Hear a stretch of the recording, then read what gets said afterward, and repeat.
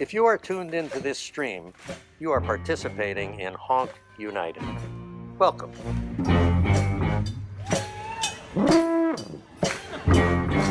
For the past 15 years, this weekend has been the moment when participants from the greater Boston area in the USA have enjoyed the HONK Festival of activist street bands, that raucous celebration of music and community that took Somerville, Massachusetts by storm back in 2006. Since that original HONK, the idea has caught fire beyond anyone's wildest expectations. HONK is now a worldwide phenomenon with more than 20 HONK-related festivals on 4 continents. Until this year, all these individual HONKs have been held throughout the calendar year, forming an international network that has fostered profound artistic, political, and cultural exchanges among participating bands, local hosts and volunteers, community partners, and people gathered in the streets. COVID-19 changed all that. Although the pandemic has made both intimate and spectacular gatherings impossible, we did not want to let a year go by without honoring and activating the HONK spirit, especially in these challenging times when it's all the more important to fight for social justice and to renew our lives with the joy of music and art. Even though we can't all gather in one place this year, we can make a statement at the same time. The virtual space of the internet allows us to reach across time and space to be more expansive than ever before. HONK, after all, is not tied to any particular location. HONK is where you make it. It's an idea. It's a practice. It's a commitment to using the power of brass and percussion to encourage inclusionary practices, engage in participatory music making, reclaim public spaces, build community, fight for social justice, and ultimately help make the world a better place. So, this year, we invited every HONK affiliate out there, organizers, musicians, artists, and activist partners to contribute content to HONK United. We have also solicited a series of online workshops related to our cultural and political practices. Imagine being able to celebrate the power of brass and percussion from Boston to Benin, Rio to Rome and Paris, London to Wollongong, Seattle, New York City, not to mention Austin, Pittsburgh, New Orleans, Vancouver, Montreal, and elsewhere, all at the same time. This is what we are offering. Of course, we are presenting the music, both pre-recorded and live, but we also hope to tell the stories of the HONK movement from the founding of bands and festivals to the present day. We hope to capture HONK's diverse aspects and messy glory, ranging from peak moments to behind the scenes and outtakes, to capture its textures and energy. We also ask contributors to shine a light on the ground in their communities regarding COVID, Black Lives Matter movement, housing and economic justice, and the climate crisis. Whatever is relevant to their bands, their festivals, their organizations, their communities. Then, we invited the world to attend. Thank you for joining us for a moving spectacle of colorful marching bands, gigantic puppets, creative bikers, jugglers, hoopers, flag twirlers, and still walkers, joined by union activists, political organizations, and community groups, gathering virtually from all over the world to be with each other and you. The music is in your face and out of this world, drawing inspiration from sources as diverse as klezmer, Balkan, and Romani, Brazilian samba, Afrobeat, and highlife, punk, funk, and hip-hop, as well as the New Orleans second-line tradition, and delivered with all the passion and spirit of Mardi Gras and Carnival. Because HONK bands are loud, acoustic, and mobile, and can play anywhere they want at a moment's notice, they have no need for stages or amplifiers.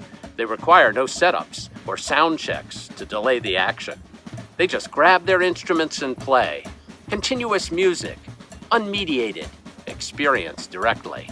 In the end, there is no audience, just participants.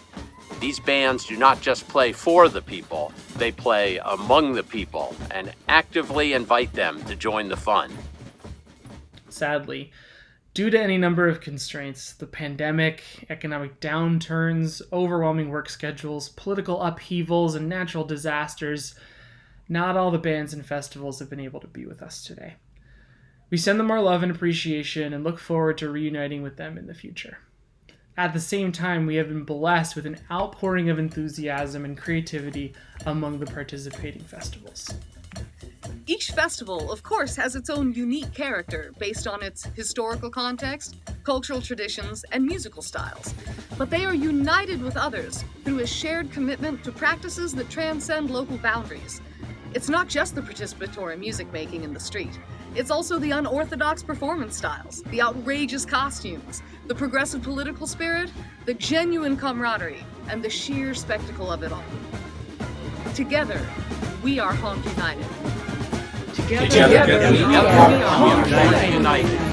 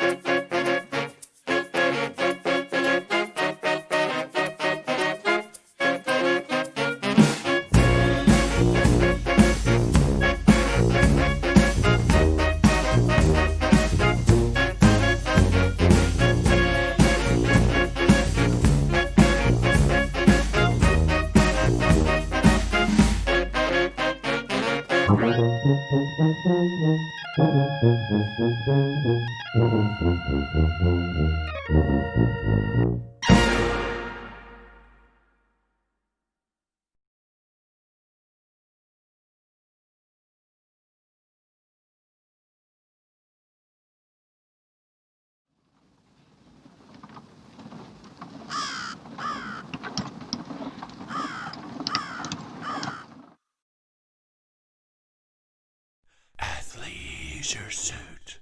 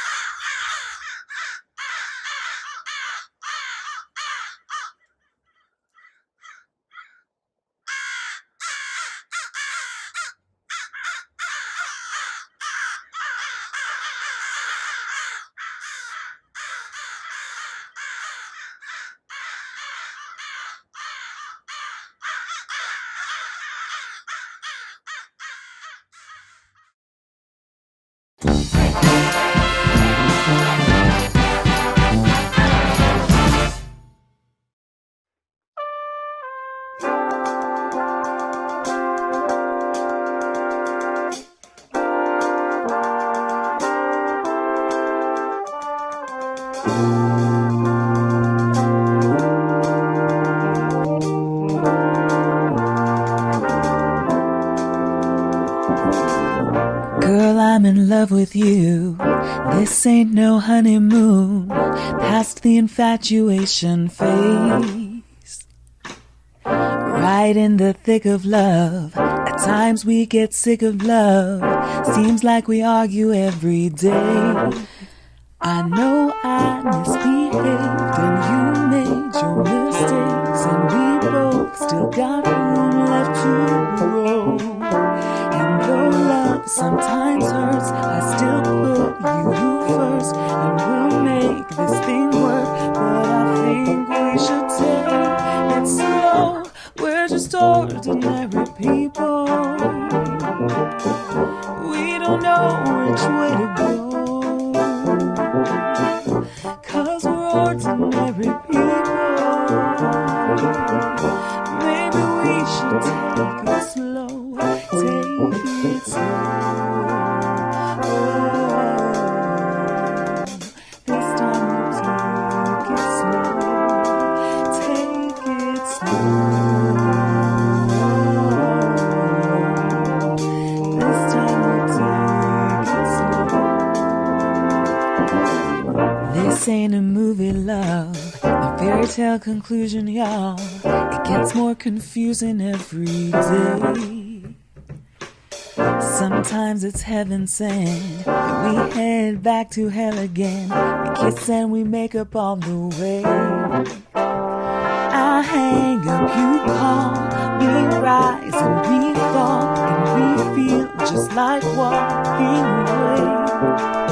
As our love advances, we take second chances.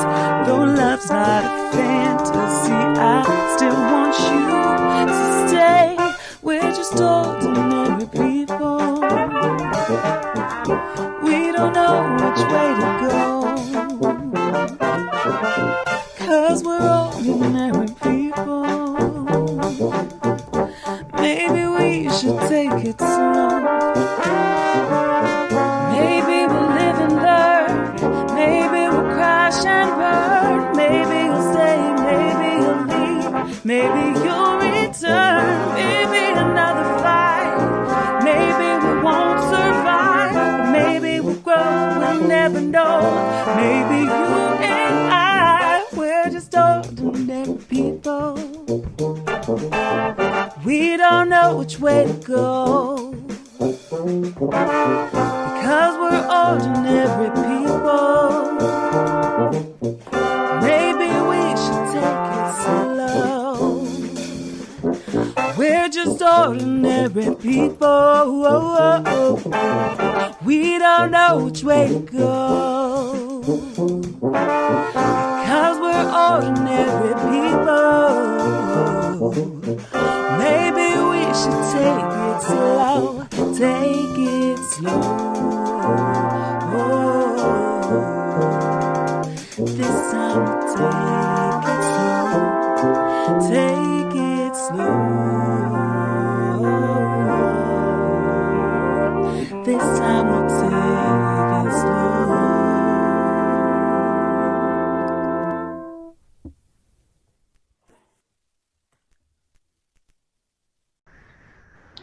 My name is Ormid Armstrong. I got my bachelor's in arts from the University of Houston in education, and I got my master's in jazz performance at the University of Texas. And I'm the band leader for the Boss Street Brass Band. How did you discover the honk scene? From a friend of mine. She said she had a friend who was starting this brass band festival, and she was actually talking about getting my kids at my high school to be a part of it, at Reagan High School. And from that point on, that's when Boss Street got involved. Boss Street started off in 2011 with a group of students from Reagan High School. So most of the students in the band were either current students or former students of mine. Some were from my first and second year teaching, and some of them were from later on. I won't say how much longer, but pretty much the whole band was my former students. And the way it came about was during Hurricane Katrina, we had some students displaced from New Orleans, and they were really into the brass band scene, but they never said anything. And then after they graduated, one of the tuba player came up to me and said, Mr. Armstrong, I wanted to ask, could we have a brass band here, but I was just too scared to. I thought about it. I was like, you know what, we're gonna have a brass band next year, because it was a really, really good idea. How soon after did you go to HONK? It was that year, because the student came up during the summer. And what was that first HONK like for you guys? It was it was nervous, because that was pretty much our first gig. I think we might have played a Joe's Crab Shack before. How do you describe HONK? Oh man, I love the way HONK is set up. I mean, you just have all people from all ages, different shapes, sizes, colors, and just it's just a great place to be around. And no two bands, no two people are the same, and that's really exciting and to be around, and it brings a lot of energy to the event. Just having so many, I mean, it's almost just as entertaining to go and just watch the people at HONK as it is, to go and listen to the bands. And do you have a HONK memory that really stands out in your mind? First time we played at Pan Am Park when we were doing our 3-song showcase. We played close to the end, and it was just a great response, by the crowd. At the time, we're pretty much, the smallest band, 7-8 piece, and all the other bands were larger, and we didn't know, how we'd fare as compared to the volume and stuff. One of my friends came up to me and she was like, "Man, you guys were just as loud as all the rest of the bands." What do you think about the HONK community? It's very, very loving, very supportive. When we perform, the members from the other bands always come and see us, and they're always so supportive, and they're always so nice to us. It just feels real good. Everyone just some people haven't played since they were in high school, but they want to play, and they know Boss Street always has college students or professionals in the band, and it's like they don't care, they just love to play, and they love to listen. So that's really good, and I love it. The HONK community just being supportive for what we are.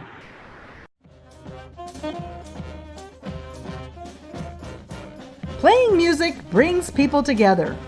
The best encouragement to learn and practice an instrument is through the joy and sense of belonging one gets in making music with others. Many adults either let their childhood band education languish or never had the opportunity to learn how to play a musical instrument in the first place.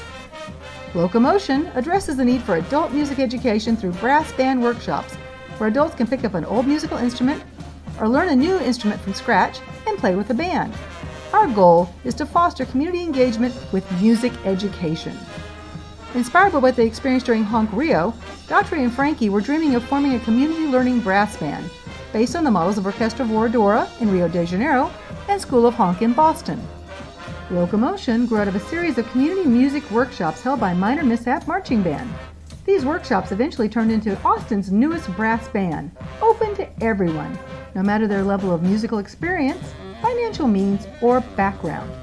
From humble beginnings with less than a dozen members, Locomotion's active roster now includes over 30 musicians from all over Central Texas. Practices are currently being scheduled online, and everyone is encouraged to join via Zoom. Most of our pre-COVID performances were to help our fellow nonprofits raise money. We have participated in fundraisers for HONK TX, the Australian Red Cross, and the Central Texas Pig Rescue. Locomotion is an incorporated nonprofit and with 501c3 status.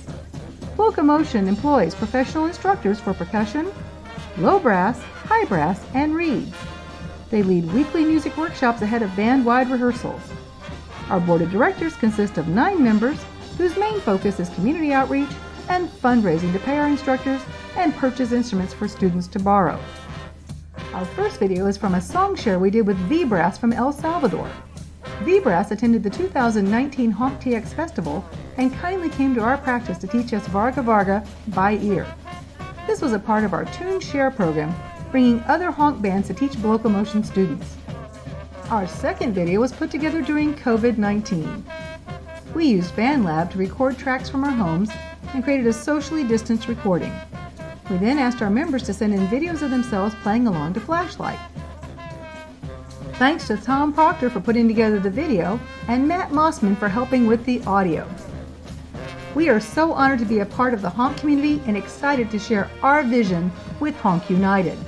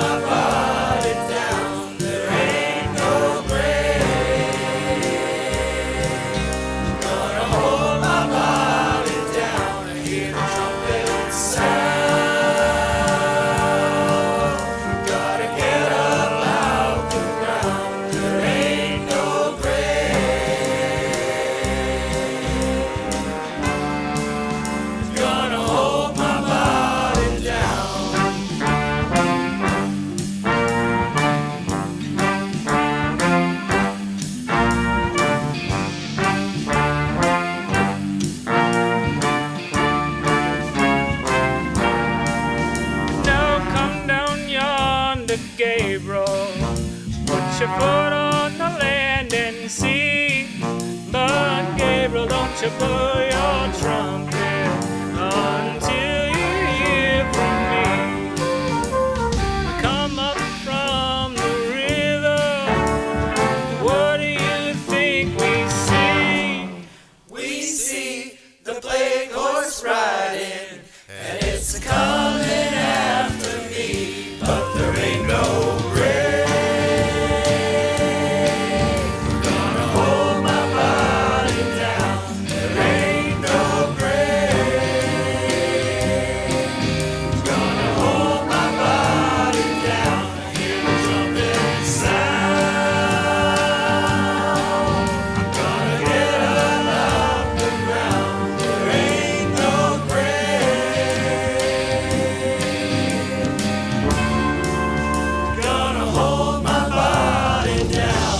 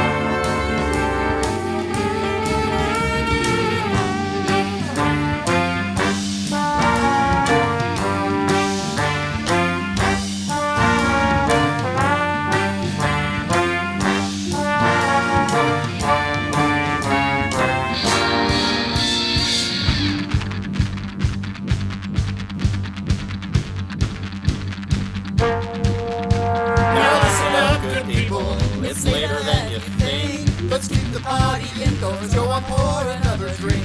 So keep your wits about you, shelter home, all safe and warm. Love your people, brothers, sisters, and we'll make it through the storm. Someday the sun will shine upon our faces and we'll meet outside. No one will ever have to say, I wish I were alive. There ain't no grave, there ain't no grave, there ain't no grave, there ain't no tomb, no mausoleum, gonna hold my body down. There ain't no grave, there ain't no grave, there ain't no tomb, no mausoleum, gonna hold my body down.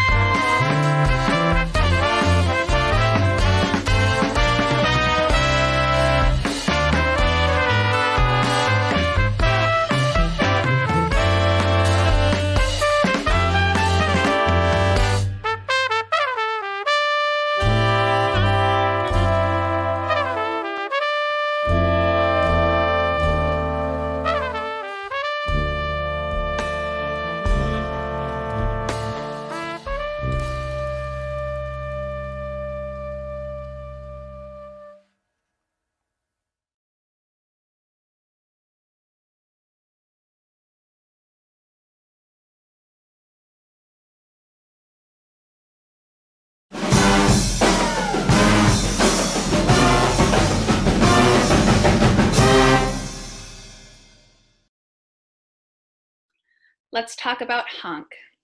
All right. My name is Mel D, and I play sousaphone with the Yes Ma'am Brass Band currently. What other HONK bands have you been a part of? I have been a part of Minor Mishap Marching Band, Dead Music Capital Band, and the Collective Discord. And Mel, what do you like about these HONK bands? Well, I definitely like getting together with people and playing music, but it's also very freeing. You're not bound by a venue. There's a huge entertainment component to it. So there's costumes and there's show personship, and a lot of the bands are very focused on fun. You can be yourself and express yourself, and it's very fun to do this for the audience. People really engage with honk bands because a lot of the time we're right there at street level with the crowd, and a lot of times we get right in with the crowd. So there's a huge interaction with the audience. It's a very equalizing experience in a lot of ways. When was your first honk? My first honk was in 2012, and I went to Boston, the mothership of honks, with Minor Mishap Marching Band. And what did you think of that first one? It was magical. It was like a carnival. It was like a homecoming. It was just this ultimate festival for me. What draws you to the honk community? Well, I like the fact that a lot of the people are compassionate and thoughtful and accepting. It's very freeing. There's a lot of punk rock ethic going on with it, DIY attitude, and there's an atmosphere of camaraderie and friendliness there, where, you know, if you're there and you're there to play, you're going to become friends with about 100 people at least. Do you remember your first Honk Texas? Yes, that was in 2013. I think it was kind of a blur. I do remember it was really great to be there, though, and to see the Spider House just transformed into this carnival atmosphere, and being part of the home team hosting the bands in our city. It was very exciting. Do you have a honk memory? I have so many. One memory that I just really love was when the Mams went to Boston and it rained the day of the parade, and it was so wet and it was so cold and it was so icky. We marched in and we played our showcase on the stage, and then we were due in the alley. So we got there and there was like almost nobody. As soon as we started playing, all these people started flooding into the alley. That was really cool.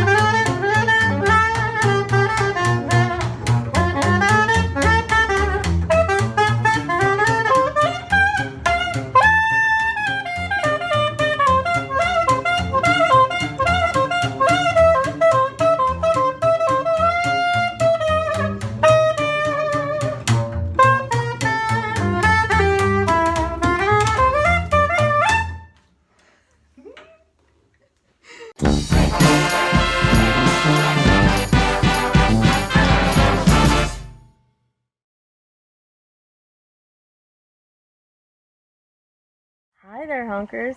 This is Marchette coming to you from my backyard in Austin, Texas. Today we're going to talk about some options for parading during the 100 years of quarantine. There are things you can do, and maybe it'll be fun, and maybe it'll be stupid. Stay tuned. Hi, comrades. I'm out here at Mueller Park because one of the things you have to decide when you're going to have a parade is, do you want to have an officially sanctioned, close down the city blocks and, parade down the street parade, or do you want to have like a secret parade, in which case you're just going to stay on the sidewalks or in a park? Hey, we're in a park and there's a sidewalk. So that's an important thing. Another important thing to think about is like, how many people do you want in a parade? What makes a parade? Do you have to have a whole line? I understand that ducks like to line up in parades, so I thought I'd find a few and see if we could maybe, hey, you guys want to have a parade? You guys want to go and walk together? Come on, let's go. You guys gonna honk for me? Okay, parade's heading out. Let's go.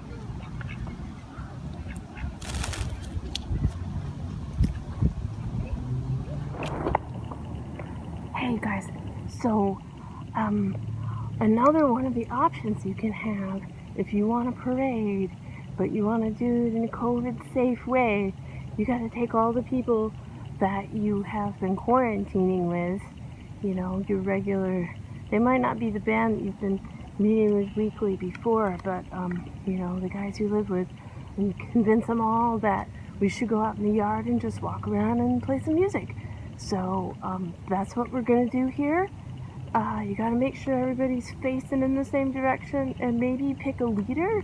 You don't have to, but sometimes that's the rule of a parade, is that somebody has to be the leader and somebody has to be the follower.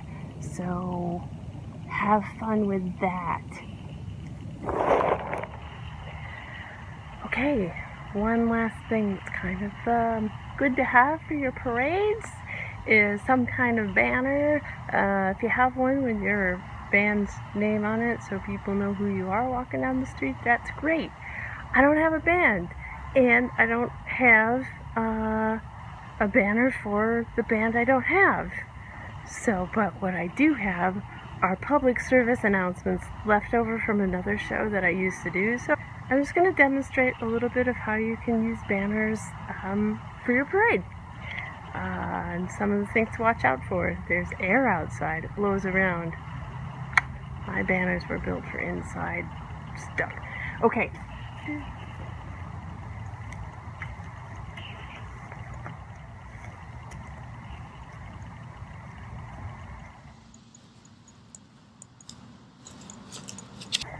Maybe you got a little extra time to fill up, and we're HONK is a non-profit, so you might want to do something like that.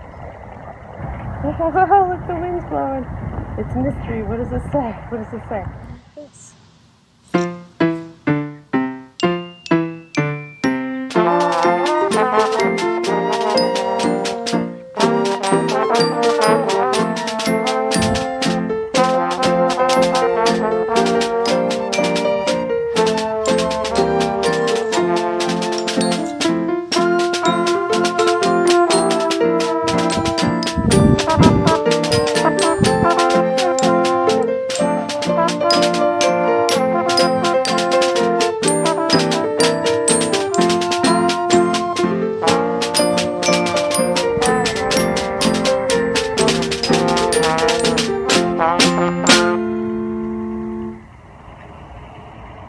This has been a public service announcement brought to you by me on how to throw a parade during the long summer of COVID entrapment. And thank you, HONK Texas, for the opportunity to make this video. Thank you to the city of Austin for your support. And I hope to see you all out on the streets as a surprise, as a planned gathering, all safe and at a distance and all of that, until things are a little better, and then we'll figure out our new reality after that. Bye!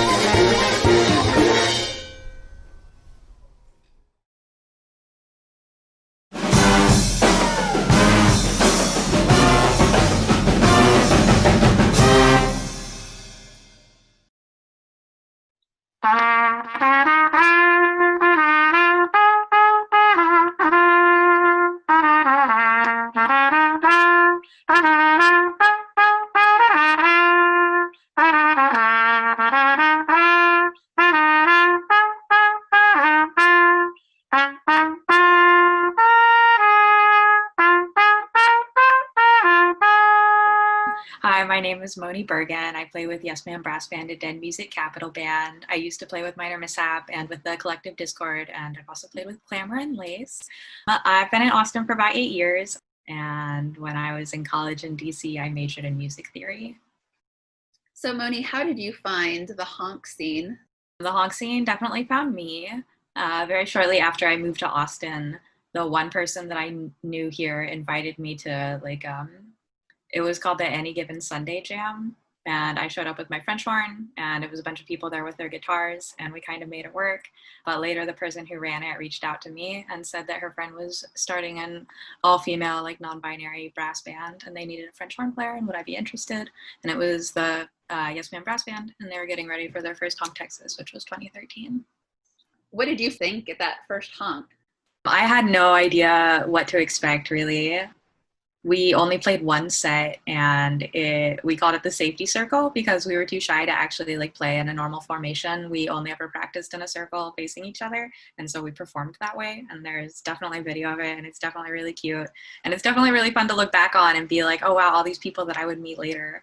So yeah, I think it was honestly a little too much for me to take in that first year. I think the second and third year are when I really started to get honk, but it was still a really fun experience.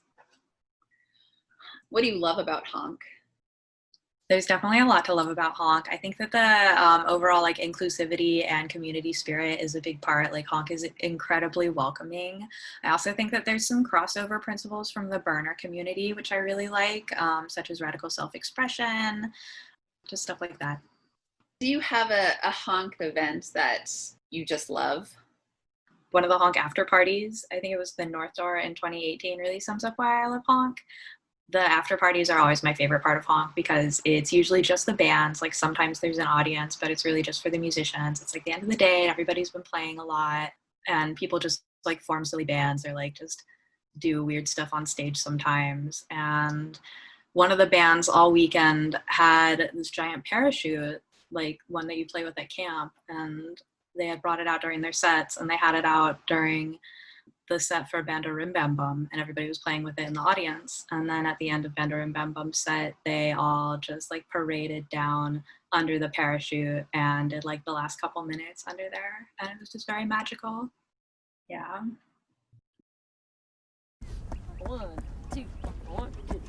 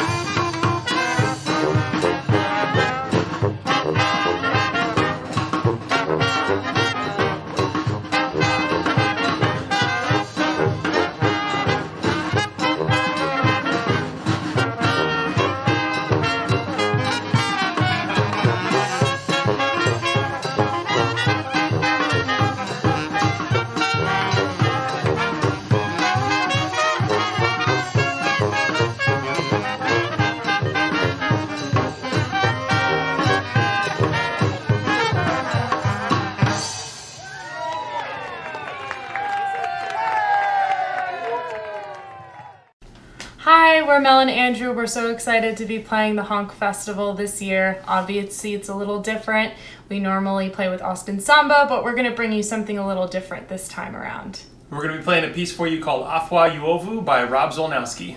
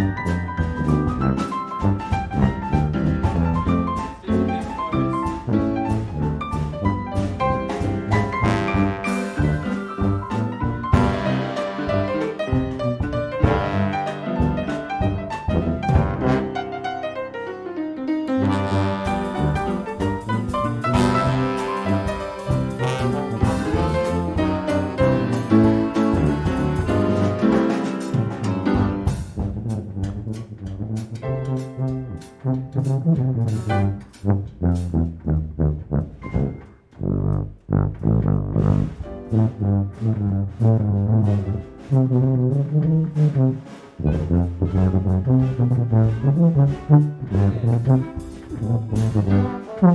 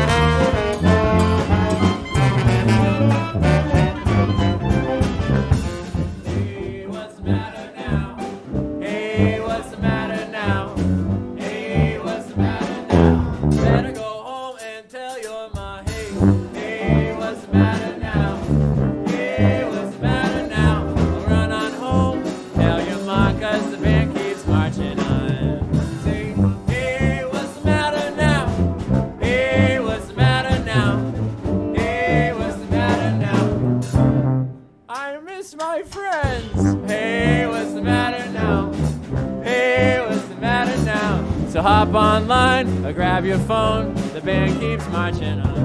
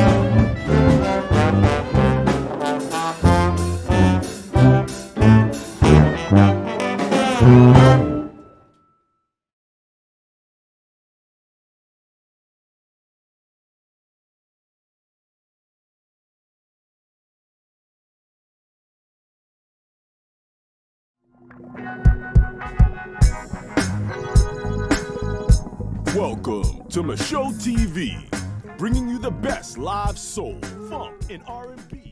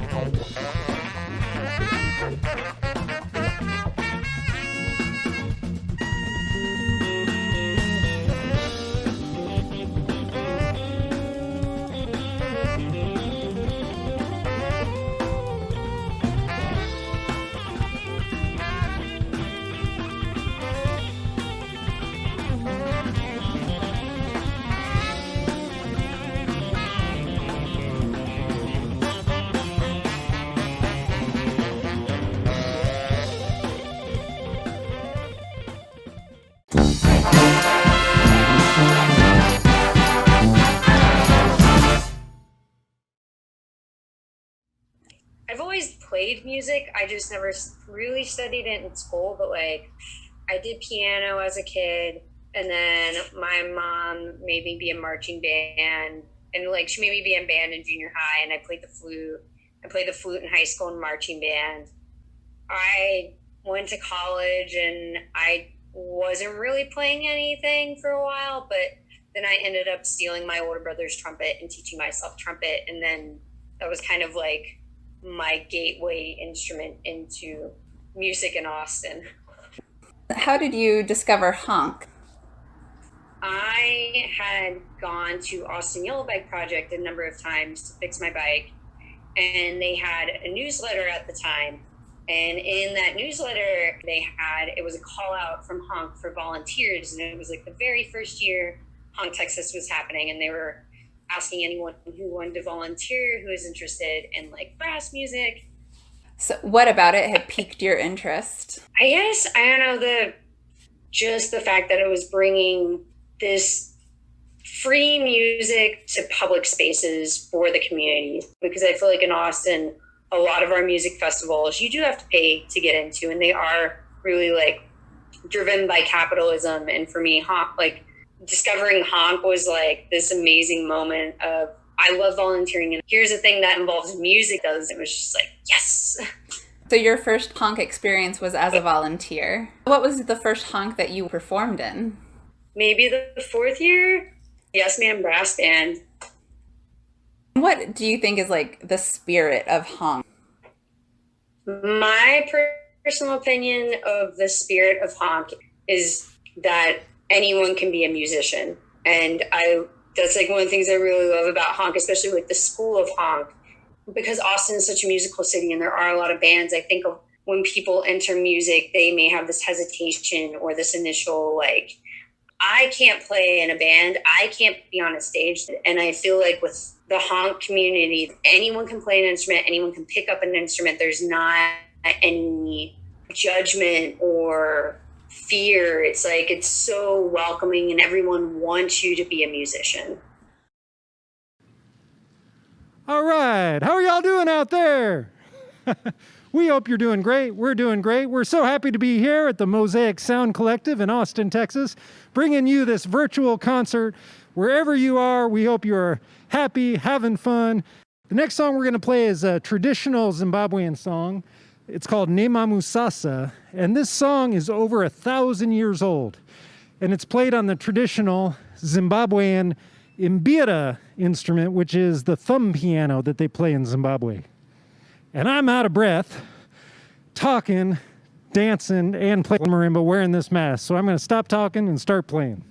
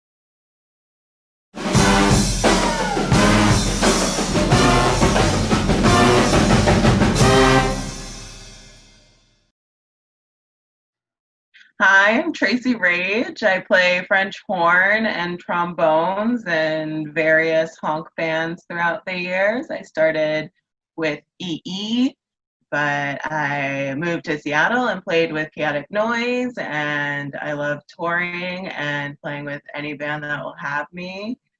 And I love honk. How would you describe it? So I usually say that it is a free, family-friendly weekend of brass street bands. I definitely consider it a community that I'm a part of, so I try to express that as well.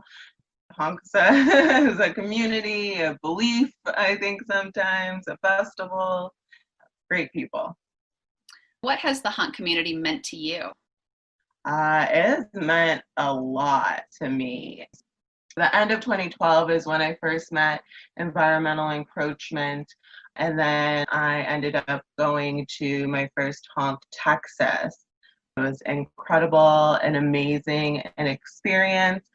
It was just such a great connection to have, and I really felt like I found a place where I belonged, and I was like 23 at the time, so I think there's just a lot of transition in your life at that period.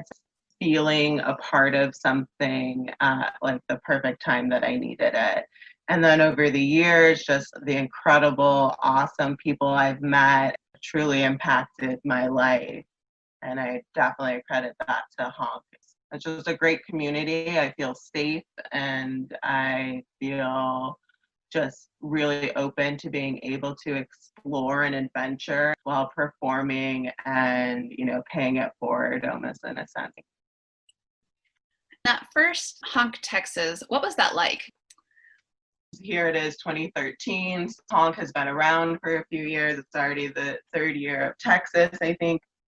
Like, I was definitely entering this community, and it was this magical, mystical, super cool.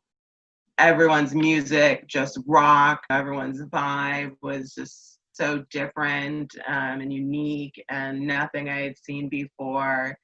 And it was just so fun and free. I was like sold on everything, and it was the perfect, perfect experience. What would you tell someone who is interested in participating but maybe felt that their music skills were just not at par? Yeah, no, I tell everyone. I tell people that have ever thought of picking up an instrument, have never played, I'm like, do it, pick it up. I think there is like a story for everyone, which is the amazing part. And when I do try to explain honk, I try to emphasize that it's for everyone, young, old. I think it's so cool when you have generations in a band. I've seen grandparents and grandchildren, parents in general, and anyone can play, beginners and experience. Like there's a fit somewhere for everyone, I think. I don't want anyone to feel excluded because that's like the opposite feeling of honk in general. So whatever level you play at, whatever demographic you are, I do believe that there is a space for you. At least that's what I really hope that many people agree with me on in terms of the perspective of honk, is that there is a place for you. If it's volunteering, or organizing, there's a way to be a part of the super cool, open, free, accessible, fun times that we all have. Like, I just want everyone to enjoy it. We are the Hey Lolly Brass Band. We flew in a banana from Wattleby Land. Come, stomp, kick, dip, and spin. The game is to join in. The show will now begin. Bigga-digga-digga-dum. Hi, my name's Laura Freeman. I am the leader of the Hey Lolly Brass Band. A little bit about me. I've been a children's performer for years, and so I write songs for children. And I was working with Jeff Luna, and he said that you know what? We need a brass band that plays kid songs. And I thought that was brilliant. So Jeff and I started working together. I played baritone. Jeff was on the sousaphone. We pulled in Eddie Lewald on trombone, Roy Kuhn on clarinet, and Brian Carr was playing the trumpet. Doug Marcis played a bass drum, and we didn't have a bass drum that we could march with. So Chalo made us one, Chalo from Minor Mishap Marching Band. And then I ordered a snare drum off the internet and talked my kids' band drummer into playing with us. Katy Quinones joined us on the snare. And we played our very first honk in 2013 and just kept on going. So I remember marching one year where we were marching between the Army Band and the Yes Ma'ams, and we morphed into a big giant band, and we were all singing a lot of the kids' songs. We have a song about My Brother's a Monster, and I believe we were playing that song. And as through the years, we've had many wonderful people join us. Kara Fulbergy played clarinet, added a lot of fabulous dance moves. Heather Jerry started playing the bass drum, and then Doug switched over to the snare. Lauren Gould has sat in with us on saxophone. Oliver Steck always brings the party and the trumpet, sometimes the baritone. And Kate Carr joined us on sousaphone. So it's just been wonderful working with all of these people throughout the years. Every year we play the Mother Earth Day Festival. That's one of our yearly gigs, and that's in Zilker Park, which is right next to Barton Springs, right there in South Austin. And it's a fun time outside. Kids running around. They get out of school, they bus them over to the park, and there's usually dancing turtles involved, and we sing a lot of our environmental songs. We have songs about composting, songs about taking care of the water. And so many of these songs I'd written on guitar, and with the help of especially Brian and Eddie, they helped arrange these songs for a brass band. And I have a song about bees. So we take off our mouthpieces and buzz with our bee song. Let's see, some of our fun. Oh, another yearly gig is at the Sunshine Garden plant sale, where we lead the march in to all the gardeners, and then we get paid in plants. We've played a couple of libraries, which those are fun. Libraries, it's really fun to bring a brass band into a library. We've played the Thinkery, which is Austin's children's museum. Speaking of children, we wrote a song specifically for one of the offspring of Heather and Doug when she was 2. So we have a song called 2222. That's a big hit. And they even got to play in a musical that I wrote for the Austin Scottish Rite Theater. I wrote a play called A Long Winter's Night about a kid who wants it to snow in Texas. So we played a song called Just One Snowy Day in Texas. And lately, and for HONK, we've been playing the preschool of HONK, which is early morning, well, not early morning, but before everything gets started in the park at HONK, Texas, we go in and play a show for the littles, and we have fun. We do things like turn from acorns into trees in one song, and we play hide and go seek with the band in another song. And sometimes I get the parachute out, and we play parachute games with the kids. We dress in bright colors. Most of the folks in the band have jumpsuits that we wear, and I made us a banner. I like making banners. And our goal is just to hopefully inspire children to pick up a brass instrument. That's my goal, is to find all the little trumpet and sousaphone and baritone players out there, or perhaps the snare drummers, and have them starting their own band. So keep on honking. Hopefully we'll all get together real soon and see you in the real world. Thanks, Honk.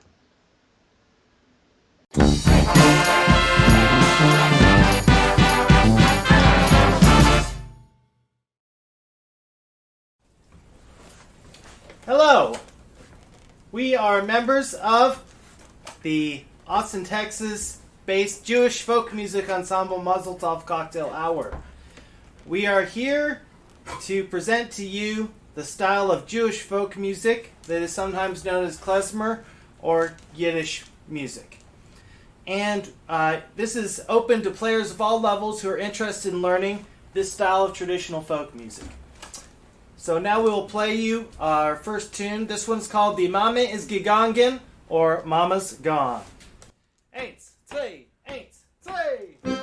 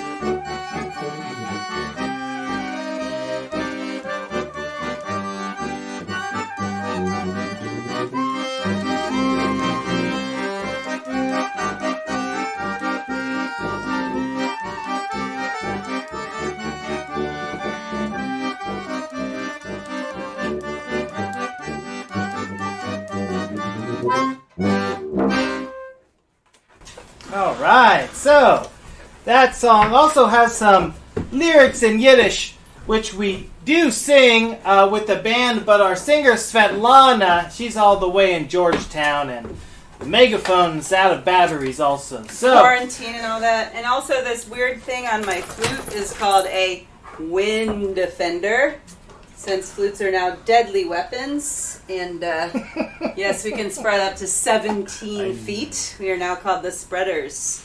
So handy dandy. Not only is this good for not spreading respiratory droplets, but also fabulous for marching outside. So, invented by someone right here in Texas.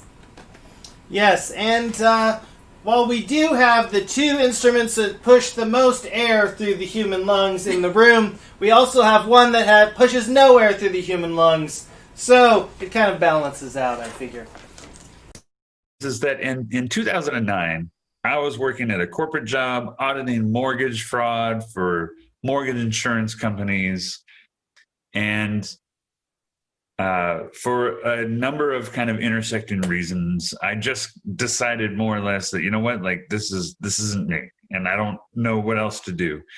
And while I'm kind of stewing this over in my head, I have a dream one night, and the dream is very simply a bunch of parade floats stopping at a red light at an intersection, and people playing, brass instruments look down at me and they're like, "Come join us," and they reach their hands down and pull me onto the parade float. Light turns green, away we go. And I like that dream. What I did was leave my job, go on this like 30-day epic kind of vehicle tour of the U.S. and Canada. Ended up back in Austin, Texas, which I had lived in a couple of years before, and found this cool house. It was there across what we called the courtyard that I met Adam Loudermilk and Jess Ryan, who at the time were members of Minor Mishap. And I kept saying, yeah, I'll go see a show. I don't know what you're talking about, this thing. I don't know what it is. I'll go check it out. I fell in love with Minor Mishaps. I was all about it. And a friend visiting Adam Loudermilk, who is Leslie Wacker from the Detroit Party Marching Band, was like, if you like Minor Mishap, you should go to this thing in Seattle. It's HONK Fest West. You should just trust me. Go check it out. So I did. I went and checked it out. It was mind-blowing, amazing, life-changing. Everything shifted. A few months later, heard rumblings of folks that wanted to put together a honk in Austin. Got connected with them early. I mean, which was easy because most of them were in Minor Mishap at the time. And boom. What do you think is the spirit of honk? Part of the spirit of honk is what I refer to as is the old honk magic. I cannot put a finer point on it than that, other than to say that some things that come together, and it at a honk, just it's part because we are who we are as performers, as people, as friends, as musicians coming together. A lot of things come together. A lot of people come together. A lot of volunteers. I don't know, it feels like the Humanists Music Festival. It offers us it starts with the common language of music. Okay, we're going to get together and we're going to play music on instruments in a way that we can all participate in.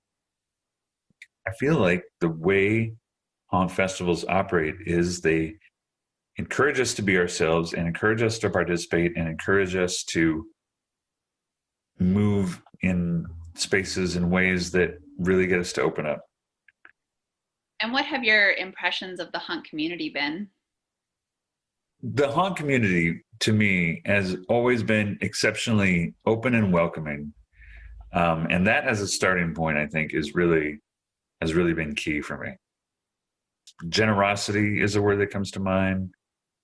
And this kind of collective will to keep broadening our understanding and our acceptance, to keep moving towards a better human experience.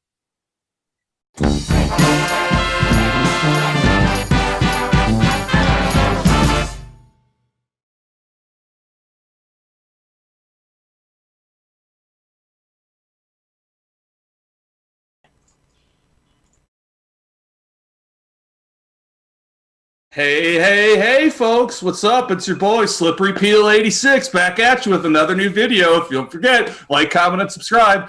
Hey, everybody. I am Alex, a.k.a. King Banana. I am Stevie. And we are coming to you live from the Gusty Berg, the one and only Chicagoland area. Very pleased to be joining you on such a lovely evening. Very excited to be part of Honky. I wish we were doing this in person, but this is amazing and just got some incredible stuff coming up for you tonight. It's going to be a lot of fun. First off, we want to say what a great Honk Texas segment. I started my Honk career with Minor Mishap Marching Band at Honk Texas in 2016. It was a life-changing experience for me. I've made so many friends. I've met so many wonderful people. And I didn't quite realize, that's how I met this lovely woman next to you. She's no banana, but, you know, a king gets to decide who gets to be his queen. Yeah, Honk Texas was my first ever honk, and it was also life-changing. So we have a wonderful run. We're going to be taking care of you for the next 2 hours. We're going to be seeing some groups from the United States. We're going to be heading overseas, it looks like. I'm very excited about that. We're going to be hearing from some folks from Gleaners Kitchen at not this hour, but the next hour. But the first item up today, I believe, will be our friends from Georgia. Atlanta, yeah. You've actually played with them. Yeah, I've had the great pleasure of playing with this band, and not only are they immensely talented, they are some of the nicest people that I've ever known. They're just absolutely wonderful, and I can't wait to share them all with you. Black Sheep Ensemble has put together a nice little video segment for us. I know that earlier, I believe they've played a little bit of Athleisure Suit, which, as a person who enjoys Adidas and squatting, things like that, athleisure wear is definitely something a banana takes very seriously. So we're going to get things kicked off, I believe. Let's see. Let me just double check what they've got going on here. Oh, yeah. Here we go. We're going to have some folks. We're going to have Drew Strauss and Julie Salmons. They're going to speak to you about how the Black Sheep Ensemble came together. Then we've got a couple of songs for you mixed in there. So I think right about now, on your marks, get set, honk.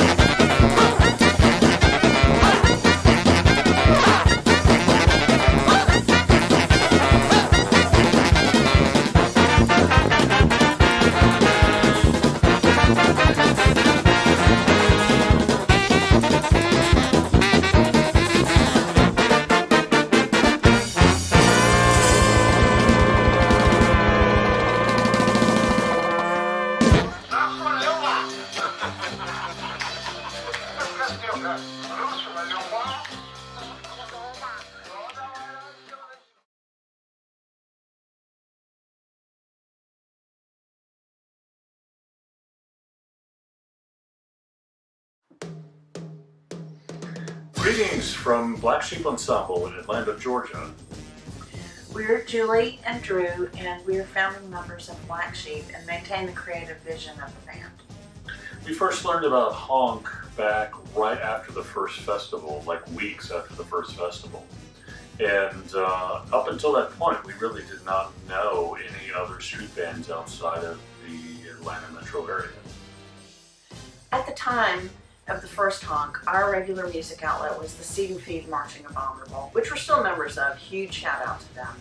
And we determined to go the second year, 2006. The Seed and Feed wasn't quite ready to go, but Drew and I went as volunteers, and we were completely gobsmacked by the musicianship and the camaraderie and the community and the street theater. It was amazing.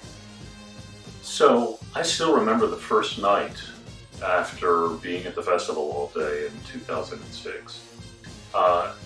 We were so taken with the music that I could not sleep when I got back. There were sounds that I had never heard before. And so I wound up spending the night going into the bathroom and recording quietly into my little portable recorder so I'd remember the music. HONK was really an inspiration for the founding of Black Sheep. Seeing all these other bands that were creating music in their own way really inspired us. In 2011, after we had gone to many HONKs, we decided to go ahead and launch Black Sheep Ensemble. We had a few rules to begin with. Rule number one was that we were going to try to play minor key music because that's what we were both drawn to. Rule number two was we wanted to be the worst players in our own band. Let other people shine and show the way. And then rule number three was we wanted to be fun, we wanted to do community building, and I personally had a strict policy against jerks. Unlike some bands, we do all of our own arrangements and they're orchestrated out to 18 pieces pretty much. I was doing all of the early ones, but since that time, several other Black Sheep members have been writing. Eric Kofed, who's one of our founding members, and then Nick Edelstein, who's a trombone player, and Rich Goydel, our bass drummer and harmonica player, and Kath Fiddler, our primary alto sax, who recently did Bad Guy. We usually have 16 to 20 people at a gig, including our dancers, who are also known as the Dames of Chance. So the musicians are a mix of people, some like me, who have jobs and play music because they feel compelled to, and other people who are teaching and running other bands and doing music for a living. We have a lot of people who make the band go. Drew and I do a lot of jobs, but Kiki does our booking, and Bill does our video editing, and Nick Edelstein has a label, Ness Records. Shout out to Ness, and he does our label work. Then we use auxiliary members for things on the move, like the libation station, our drinks wagon. And actually, one of the guys who does that is in Antarctica this season, and they had a little parade there, and I think you're going to see him at a different slot for HONK United. Summing up the work, though, it's really important for us to feel like we're a band family and to feel the community and to work together. So even though Drew and I do a lot of the work, there is so much other work going on all the time, and we could not do this without the other members pitching in. We aim for a mix of gigs that range from festivals to fundraisers to community building and relationship building. Between our experiences of inclusiveness from the Seed and Feed and the early HONK experiences, we made a point of being open to sharing music and ideas and helping other bands along, and also to bring in guest musicians when we play. We've had many of them stay with us and or meet us on the road and fill out our sound. I'm on. You're on. I'm on? So I am really grateful for all of the experiences I've had and the friendships I've made in my life playing music that I would never have had otherwise. Particularly those experiences and friendships in the honk community, they have made my life so much richer. When we go to the festivals, I look so forward to seeing every band there when we're running back and forth trying to catch at least part of everyone's set while still being prepared for our own. And if we haven't seen your band yet, I sure hope to see it this weekend. That's it from Black Sheep. Yay. Have a good festival. Thanks for having us.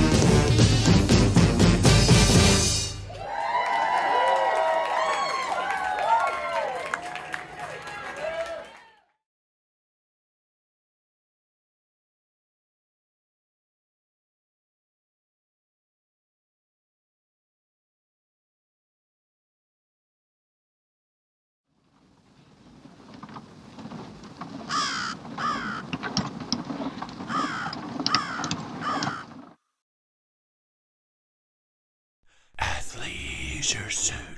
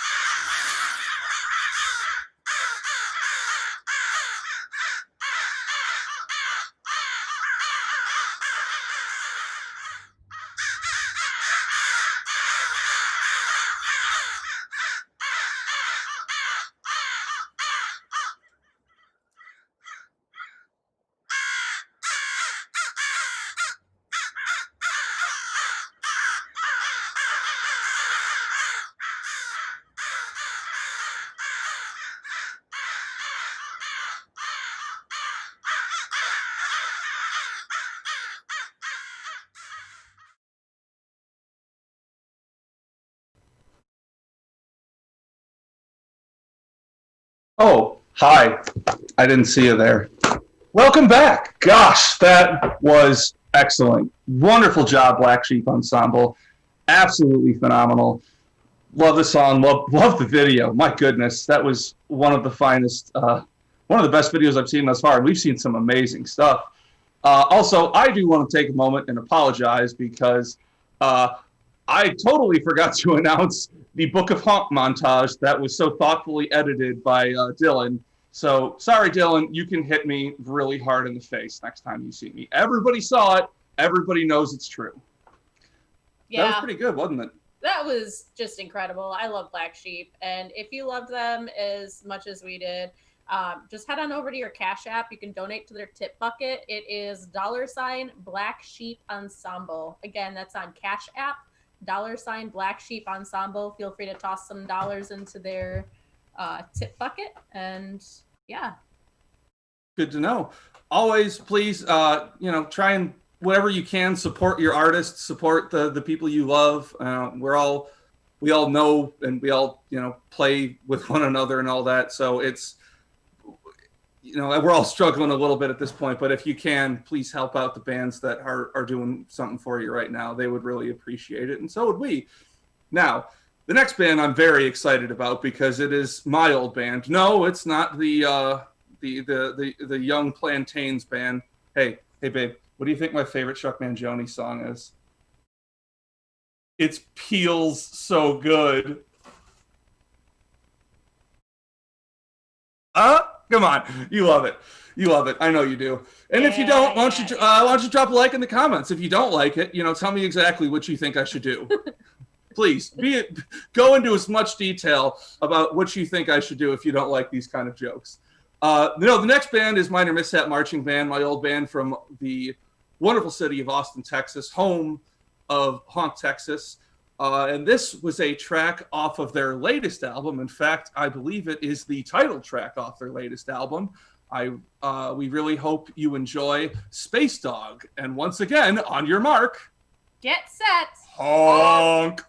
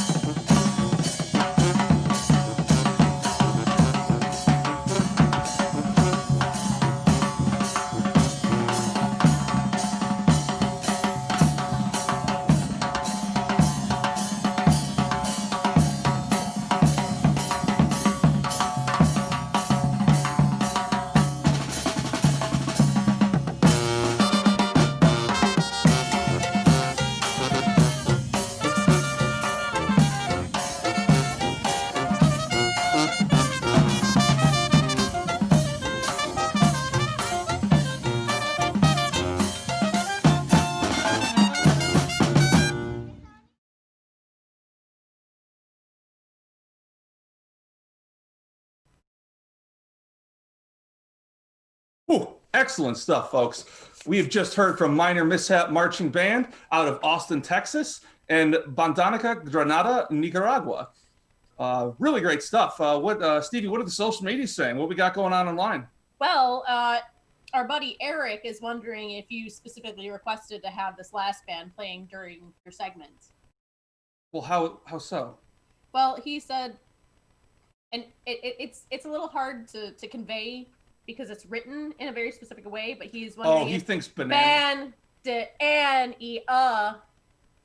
Granada, Nicaragua. Wow, that's crazy. It's crazy. Jamie, can you pull that up? Wow, just nuts. I'm glad that we have a full set. I know I've really made it when there's conspiracy theories about me. Honestly, if it weren't for conspiracy theories, how would we know that anyone's really ever accomplished anything?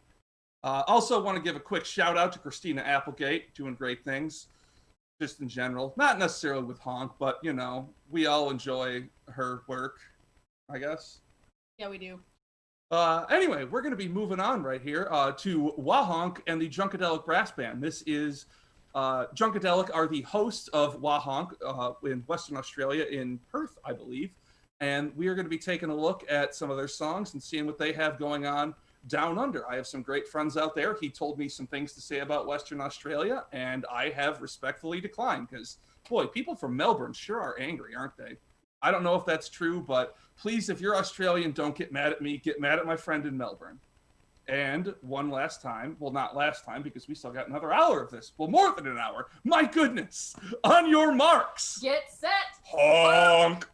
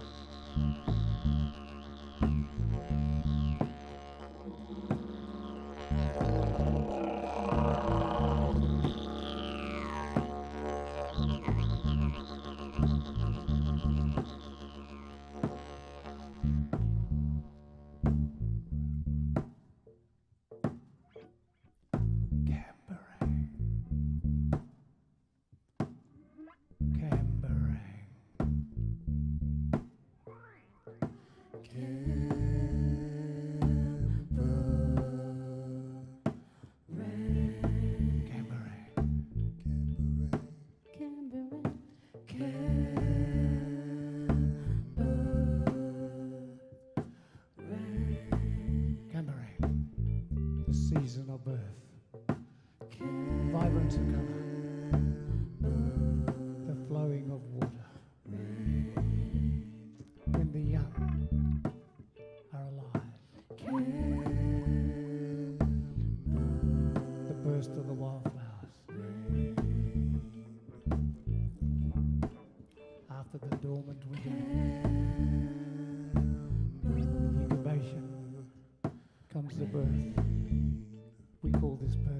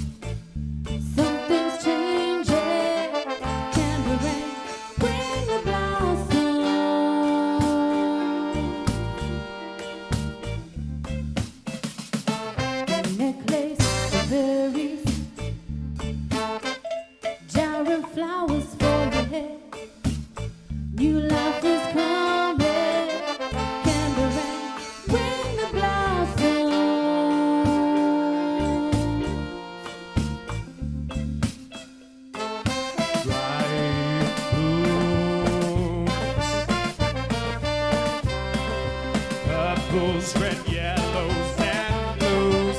It's lush and every hue. colors that rise from the earth. Wildflower waterfall, A cascade of colors from hills to coast. traffic now rainbow river,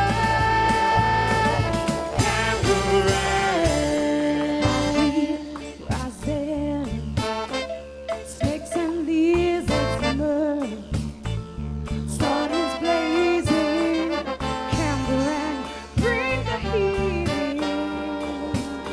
Ooh. Vacation, blossom, sweet nectar for the birds. Hear them calling, candle and bring the heat in. Yes.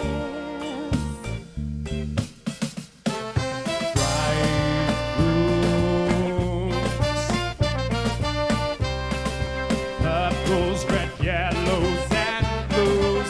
These lush in every hue. Colors that rise from the earth.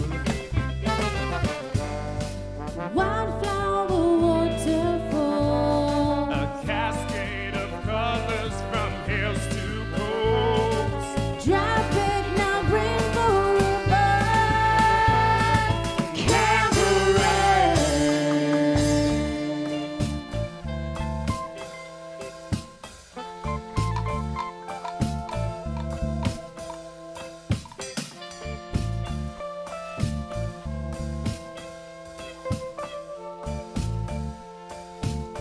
Yeah, joy, joy, change is coming, makes you think and you wonder. The sight of flowers is a hint to the summer. We'll reach and discover surroundings are now filled with color. Your land heartbeat now builds with a drummer that's vibrant. You can sit and wonder in silence, forget about the misery, hurt, pain, and violence. The wind whistles through the trees like the song of a siren. You sit back, relax, and just admire it. Bring the heat and the breeze of the sea. With these you will grow from a seed to a tree. The sun will glow, feel the beat of the heat, but you will know you're as free as can be. Yeah. Blowing, rising, scent of walnut, snakes and lizards emerge. Something's changing, candle and bring the blossom. Yeah. A necklace of cherries, rising, jarred flowers for your hair, for the bird. New life is coming, candle and bring the heat. Yes.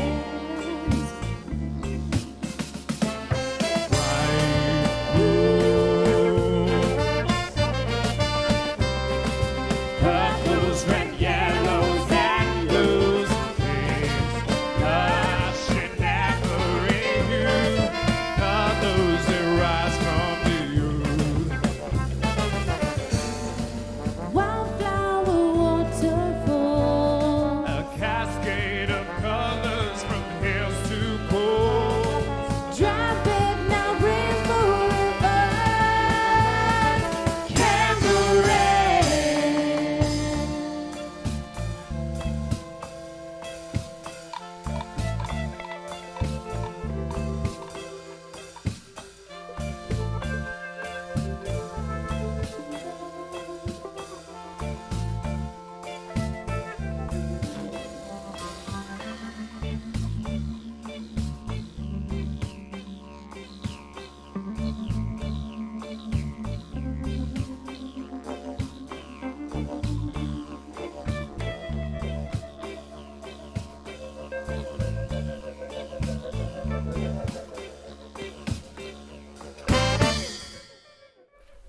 Kaya wanji ngada jep tinang nanak jenengan wajak boja ngala mot boja kopadak boja maman jenang ngala wangin nanak kaya wa berwan nanak wotko nanak kalak nanak boja nanak mot maman jenang nanak ngala kolmot nanak kolmot jenengan ngala yai kaya wa.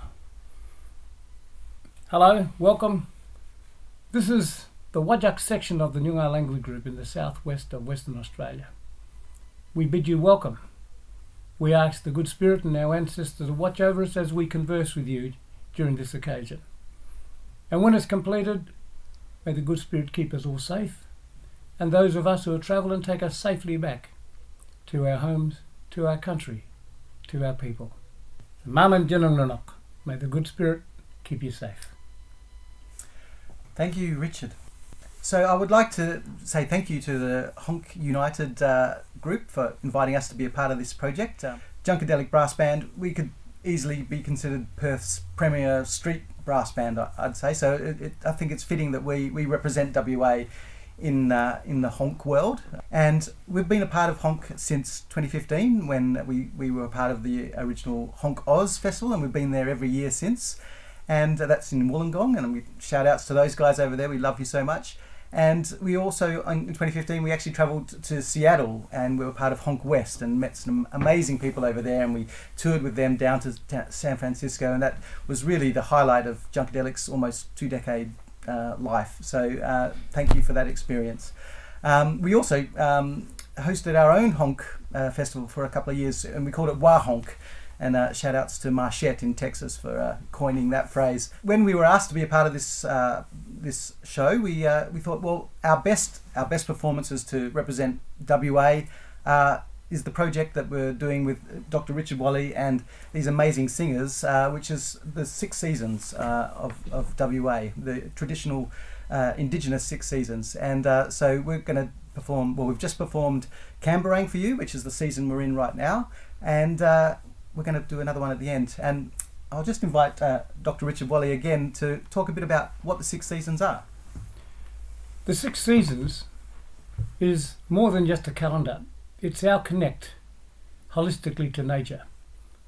It gives us these guidelines of how we operate, who we are, and what our responsibilities are. It gives us this process of knowing if you're going to start something, there's a place you get towards the end, but the end is not the end. The end is also a start of something else. So in the conventional seasons, you got summer, winter, autumn, spring. You got 4 seasons. But if you look at going from winter to spring, you're going from something that's quite dormant to something that's lively and vibrant. There's no incubation season in between in those 4, but in ours we do have. So you have that fertility, which is the winter, the incubation, then you have the birth, which is the spring. And then the other end, when you get the summer, you have this early summer, which is quite warm and it's quite nice. But the heat wave part is the second part of the summer. So the difference between Birak and Bonnaroo is the heat wave. And that heat wave can be anything between 2 or 3 days to 2 or 3 weeks. So the seasons are not measured in equal parts. It's measured in nature's speaking to us and telling us when it's changing. And that's why we have 6 instead of 4 seasons. Amazing. I'll introduce Tani Walker. Tani actually co-wrote the song Camberang. So can you tell us a bit about how that came about? Well, first off, writing the 6 seasons with the Dr. Richard, Uncle Richard, was such a privilege to be asked to do that anyway and be immersed and learn more about the country that I've grown up on, Noongar here. But Camberang, the process of that was sitting down with Uncle Richard and Olman Wally, and listening to their stories about the season and how it changes. Essentially, you were saying the spring, but with Camberang, it's like explosion. We have such a barren sort of country here, and then it's just all dry. And then when Camberang happens, it's literally just like an overnight thing. You have these descriptions of these hills that are just purple and blue, covered in wildflowers, and all of the animals come out of this dormant stage, and you have all of the snakes and lizards coming out, and it's just a different change. So there's not only the flowers coming, from my understanding, it was also the temperature. So there's this sort of energy in the air, and the heat's coming through as well. And you've just come out of Gilbert, which was this hibernation stage, and the fertility season. So Camberang is like, for me, when I was writing it, was trying to capture the essence of this new life and abundance of change, and very much a sort of, like you were saying, it's a full circle after we've had these other seasons. And I'd like to introduce Natasha Eldridge and Joel Davis, two of my favourite singers in the world. They're just amazing. They make my body tingle when I hear them sing. We're so excited to have you guys, both Noongar, representing the Noongar Nation, but amazing singers as part of this project. Can you tell us a bit about your involvement? Yeah, well, first of all, thank you for that beautiful welcome to country, Uncle Richard. That was really lovely. Just love hearing my natural native tongue spoken in such beautiful poetic words. So I feel really honoured and privileged to be a part of this. I think it's so important to pass on to the next generation that's coming up all of this wisdom and knowledge about our 6 seasons. And when I'm singing Camberang, I feel like I'm a part of spring and out in the outdoors and watching the blossoms and smelling the wannel in the air, and it's just beautiful, you know. And to be able to teach our next generation coming through to hear about this and pass it on to the next generation and the next, and so on and so forth. So thank you for the honour and the privilege of being amongst these wonderfully talented people. Thank you. And for myself, it's been an honour and a privilege to be a part of this project. It's definitely something that I'm very proud of, and it's been one of my favourite projects I've been a part of. And I think since I've joined, I've also started to see like a ripple effect of there being an acknowledgement of the 6 seasons throughout the community, which has been really lovely. And it seems like it's really starting to get be identified and celebrated, and I guess it's just lovely to be a part of in that sense. I want to introduce our newest member to the group, Fluent, who brings a bit more of an edge to our performance, and particularly in Bunuru. So tell us about your involvement. Yeah, I guess I've always been a fan of everyone here, and once I understood what was happening and how the 6 seasons were being told, and it was being told by our people, and then being offered to be a part of that, that's something that I was drawn to straight away. I've always been an advocate of our stories being told our way and through our lens, and not that of what's usually told. So I guess I got excited about that, and that's what I'm here to do. I'm here to tell our story the way that I believe it should be told, and the way that we all understand it to be. And particularly, I think that there's a lot of things that society can learn from our culture and the way that we looked after and preserved the land. I think it actually reflects a lot on the disasters that are happening around us right now. And I think any way that we can get that message out through a musical form, I think that it becomes a much bigger voice, a much more heard voice. And that's what's so important, that if we can use every advantage that we have to be able to tell our truths as Aboriginal cultural people and what we see to be right, then I think that's a very important thing. In our culture, over 60% of our population are youth.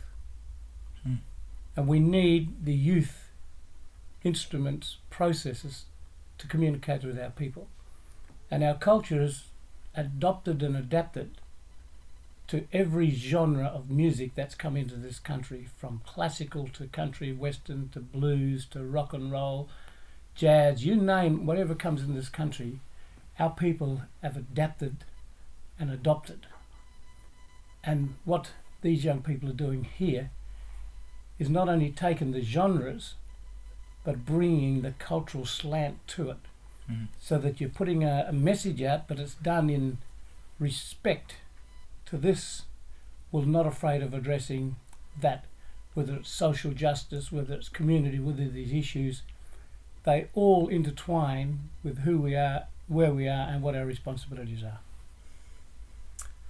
Fantastic. I think we'll go to the song.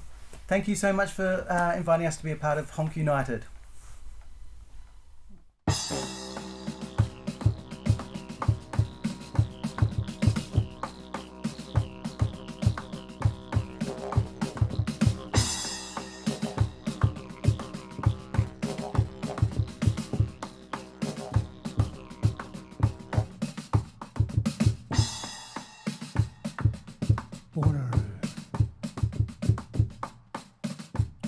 second summer,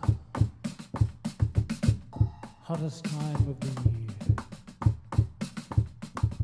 when things slow down. Campfires, clear nights, the telling of stories, the linking of past to the present.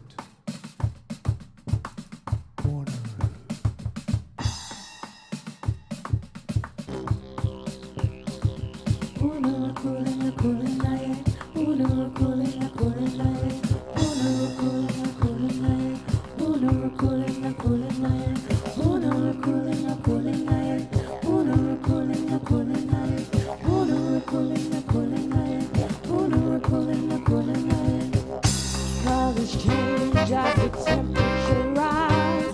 Relentless heat pouring down from all sides. Thunder rolls with no rain clouds inside. Oh God, don't won't you please come and release. The heat sinks deep into the skin, revitalizing life, feeding the melanin. Weather change sparks curiosities to see.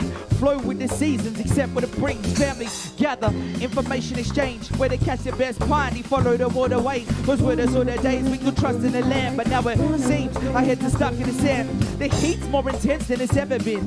That's evidence we killing the land. Evident, the more we pollute and the more we produce will lead to our destruction. The more we will lose. Pursue the ancestors, trace the steps. Know there's knowledge in the land. Embrace what's next. The only way we ever gonna stay alive is protect the land the best we can. That's right. Set us free. Yeah. Let the showers sneak past the sun. That's it. That's Stop this raging fire.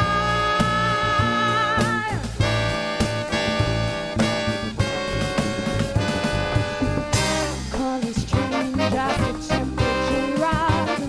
Relentlessly pouring down from all sides. Thunder rolls with no rain clouds inside. So God, don't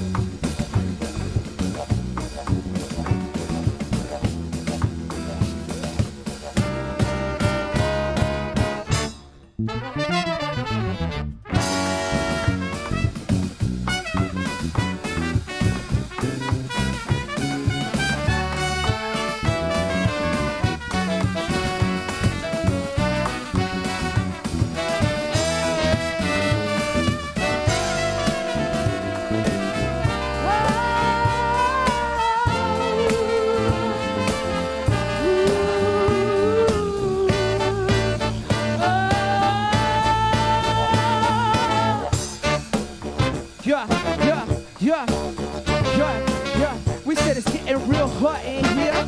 We said it's getting real hot in here. Yeah, we feel it heating up. We feel it heating up. You feel it heating up. You feel it heating up. We can feel it. They can feel it. We can feel it. They can feel it. Yeah, the world's gonna heat up. And where we gonna be? Yeah, yeah, the world's gonna heat up. Yeah, and where we gonna be? Where we gonna be?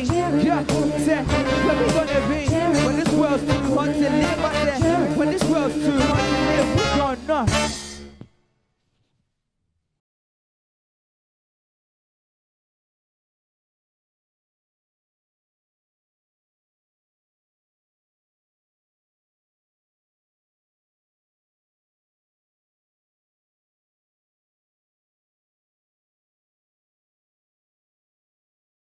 Wow, we have just watched some excellent footage from WAHONK, Junkadelic Brass Band. Whew, just great stuff. Australia, I've always wanted to go there, but I am terrified of spiders, so I will respectfully decline until y'all get that under control. And if you don't, that's fine. I'll probably still make it over there anyway. Now, someone in our chat was saying that Perth is basically on the opposite side of the world as Massachusetts, which seems wild. Like the distance, this makes me like, imagine that distance makes me feel tired. It's exhausting to think about having to travel from that far around the world. Now, I feel like you have some fitness tips for people who are going to be traveling around the world. I feel like you're one to talk to about fitness and not having to feel that sort of fatigue anymore. Yeah. I feel like at this point, after, several years of doing tube aerobics on a daily basis, I feel like it would be just no big deal for me to, just like run on down to Perth anytime I want to, I feel like tube aerobics has given me so many muscles. There's so many muscles in my body. It would just, I could get to Perth in like 10 minutes if I wanted to. Now you're probably thinking, you're probably thinking that this kind of exercise program would be very expensive. And you're right. So please send us a check for $10,000 made out to cash, and we will teach you our secrets. Anyone can do tube aerobics. Yeah, for $10,000. Yeah. So we're going to get a couple of great bands coming up. I'm going to try out some of my regional accents here for your delight. So first up, from the Urn City, best thing to come out of Pittsburgh since Donny Arse, we have Big Blitz. And then the wicked hottest band out of Northampton, Massachusetts, we have Expandable Brass Band. So now that I've completely upset most of the East Coast, I can do Maryland as well if you really want to get the whole stretch. On your mark. Get set. Honk. Hello, we are Big Blitz from Pittsburgh, Pennsylvania. We are here to play some music for you.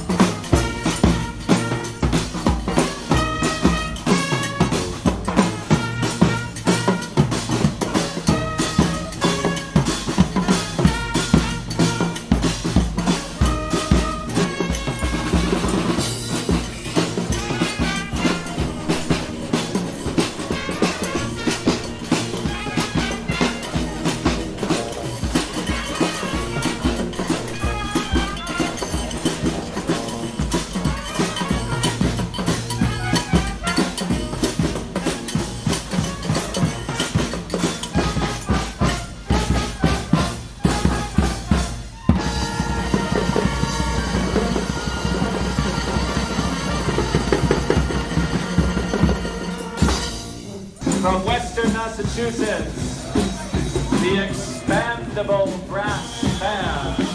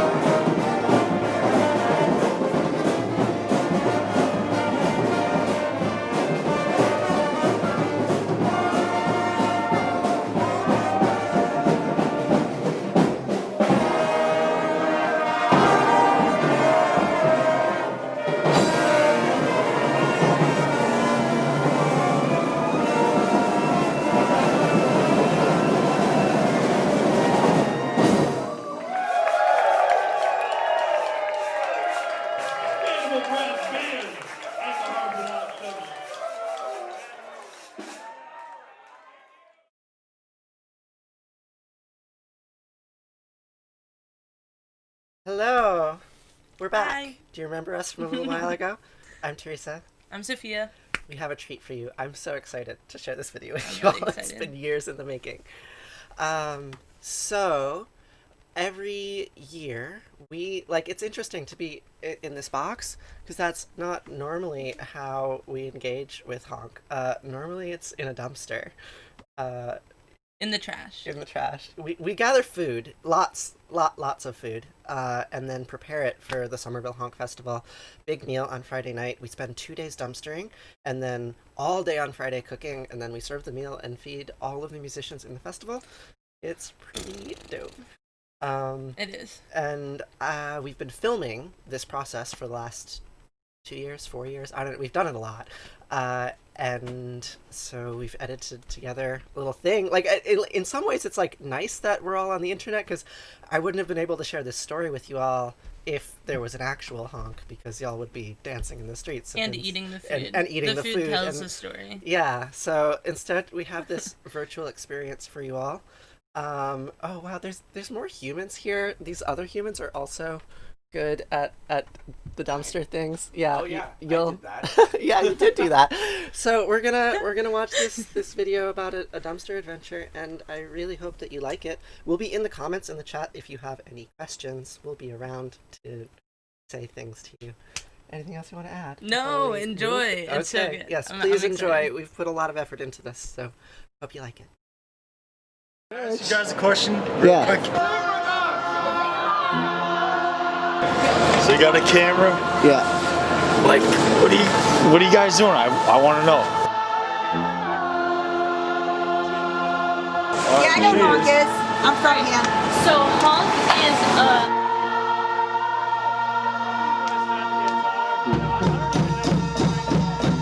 activist marching band festival that has a really long history here in Somerville, but activist marching bands have a many hundred-year history in the rest of the world. And so what we're doing is dumpstering food to make dinner tomorrow for the performers that have come from all over the country to play for us all weekend.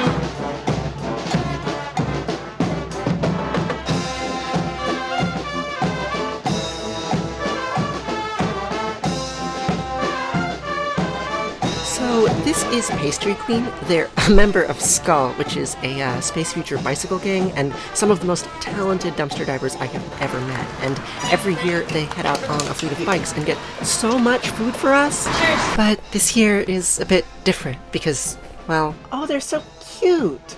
Okay, that one's a little scarier. I'm in quarantine. Honk is canceled. Well, sort of, not really, but this year it's all inside this screen. And the artist who drew this lovely Corona portrait, his mother, Trudy, is actually one of the organizers for the Honk Festival, and she called me up and asked me if I wanted to make a video about what we do. You're recording already? Yes. So what I was imagining is that I could like do a tiny introduction and then just ask you to talk.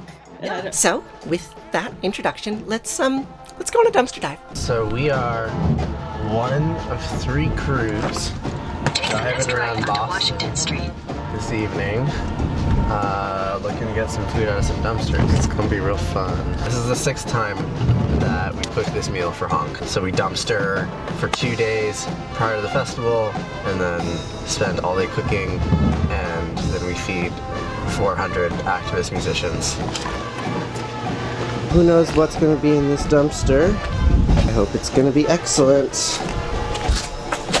Ooh, there's a lot of boxes and stuff. Okay. But there's also some really fresh produce. I want to empty out the whole thing. So I'm going to start handing out boxes. Great. If you can just make a pile of them. Okay, so here's like a good box. Yep. You can put the good food in the good box. So we got a lot of green beans. They look pretty good. There's fruit. Wow, look at all that. A box of hot pepper, lemons and apples. Vegetables. And vegetables. Plums. Cilantro and mint. Uh-oh. We're gonna wind up getting kicked out in a minute. We're getting food. I don't like that. Sorry, sir. No. Just randomly going to the dumpster. Okay, we'll head out. I mean, if you ask, Well, is it okay? as long as you don't make a mess. We clean up after ourselves. Yeah. Thank you very much. Thank you. Have a good night. I appreciate it. That's great. No. Can't have one more than My instinct is to be like, do you want some food? Can I offer you? Of course. But I'm like, oh, thanks for being so nice. What? We were talking last night about various times that we've encountered police or security guards or other forms of enforcement of law and order. None of us have ever been arrested for doing this. None of us have ever been like detained or like harmed in the process of doing this, and that feels like a privilege. Intense definitely. So how are you feeling after your chit chat with the cops? Shaky. Yeah, me too. It was really nice. Yeah, it was very nice. I feel in a privileged position that chit chat is functional. Yeah, extremely privileged. I think it was last HONK that we were dumpster diving, and these two police came, and this dumpster is just like filled with cantaloupe, and we were like hauling like milk crates of cantaloupe back to the van. You know, at first they threatened us with like, you're committing larceny and you're committing trespassing, and then after they decided that we were good to go for a variety of reasons, including our whiteness, like we offered to put the cantaloupe, which we were stealing, like seconds before. We're like, okay, should we put like the cantaloupes back? And they were like, no, like that's fine. That's happened to me many times, that like the cops don't realize the norms that they're enforcing or the reality that they're enforcing often, and like interacting with a police officer at a dumpster, like it puts them into a situation that they were not expecting to be in. They get confused. He's like, what you doing? And we're like, we're getting food. And he's really confused, but he was relatively nice about it. He was really nice about it. He was just honestly bewildered. Yeah. I do get like some level of kick out of like showing cops trunks full of strawberries. Holy shit. It's like a really tense situation. There's this officer telling you you're in the wrong place at the wrong time, and authority, and then there's just this comic element of just like 4,000 strawberries. A whole dumpster of strawberries, and they smell amazing.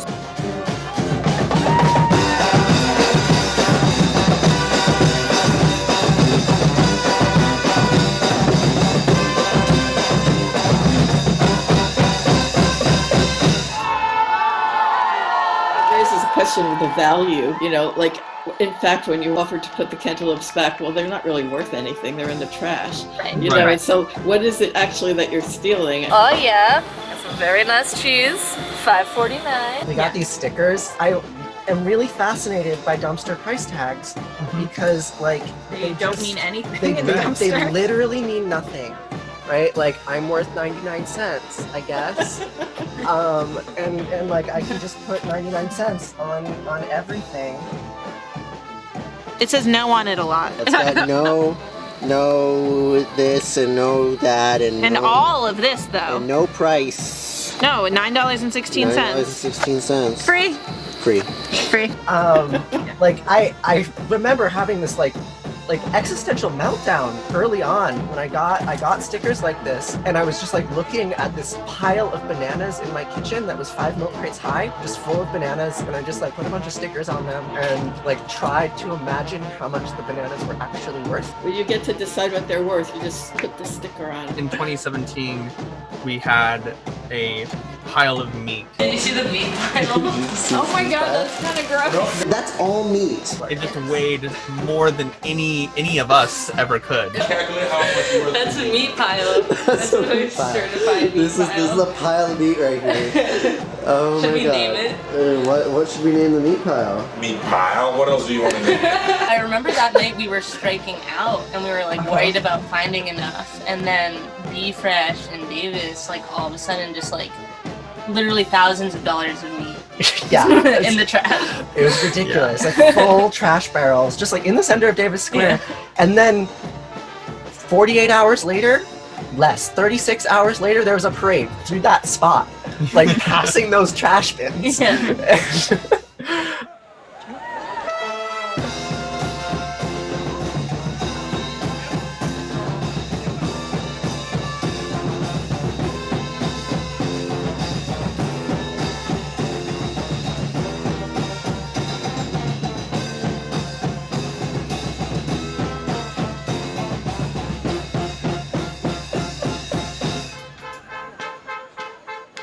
dumpster diving is a little bit like dancing, sort of, or like treasure hunting. You don't really know what you're gonna find or who might get mad at you, so it's really improvisational. You have to be prepared for anything, and then you get to take home all your treasure and cook it. Can you talk at all about recipes?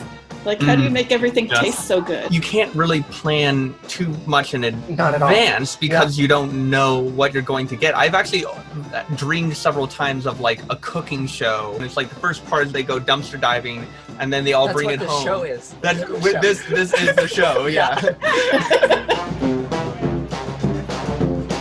How is it, Anande? Oh, it's so good. Really good. This turns into this.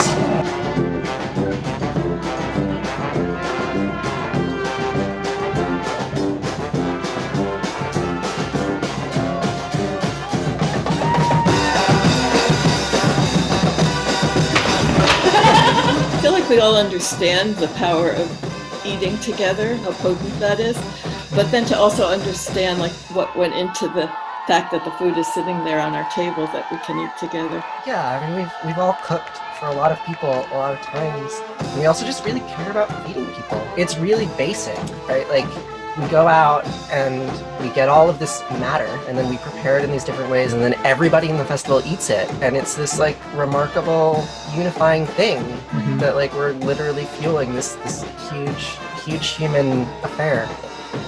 Most food I've ever made in a day. I am proud. The masses will rejoice.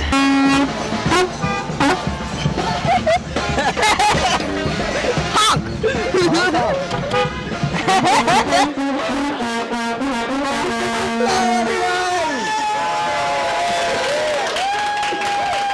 We made you this food! Thank you so much. Thank you all for coming. For the love of all that is good and musical, please take food home with you.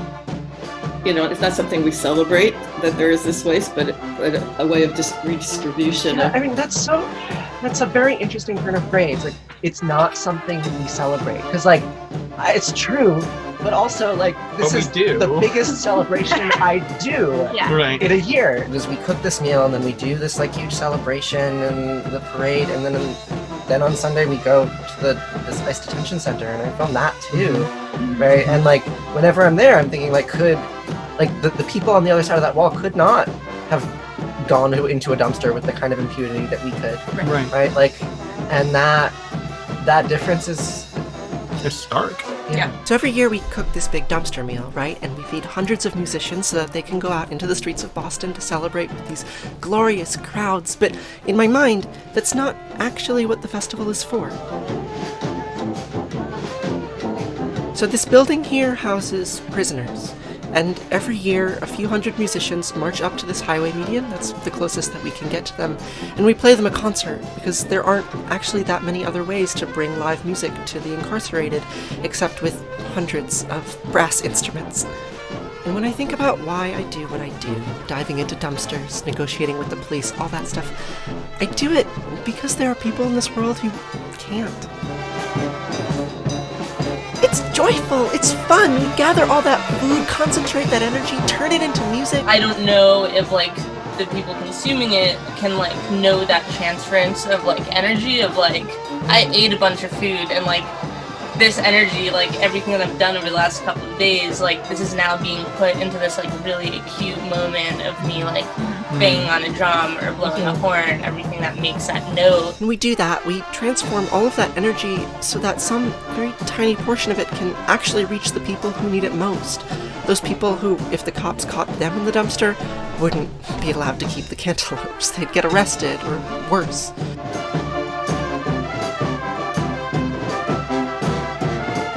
It's 2020, and all over the world there are people confined. We won't be dancing in the streets this year. Those prisoners won't be getting a concert.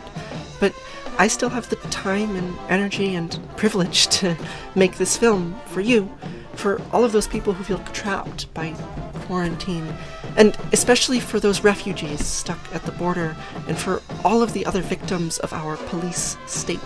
So, if you're feeling trapped by all of the walls around you, and you're watching this, I hope you know that there are giant crowds of people who care about your freedom, truly. And I hope that the energy from those crowds and from so many dumpsters full of food has reached you in some tiny way, from me to you, through this screen. It's the best that I could give. This video would not have been possible without the remarkable organizing from the HONK United team. We're putting together a 24+ hour live stream this year for the festival.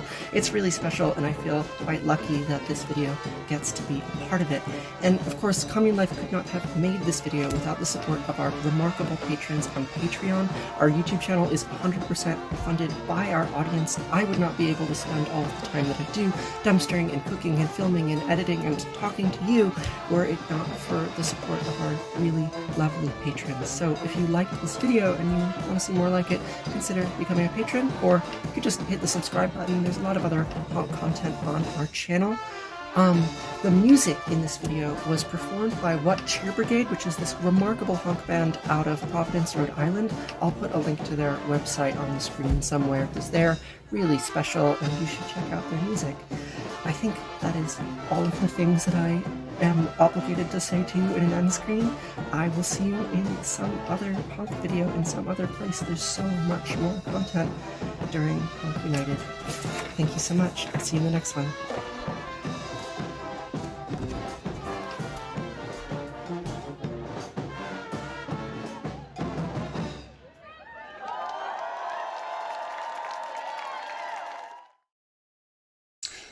Thank you so much, Teresa, for that segment. Incredible stuff about the various ways that you can go out and just, it's wonderful to see. By the way, if you are watching on Facebook, now is a good time to refresh. Apparently there are some stream limits on how long that needs to go. So if you are a Facebook viewer, please go ahead and refresh that page. We will be right here. Well, I mean, yeah, Somewhere. right here. I'm going to move a little bit just so, mess with you. Pull a little sneaky on you. You're messing up the frame. Oh, it's not symmetrical. Anyway, so refresh that. By the way, we also have we have some HONK United merch. If you are interested in purchasing that, you can do so online at honkunited.org/merch, or if you just prefer simply to donate, that works just as well. We raise money with the merch, but if you don't need a t-shirt in return, so much the better. You're a better person than me, because my closet is absolutely jam-packed. So many t-shirts. Yeah, I think I have had more t-shirts than I've had hot meals in my life. Speaking of hot meals, about that last segment, God, it really just sticks with me. Now, you are, as a Trash Panda enthusiast, and as what, probably the animal you most closely identify with, you're no stranger to doing some dumpster diving. There was a period of time in my life, probably like a year or so, where I really didn't have to buy bread because I discovered that a local bakery was quite literally filling up an entire dumpster on the regular with bread. Like, there was not even trash in that dumpster. It was literally bread in these giant clear plastic bags that they were throwing away. So I got so much delicious fresh baked bread for free out of there. And I told my friends about it, and everybody was getting all this delicious free bread. But then the bakery was really uncool, and they started chaining up the dumpster. And sadly, my free bread Bunch of went narcs. away. Yeah, that really, that's bogus. Why throw it away when somebody can eat it? Anyway, moving on to this next band, I'm super excited to introduce them.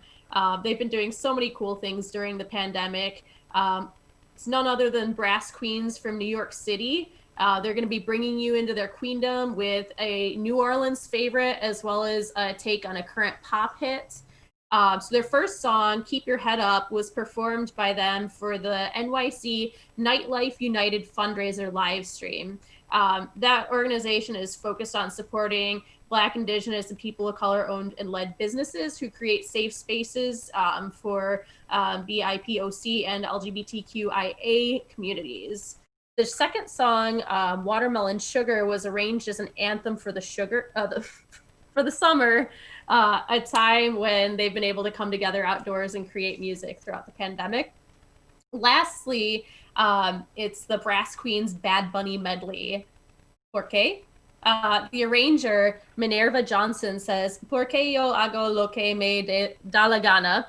We love Bad Bunny. Like us, he uses music to break gender norms and makes moves towards killing machismo. We're proud to feature Dave, an incredible musician, early contributor to the band's success, and exemplary supporter of the queendom. So there you have it from Brass Queens. I hope you really enjoy their segment because it's going to rule. And after that, we are going to be following it up with some folks from the Second Line Social Age and Pleasure Society talking about how to build a honk. Really exciting stuff. Really happy to bring you into this. And I think this will be our last time. So please, if you will. On your marks. Get set. Bake! Oh. Hey, Honk! We're the Brass Queens. We had the best time playing at Honk last year, and we're so excited to contribute to virtual Honk this year. So check out what we've been working on during quarantine, and if you like what you see, you should follow us at Brass Queens NYC on all social media. Thanks! From New York, keep it going for the Brass Queens. Brass Queens.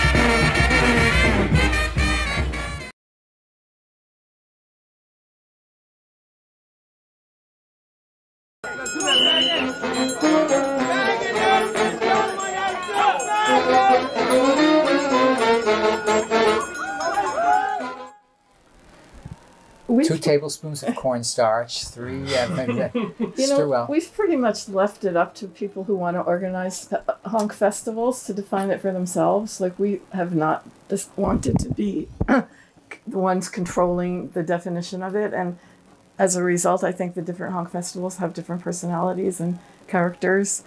Yeah. Okay. I remember that folks from Austin came to talk to us before they had their first honk festival, and they said, we can't call it Activist in Austin. We're in Texas. It's just not going to work. We want to call it Community Street Bands. Can we call it honk? And we said, sure, do what you want. And I think that's been our position. We are proud of all the offspring, but we don't want to control it. And there has been a lot of talk about copywriting the name, sort of to protect us as well as to protect this entity. But on the other hand, what's the big risk? What horrible thing could happen? And if something horrible happened, we probably wouldn't be in a position to fight it anyway. If Pepsi-Cola decided to make a honk festival, we wouldn't have much power or money to fight it. So, my point is that we're sort of happy that each festival has its own character and their own struggles. To do it in Detroit is not at all like doing it in Somerville, where we have all the support. They have to fight for absolutely every permit. They have to pay for every service they get. It's a much tougher go. And I think in Austin too, from what I understand, it's a bigger city bureaucracy that they're up against all the time. So I think that's exactly it, is to say to people, you can do this. You can make your own honk festival. You can make your own band. You can make your own definition of public space. You can go out there and talk to each other. And if people keep getting reminded with events like honk, I think that's a good thing, and it's a good goal to keep pushing for that.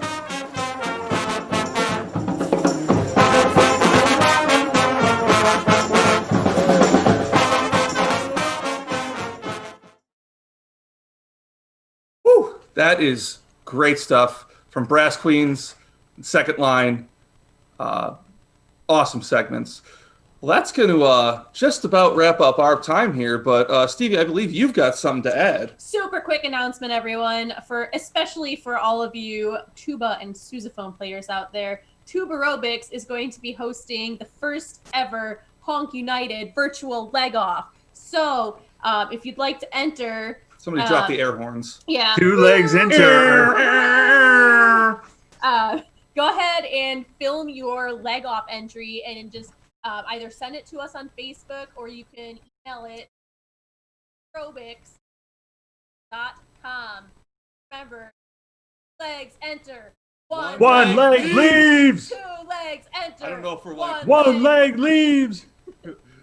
All right, folks, that is going to do it for Stevie and King Banana. But before we get out of here, we just want to, I have some questions for the audience. I just want to know, have you ever been to American Wedding? And where is vodka? And where is marinated herring? Where is the musicians that got the taste? Where's the supply that's going to last 3 days? Where's the band that likes fanfara? Going to keep it going 24 hours. Hey! Ah! Da-da-da-da-da-da! Honk, honk! Stevie, King Banana, thank you so much for taking us through that segment. Amazing. Happy honk to you. Great to see you. Fantastic. God, these segments all day long have been filling my heart with joy, and we have got more to go. We are going until 6 a.m. Eastern time in the U.S. We are going to 3 a.m. Pacific time in the U.S. We've got so much more going on, and now we want to reset some expectations.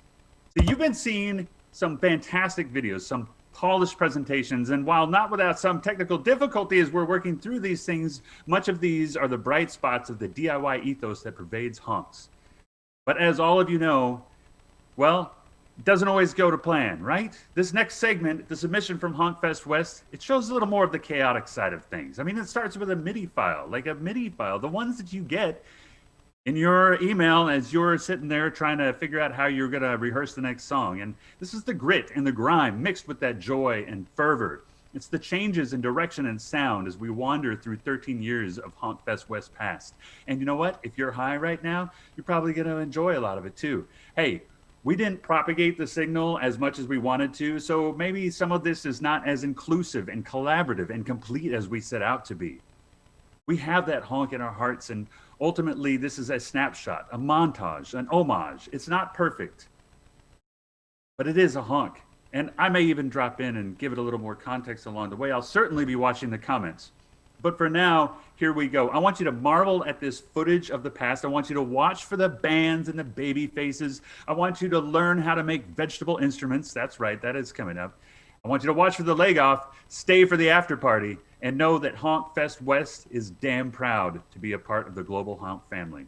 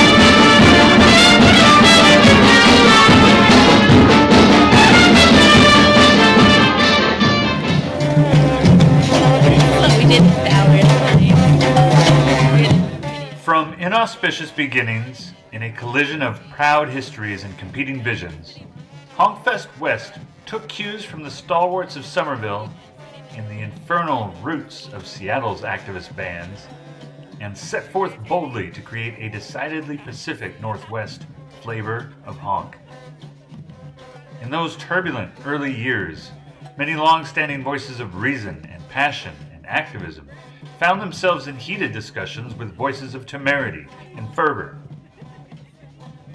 The result etched itself into those first few years, as traditions of street band activism were eschewed in favor of the raucous and unexpected presence of expressive joy with music. That shared stage between bands born of battle and protest and bands focused on the inward-facing arts of expression and inclusion would continue to shape the brass music scene in Seattle over the next decade. And few would know that the festival's second-year appearance in Gasworks Park would become one of the recurring themes over the lifespan of Honkfest West, any more than the appearances in Georgetown would serve the same. Of those many near and dear early year organizers, who can say where they went or how they feel? For our part, we successors, we owe them a simple debt of gratitude for holding court and holding sway, for holding the line, for battling each other, for sharing their visions and their voices and giving rise to the first honk festival outside of Somerville.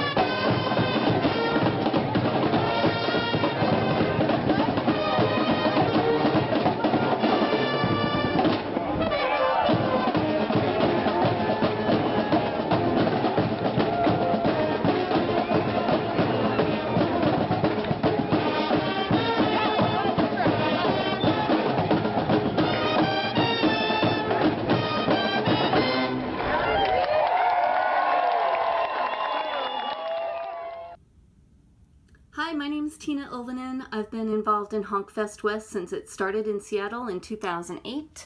I was a volunteer that year just during the weekend of the festival, as well as in 2009 and 2010. There's so much to do during the weekend. All these bands need to be transported, housed, and fed, and all the venues need to be set up and torn down. In 2011, I joined the organizing committee, which is a group of about 12 people that plan the festival all year long. And there's a lot of positions on organizing committee. There's treasurer and chairperson. I was chair for a few years. There's food lead, housing lead, transportation lead, logistics lead, permits lead, as well as the band coordinator, the venue scheduler, the operations and logistics, and it's really rewarding to be on the organizing committee and plan for this amazing weekend of fun.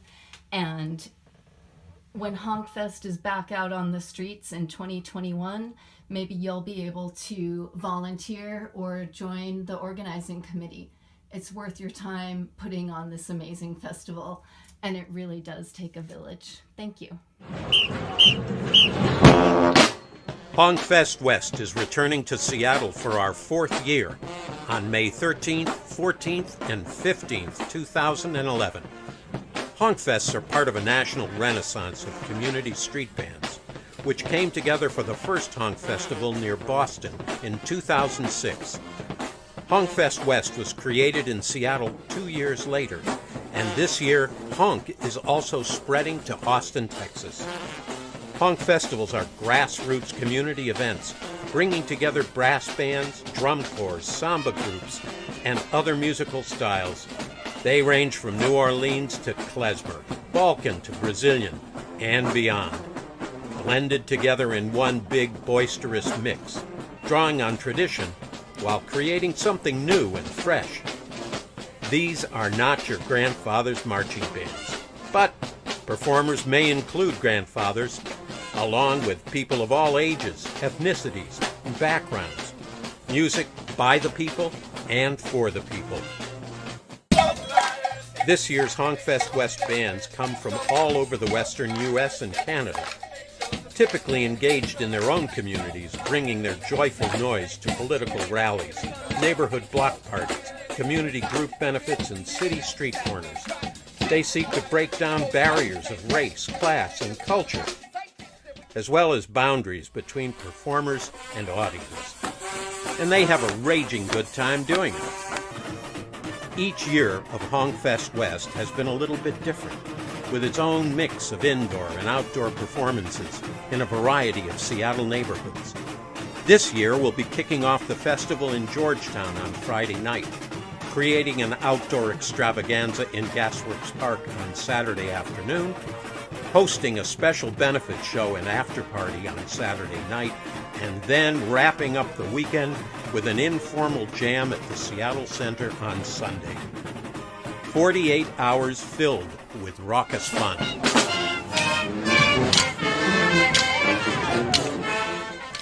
HONK West is a grassroots community non-profit event, sponsored by the Vera Project and hosted by an organizing team made up entirely of volunteers.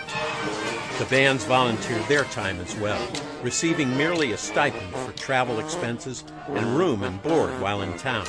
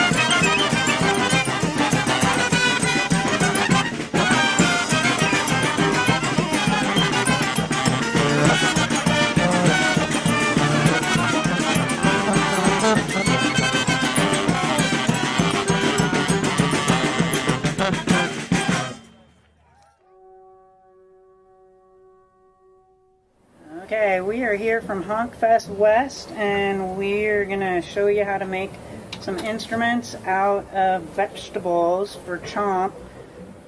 So I'm gonna be working with a carrot. I'm just gonna cut the end off the carrot, and then put that in my compost bucket. Second thing I'm gonna do is I'm using, this is the biggest drill bit that fits into my drill actually. You can also use a fan drill bit.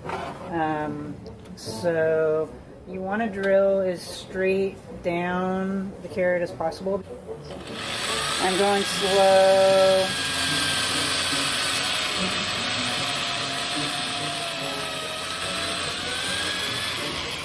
Okay, I could feel it kind of pushing down here, so I didn't go all the way in. Okay, and then you want to make sure kind of all your stuff is cleaned out of there. And then this is one of the tricky parts. I usually go about 3/4 of an inch or an inch back, and you want to cut down so your knife is like halfway through the opening. So I usually start and then go careful, and then I'm going to make an angled cut, also just down to that original cut. You might have to do a couple wedges to get it down where you want it. You want to be careful not to like cut through the whole carrot. You know, my grandmother was a carrot. And so you can see I've got that angle, like I'm down to the hole. There. And there. You know, you can clean it up a little bit if you want. Don't get too crazy because you'll end up doing something that you can't go back from. Now we need to find a little piece that'll plug up that hole. And so we've got some baby carrots. You can try different sizes, but you're really going to want a tight seal. So this one feels like it might do okay. And then you want to make a wedge from halfway to just a little bit on the top side. So this is a little bit tricky. You can use a smaller knife for this too. And then we're gonna try and plug that up.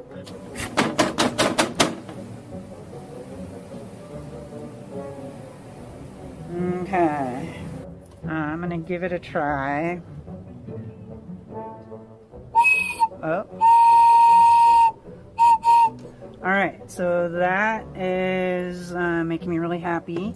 The next thing I'm going to do is I'm going to make some holes for my recorder to hopefully get some different tones.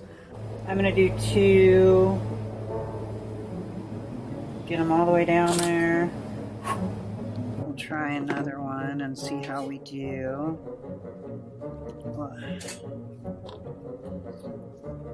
Okay, that's how you make a carrot recorder.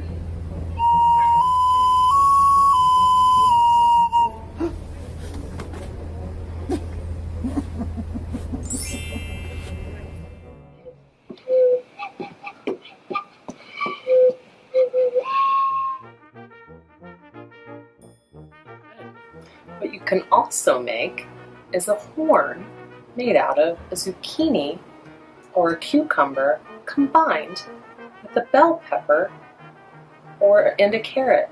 Some might say the turducken of vegetable horns. How do you say we're going to do that? Well, let me tell you. Big ol' zucchini or big ol' cucumber. Carrot. Bell pepper, any color. They look like this once fully assembled. How do you say we're going to do that? See this? I made a mouthpiece out of this. How did I do that? Well, we're going to chop up a carrot.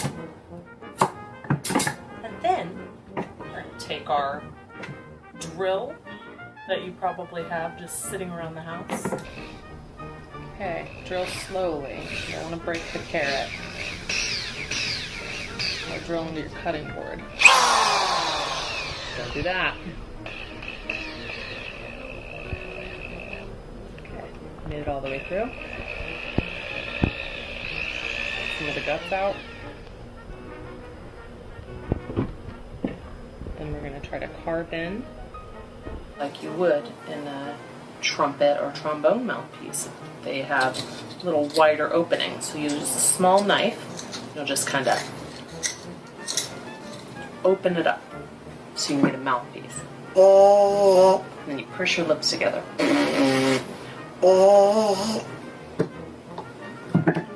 Middle piece is a zucchini or a cucumber.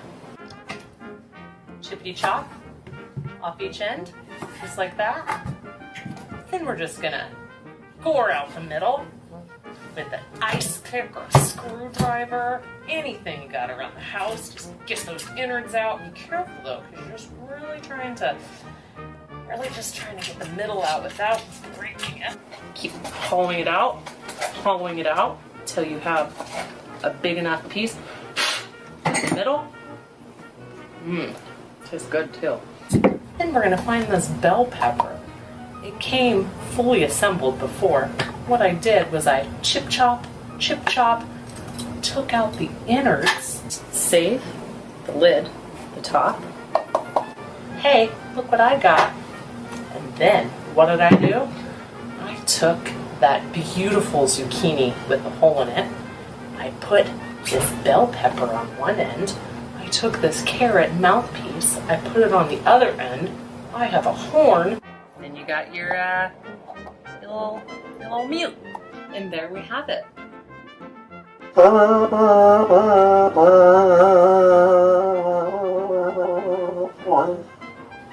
And that, my friends, is the Cucumzook Cunihorn.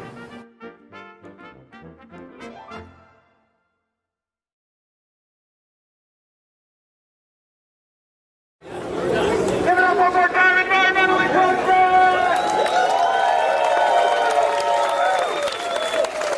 Anyone recording here? One of the nice things about all these festivals is we can join up with bands from other festivals. go to other places. It's wonderful. The next band is a great example of that. Their first time here at HONK Fest West. Ladies and gentlemen, fighting instruments of karma, marching, chamber, band, and orchestra.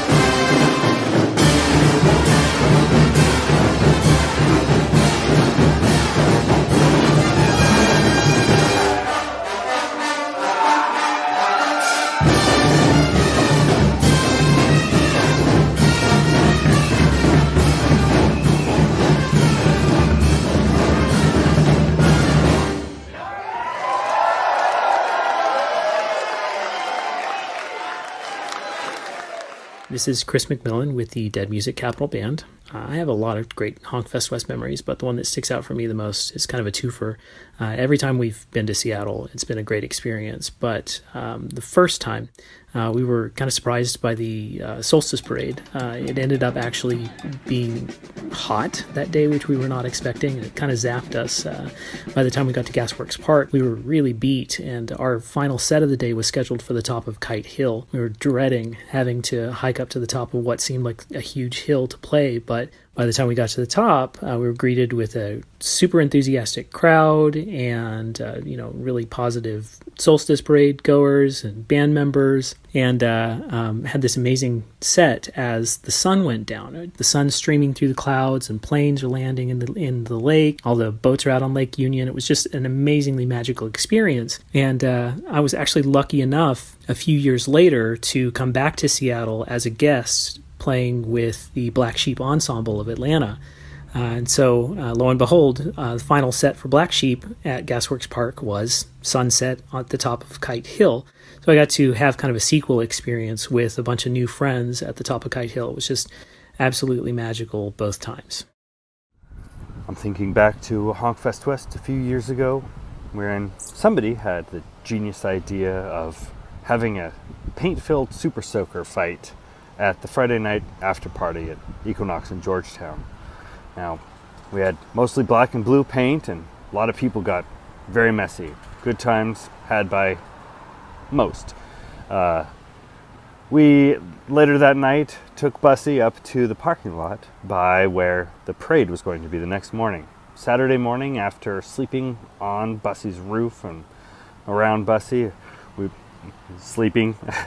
we got up, messy, tired, sore, weary, but ready for more. We forged on. We did our parade, mile plus in the beating sun, and had a great time. Played a set after that, full energy, loved it. It was amazing. Just one of so many memories of epic next level awesomeness that Honk Fest West has provided. Two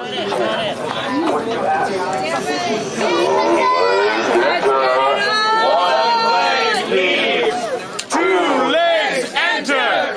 One leg leaves. Okay. Two legs. You're gonna want to remove Sans instrument. Safety first. I'm sorry,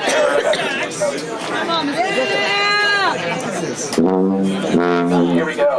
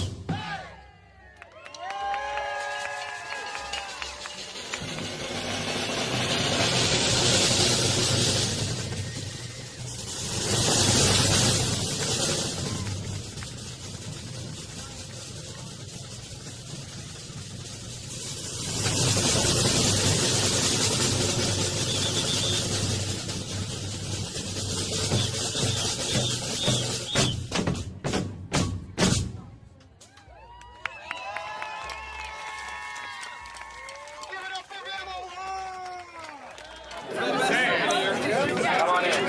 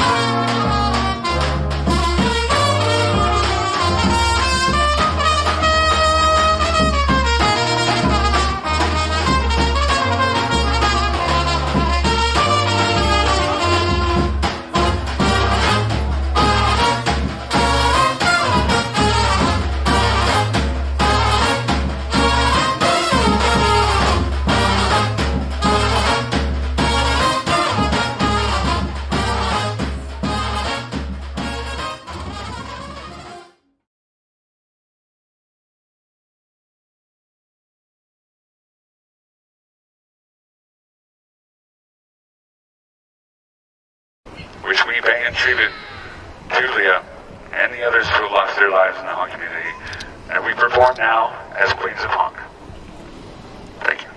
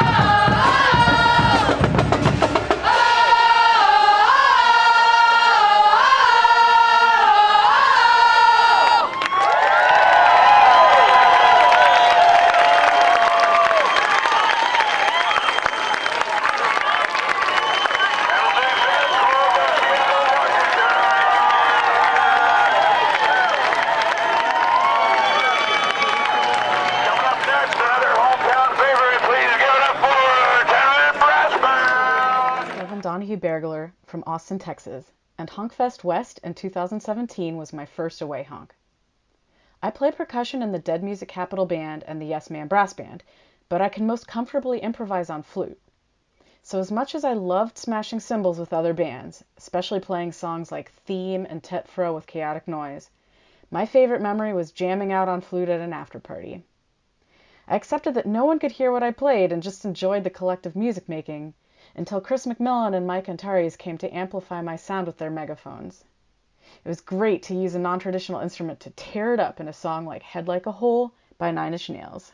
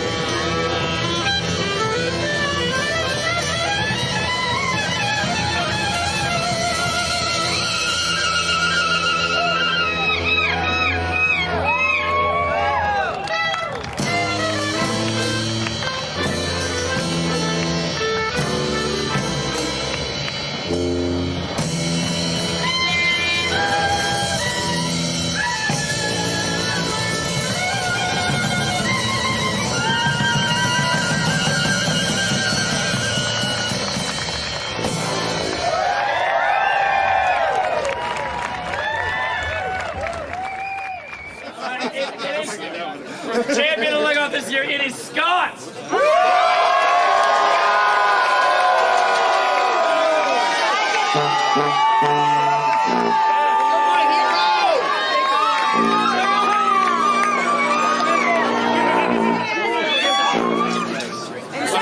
place, we have chosen as the judges.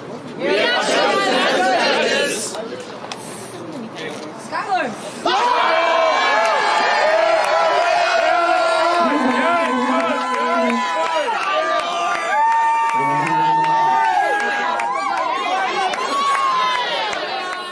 As a best in show. Hey, the judges have chosen. Now, Saxton.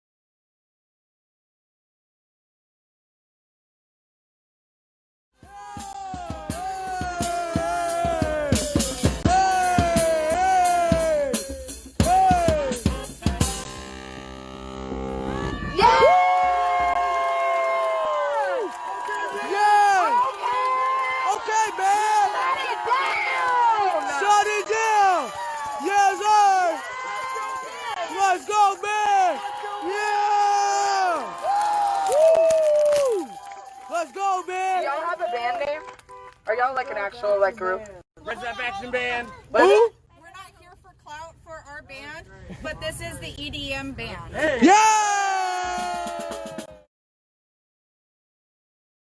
Seattle HONK West is like recharging your batteries, like getting fucking weird, and nobody, what's happening? Why are we tearing the stage down now? Okay, whatever.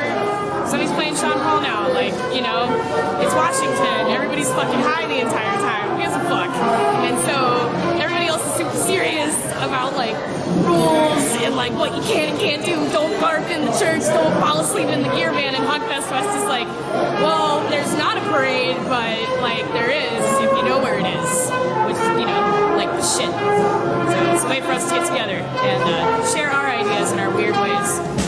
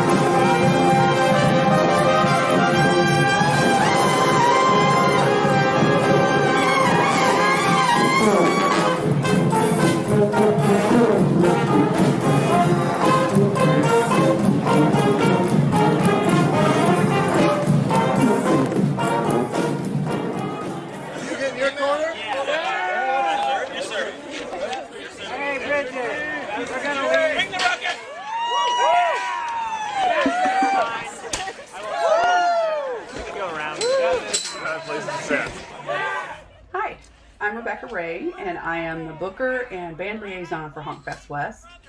I'm also a snare drummer in Chaotic Noise Marching Corps up here in Seattle, Washington. I first found Honk in 2013 and joined up in 2014 when I lived in Austin, Texas, but then moved up here soon after. And my first Honkfest West was 2015, and that just blew me away. It was just such a joyful, beautiful atmosphere of amazingly talented musicians that I got to experience. And I think my favorite memories from all of Honk Fest West, all the ones I've been to, are when we have the after parties, because those are the times when the bands can get together and get to know each other and bond and have fun and play music, play each other's music together. So we have big mega band times together and just celebrate, you know, get to know the community and the people, just the beautiful people within it, and make a joyful noise. So I'm glad to be a part of Honk and Honk Fest West.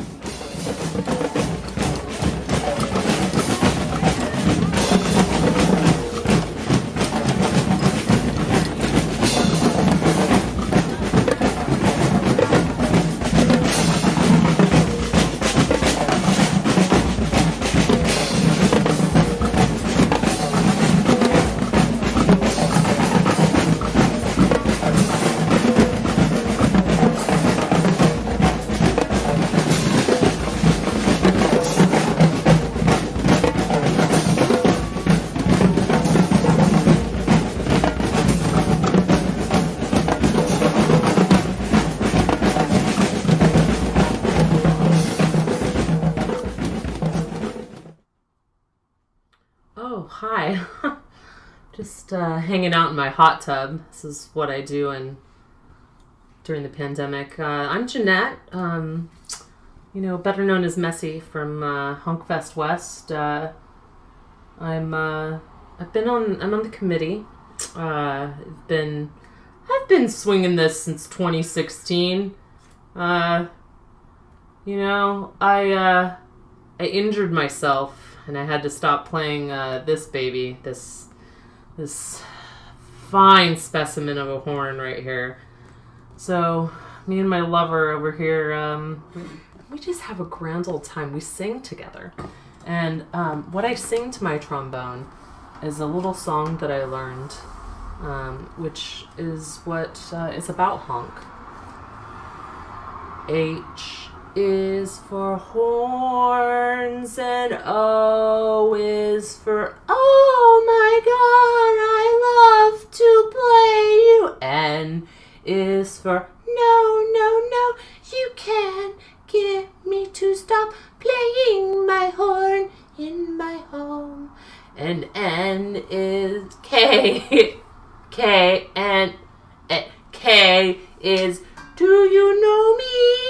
Do you know me? Do I know you? Yes, we know each other. Let me empty your spit valve. I love you. Oh, honk. That's it. That's how I'm getting through this. I hope you are all getting through this as well. Until next year. Thank you.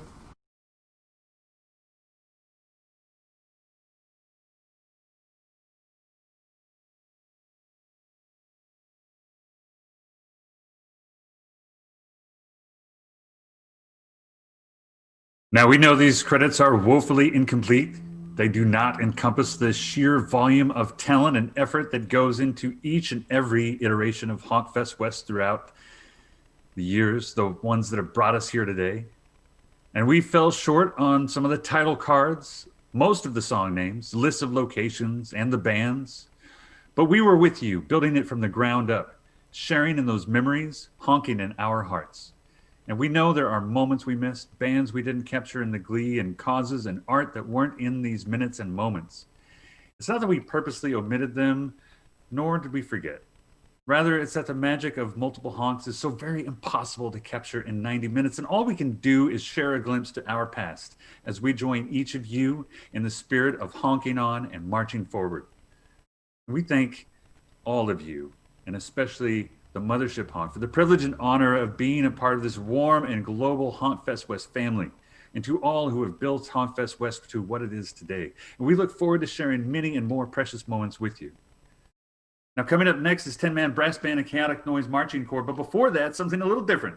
I want each of you to join me in a simple exercise.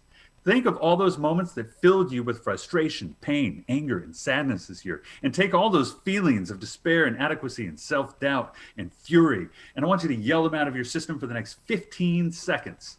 Now join me as we go. We're shouting in 3, 2, 1.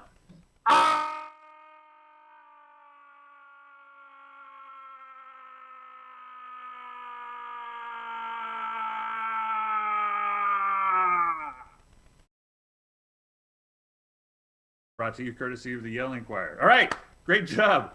Up next, 10-man brass band and chaotic noise marching corps. Just want to remind you again, Honk Fest is free and all volunteer run. So, if you see one of our fine volunteers with a donate bucket, just put whatever you think's appropriate. We also got a hat up here. That's going to Honk, not to us. All right.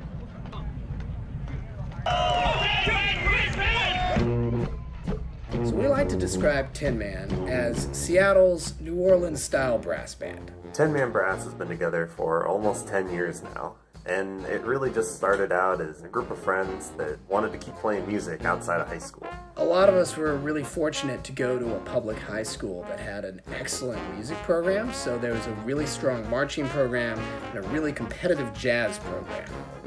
Junior year, somebody put Brooklyn by the Youngblood Brass Band on over the speakers in the band room, and we were like, what is that? We want to play that. And so we got a band together, and as soon as we got out of high school, Honk West was right there.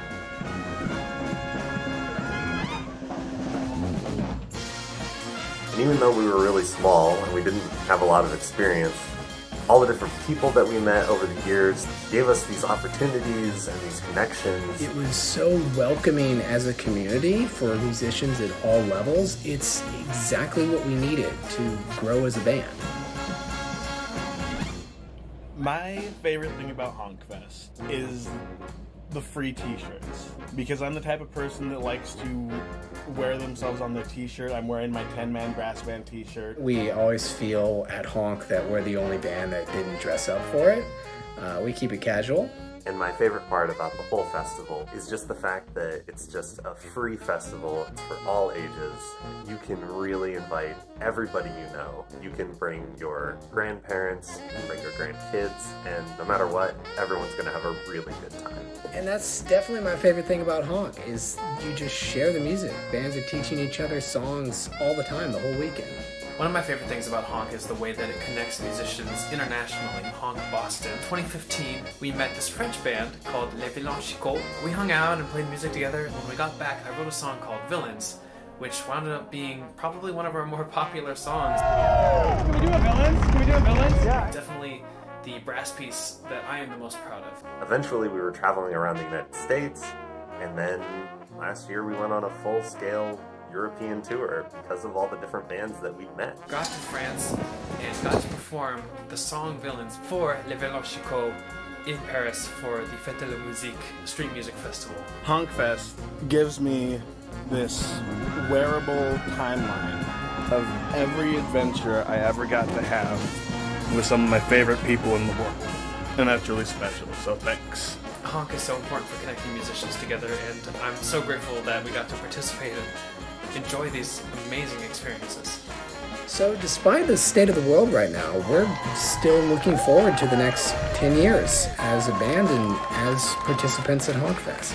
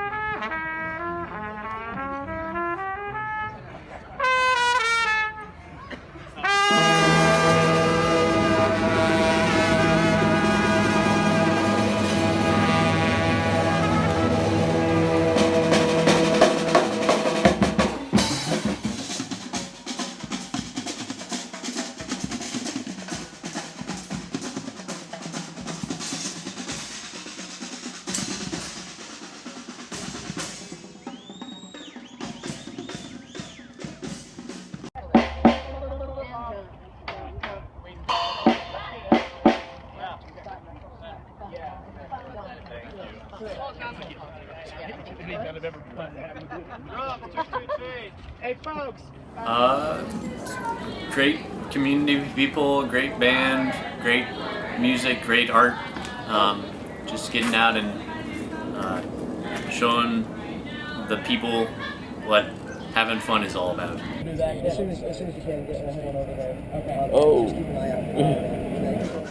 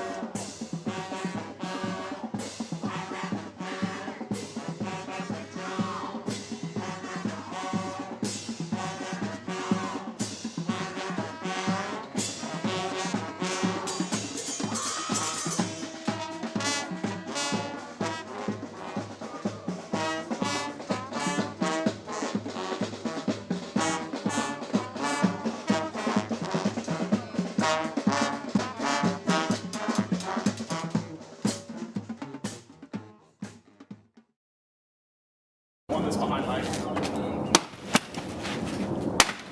Yeah! Yeah, girl. That reminds me of Olivia smashing that TV. Oh, yeah. Olivia.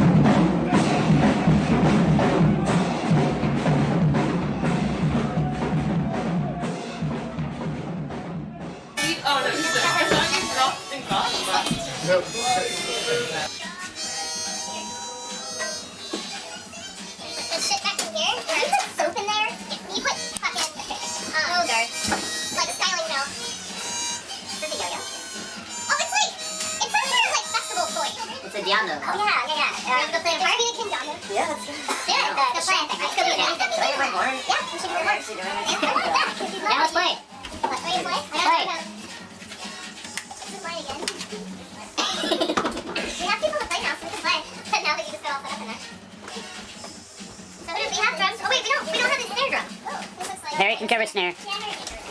But who's our bass drum? I think we're gonna play across the street. Who's our...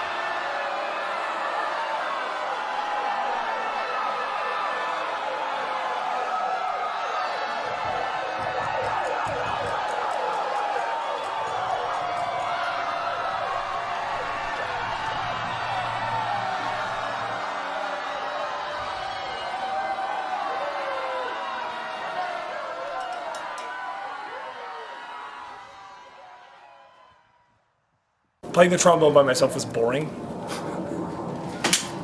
What do you like? What do you like about it? What do you like about it? Like the people. and boning. I like boning.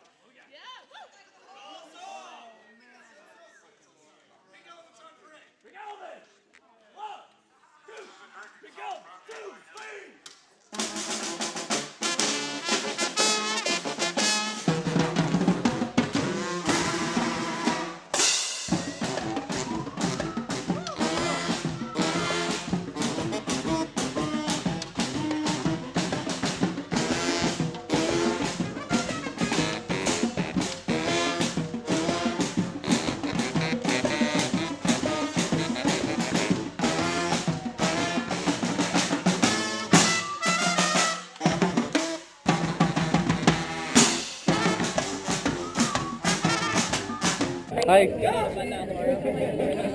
you taking my soul? Champagne toast left. Oh. Want champagne? Yeah. I'm going cross-eyed. I'm. Yeah. You guys want to crowd around that?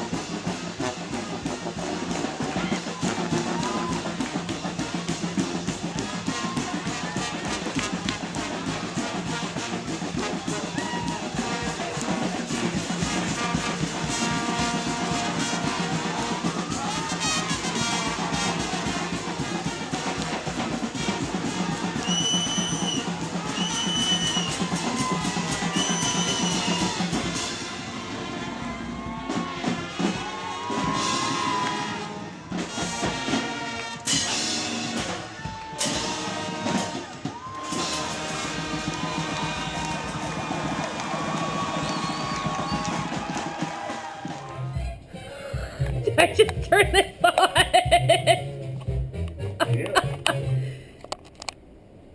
Stop! Yeah, you did. Ah, shit. Chaotic Noise is dedicated to keeping the tradition of music, performance, energy, havoc, discipline, and sheer stupid fun alive in Seattle's streets.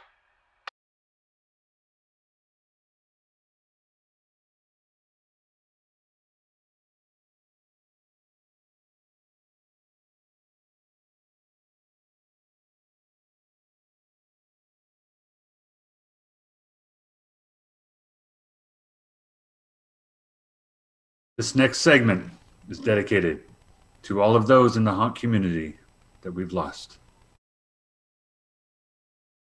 When I die, hallelujah, by and by, I'll fly away.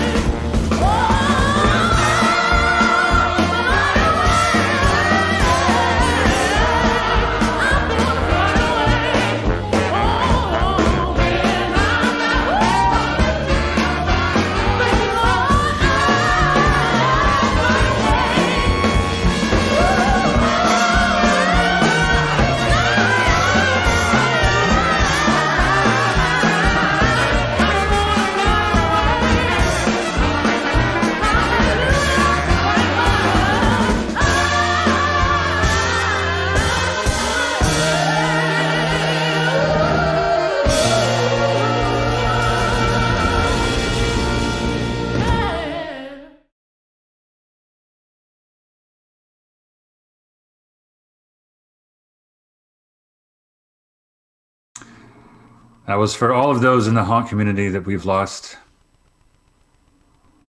I don't have a whole lot of other words for that other than they'll always live with us in our honk hearts. That was a beautiful segment. Just marvelous. All right, we're at the end of one of our blocks for the day. So what that means for you, the viewer, is that you're gonna need you to return to the channel page. You go over to if you're watching on the Facebook, you go to the Honk United Facebook page or the YouTube channel here, and you're gonna refresh to get the next segment. It's an easy process, no more difficult than walking across the street at Davis Square to see another stage. So go ahead and get ready to do that. Your next host is Megatron. It's been my deep honor and privilege to be with you tonight. Thank you so much for watching and hearing and honking with Honk United.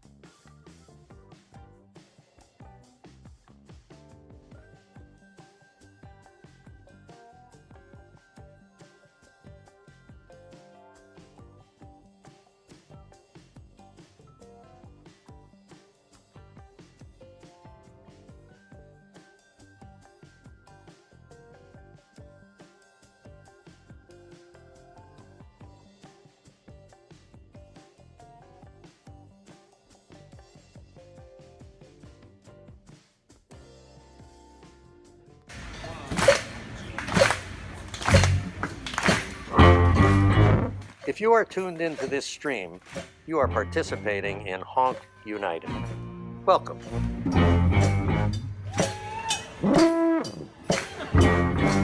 For the past 15 years, this weekend has been the moment when participants from the greater Boston area in the USA have enjoyed the Honk Festival of activist street bands, that raucous celebration of music and community that took Somerville, Massachusetts by storm back in 2006.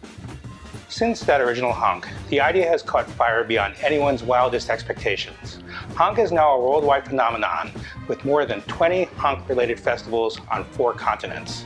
Until this year, all these individual honks have been held throughout the calendar year, forming an international network that has fostered profound artistic, political, and cultural exchanges among participating bands, local hosts and volunteers, community partners, and people gathered in the streets. COVID-19 changed all that. Although the pandemic has made both intimate and spectacular gatherings impossible, we did not want to let a year go by without honoring and activating the honk spirit, especially in these challenging times when it's all the more important to fight for social justice and to renew our lives with the joy of music and art. Even though we can't all gather in one place this year, we can make a statement at the same time. The virtual space of the internet allows us to reach across time and space to be more expansive than ever before. Honk, after all, is not tied to any particular location. Honk is where you make it. It's an idea. It's a practice. It's a commitment to using the power of brass and percussion to encourage inclusionary practices, engage in participatory music making, reclaim public spaces, build community, fight for social justice, and ultimately help make the world a better place. So, this year, we invited every honk affiliate out there, organizers, musicians, artists, and activist partners to contribute content to Honk United. We have also solicited a series of online workshops related to our cultural and political practices. Imagine being able to celebrate the power of brass and percussion from Boston to Benin, Rio to Rome and Paris, London to Wollongong, Seattle, New York City, not to mention Austin, Pittsburgh, New Orleans, Vancouver, Montreal, and elsewhere, all at the same time. This is what we are offering. Of course, we are presenting the music, both pre-recorded and live, but we also hope to tell the stories of the honk movement from the founding of bands and festivals to the present day. We hope to capture HONK's diverse aspects and messy glory, ranging from peak moments to behind the scenes and outtakes, to capture its textures and energy. We also ask contributors to shine a light on the ground in their communities regarding COVID, Black Lives Matter movement, housing and economic justice, and the climate crisis. Whatever is relevant to their bands, their festivals, their organizations, their communities. Then, we invited the world to attend. Thank you for joining us for a moving spectacle of colorful marching bands, gigantic puppets. Oops. I'll be right back.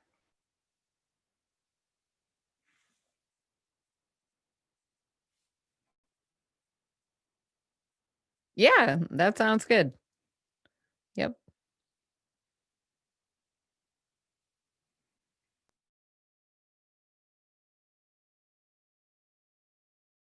COVID, Black Lives Matter movement, housing and economic justice, and the climate crisis.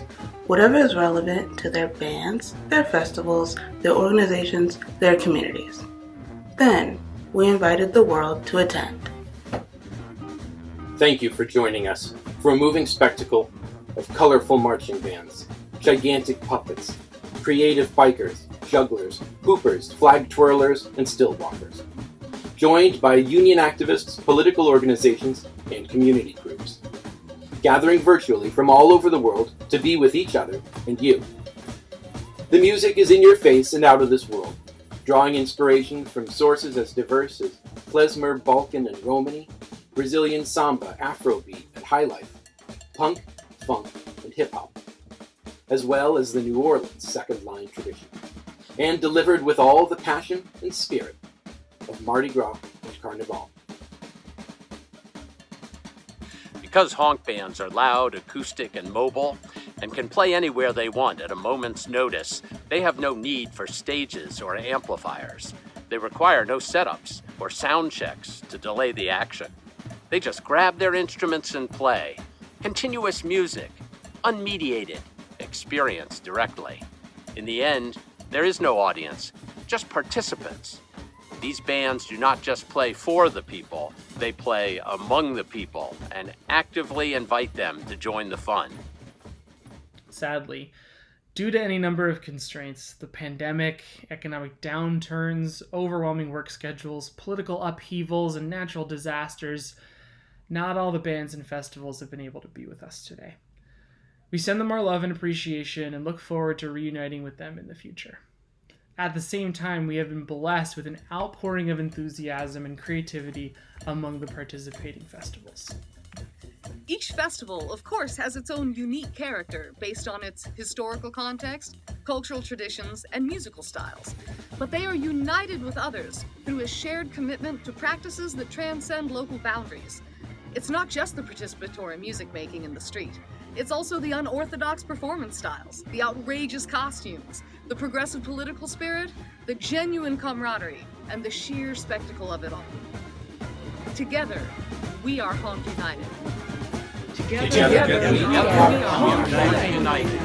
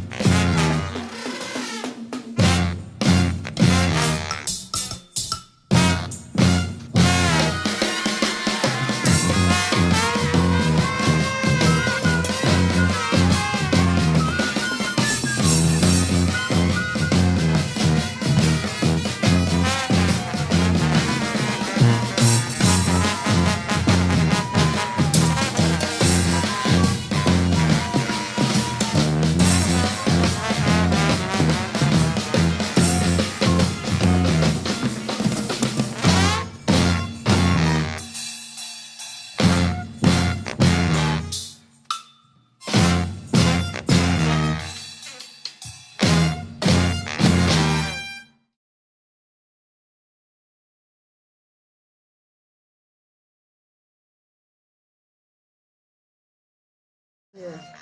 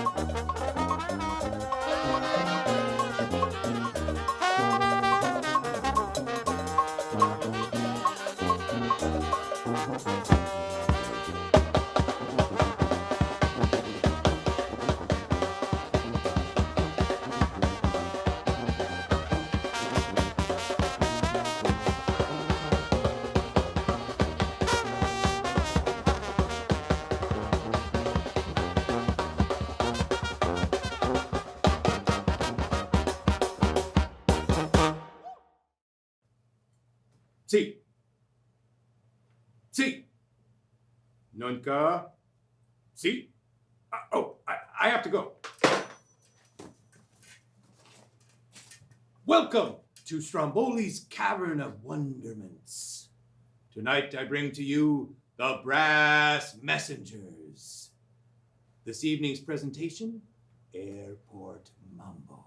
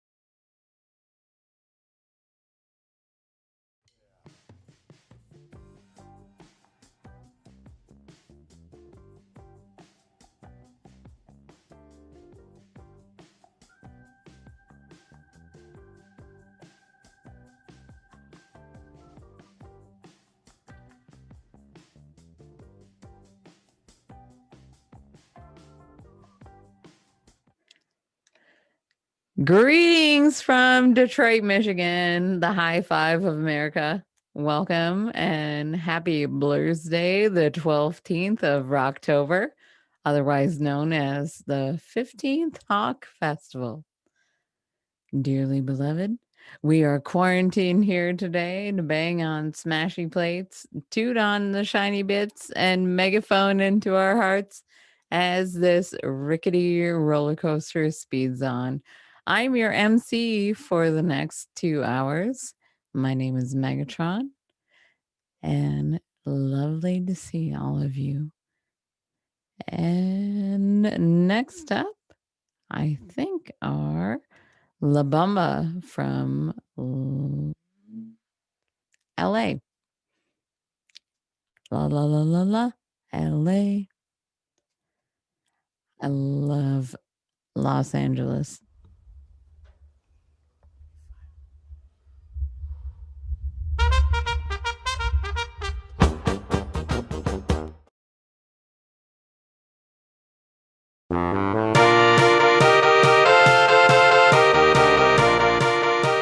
Hi, I'm Lisa from La Bamba. La Bamba is the Los Angeles Brigade of activist musicians, bands, and artists. We started a year ago after I moved to Los Angeles and discovered that there weren't any honk bands here.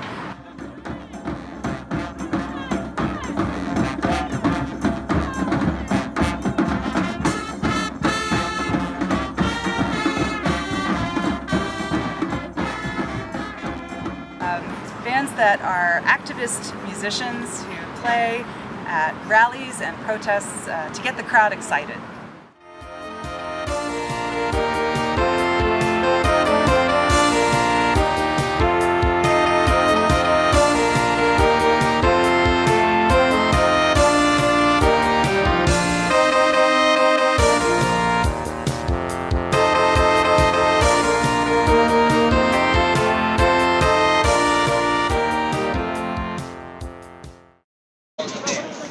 Here we go.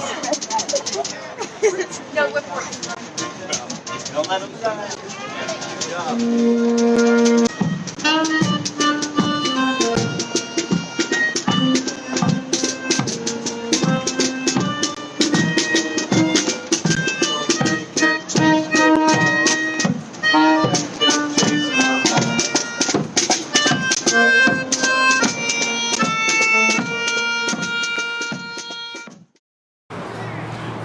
I'm Troy with La Bamba, and this is Santos. He's been at every La Bamba practice since we've had practices. He's a sit-in kind of protester, so that works with rehearsals more than the actual marches. I got involved because I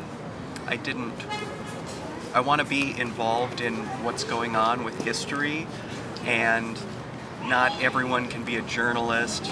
Very few people have the money to run for office and affect change that way. So it's a way to do something with what I have to offer. I'm a songwriter. I play bass and I sing in real life. With La Bamba, I play the bass drum and anything else that's around. The first couple of rehearsals, I played a plastic tub, and then I was upgraded to bass drum a little while after. One of our earliest protests was supporting Extinction Rebellion Los Angeles as we took Hollywood. We marched up to the Hollywood sign, and we had a great group of people who laid out the words "Wake Up," and we took an aerial shot with the Hollywood sign in the background. It was amazing. And you know, we need to tell Hollywood to wake up and tell the truth about climate change. So it was a very effective action. And of course, the highlight of my year so far was playing at the Culver City Black Lives Matter rally.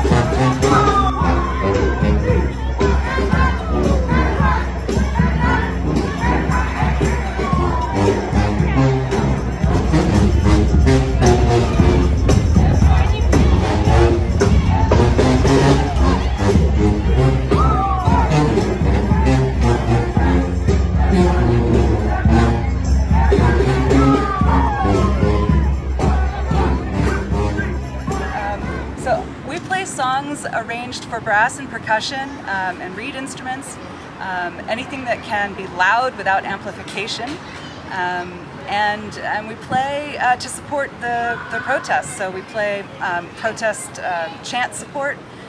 So you know, as people are chanting, we'll support their chants with energetic and lively backing.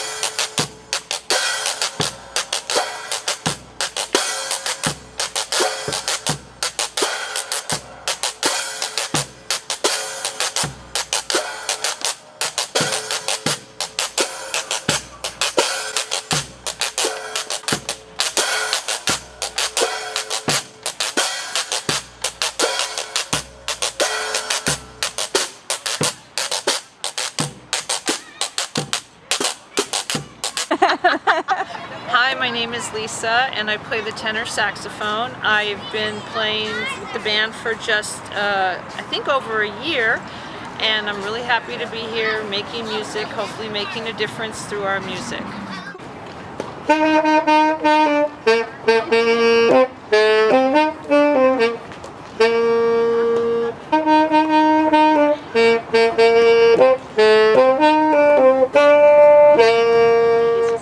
Hi, I'm Christine. I'm a trombone player with La Bamba.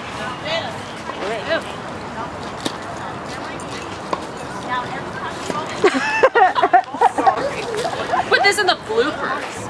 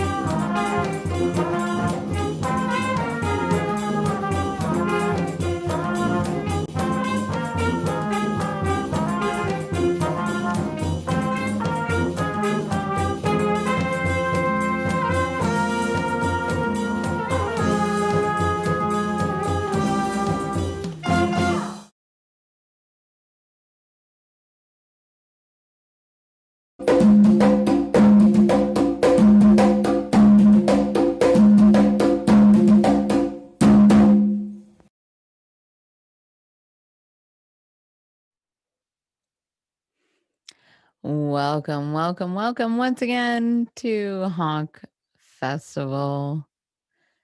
What an incredible band. And wow. You know what is always super engaging for me is all of the bands from all around the world and all around the continent. And I think next up, after this segment, is Gentilamuta. They hail from Tokyo, Japan. And they're amazing.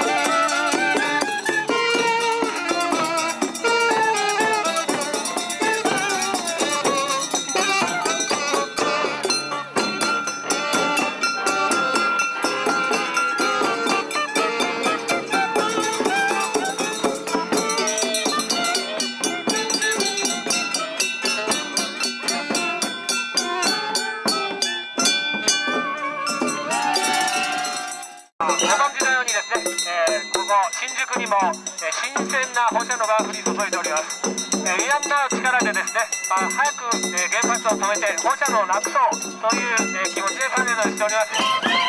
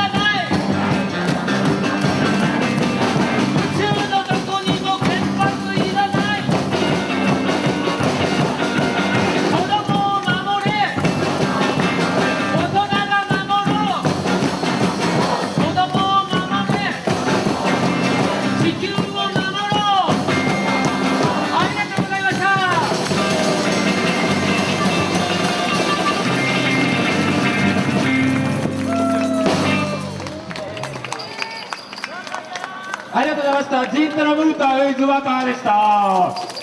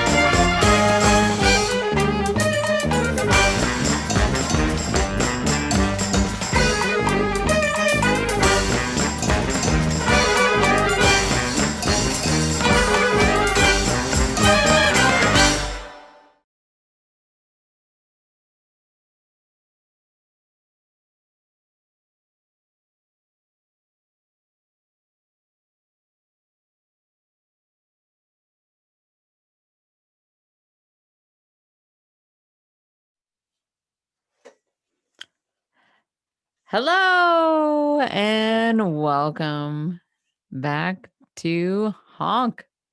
Honk, honk, honk, honk, honk. Wow. Wasn't that an amazing time seeing all of our friends with Honk? And I just want to give a call out to all the international folks that have been tuning in, contributing.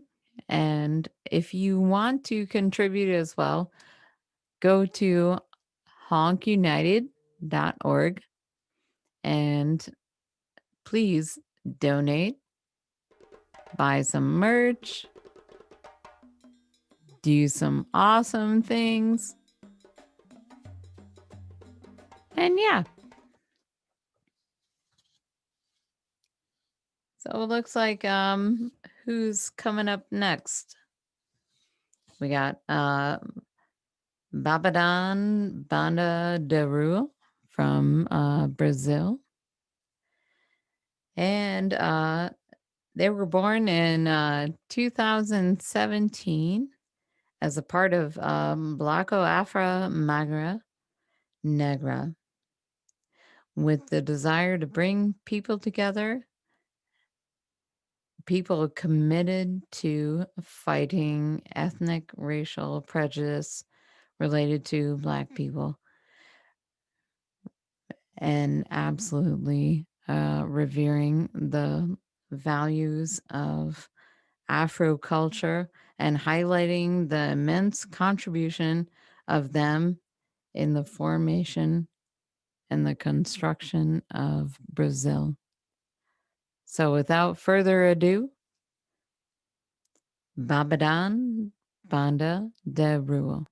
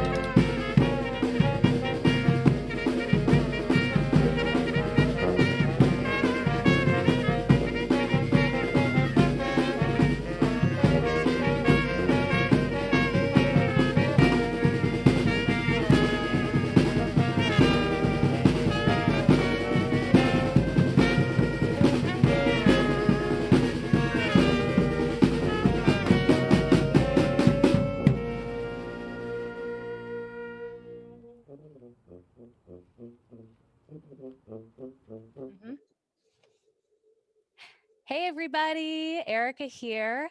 I'm popping in as the MC for right now. First things first, I just want to say what an absolutely amazing experience this has been. This is my first full honk that I've ever done. And I've also had the pleasure of being able to help put it on with being the production manager for this whole shebang. So basically making a lot of documents and helping people talk with the right people. And gosh, it's just been so inspiring and I love it so much. And thank you for taking me into your community. I'm here to stay, so you stuck with me. All right. Let's hear it, everybody, for Babadon Banda de Ru, all the way from Belo Horizonte, Brazil, from their Honk Festival. Amazing. We also had the backup brass band from Tucson, Arizona. The backup brass band is an ensemble dedicated to responding to the call of the streets with their pulsating melodies. And boy, were they pulsating. Such good stuff. Next up here, we have the Elgon Youth Brass Band from Uganda with the Saved by Music Foundation. And I want to tell y'all a little bit about them because they're doing a really cool thing. So the objective of the Elgon Youth Brass Band is to equip street children with a solid knowledge of musical and educational activities for social transformation. How freaking cool is that? Hand waves, everybody. Hand claps. Yes. The Elgon Youth Brass Band with this Core Music and Arts Projects is registered CBO located in Mabel District, Eastern Uganda. The project started in 2009 as a result of the appalling poverty situation in the community that led to its rise in crime rates, street children, early pregnancies, and early marriages, leaving alone dropping out of school by many children and youth. Lack of employment, death, or separation of parents, lack of school fees and other scholastic materials, drugs, and forms of child abuse have been responsible for the increased number of unemployed and street children. EYBB discovered that providing the affected and vulnerable children with the youth with the means of survival and keeping them busy can help in reducing the impact of this situation on the community. They're amazing. They're going to play some music for us. And their tagline is, "We are all saved by music." And I think that's something that we can all really believe on and agree with. So thank you again, everyone, so much for hanging out with us. We are coming up on like 20 hours or something like that of music, which is absolutely amazing. All right, let's hear these songs.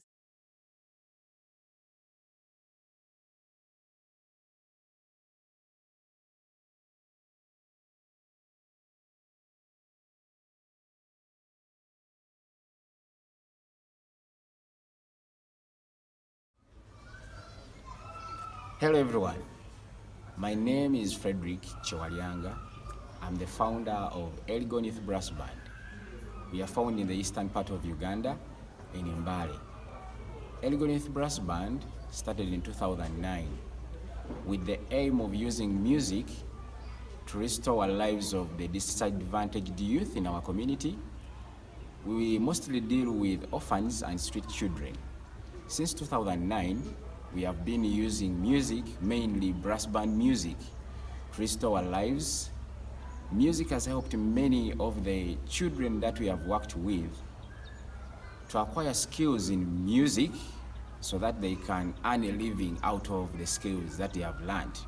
Many of our beneficiaries have now joined the Uganda Police Band, the Army Band, the Prisons Band.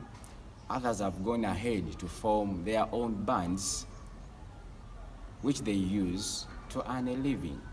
I would like to take this moment to thank HONK United for giving us the opportunity to be part of this great project or festival. We look forward to working with you guys, and I hope you enjoy our show. Thank you. Hello everyone. This is Member Benjamin, your MC today. This is the D-Day we've been waiting for. Before we start this HONK United Festival here in Uganda, we would like to send out our condolences to all the people who have lost their beloved one due to coronavirus or COVID-19. Our first song is a hymn called "The Lord is My Shepherd." May their soul rest in peace.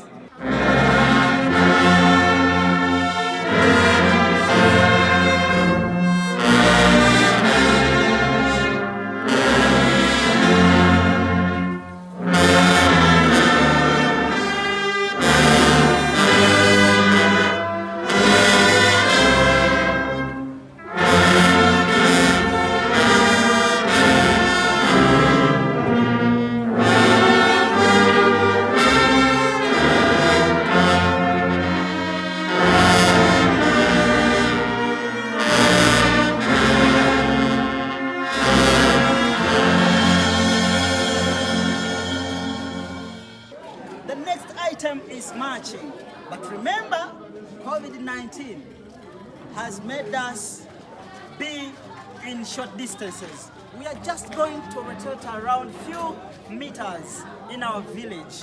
Thank you, let's go.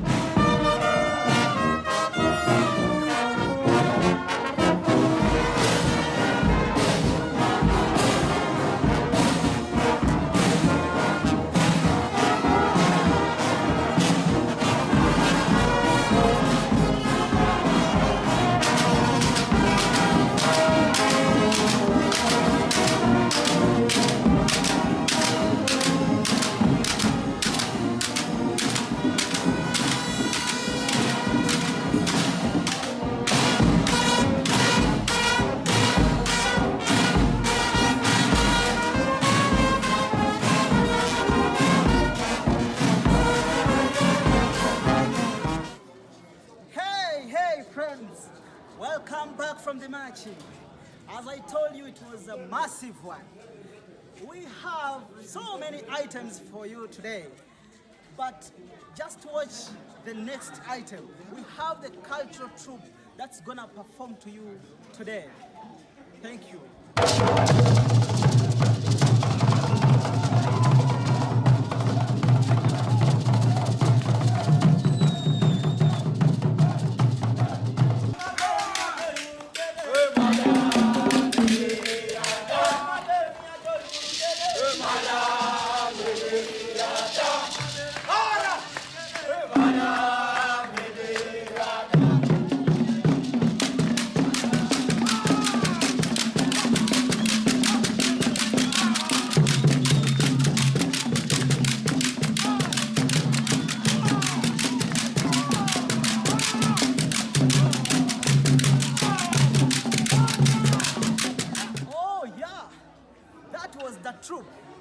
Enjoyed.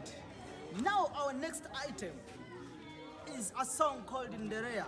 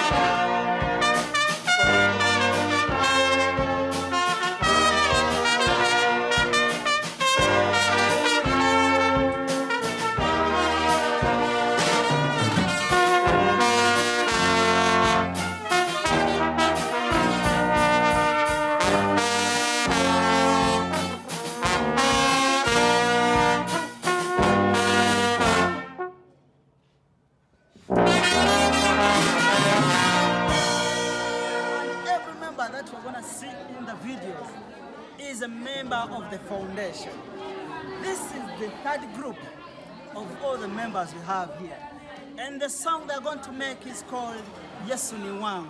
Please enjoy.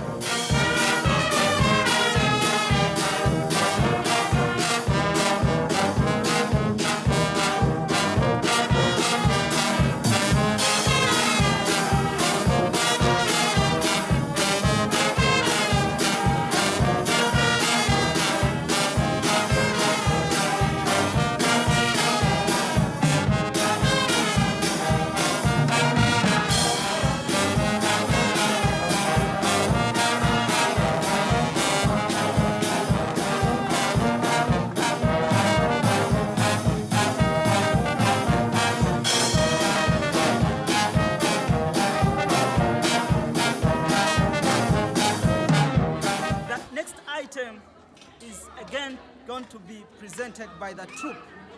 Remember, the song they're going to make, it's called Tweyanze. It's called Tweyanze. In English, it says thank you. We really thank you for organizing such a big thing for this foundation.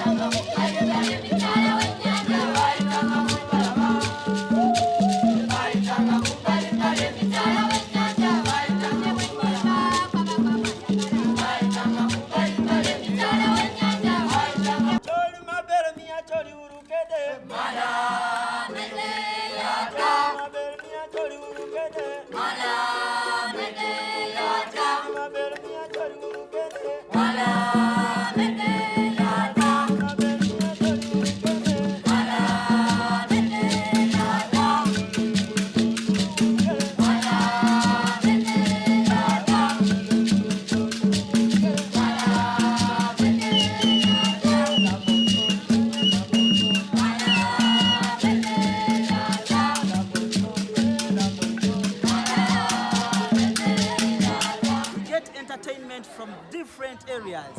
You know, it's once again going to be the brass band. You know, with the brass band here in Uganda, it is just superb. HONK United, thank you so much.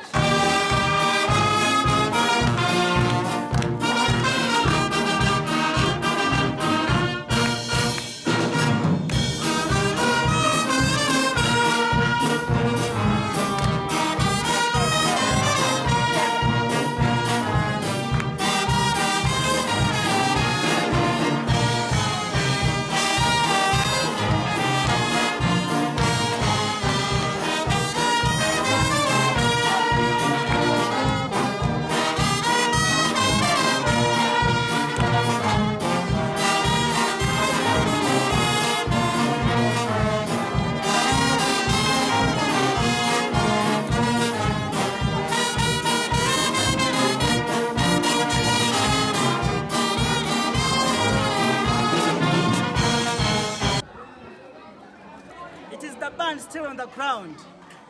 The item is a song called Wale Wale.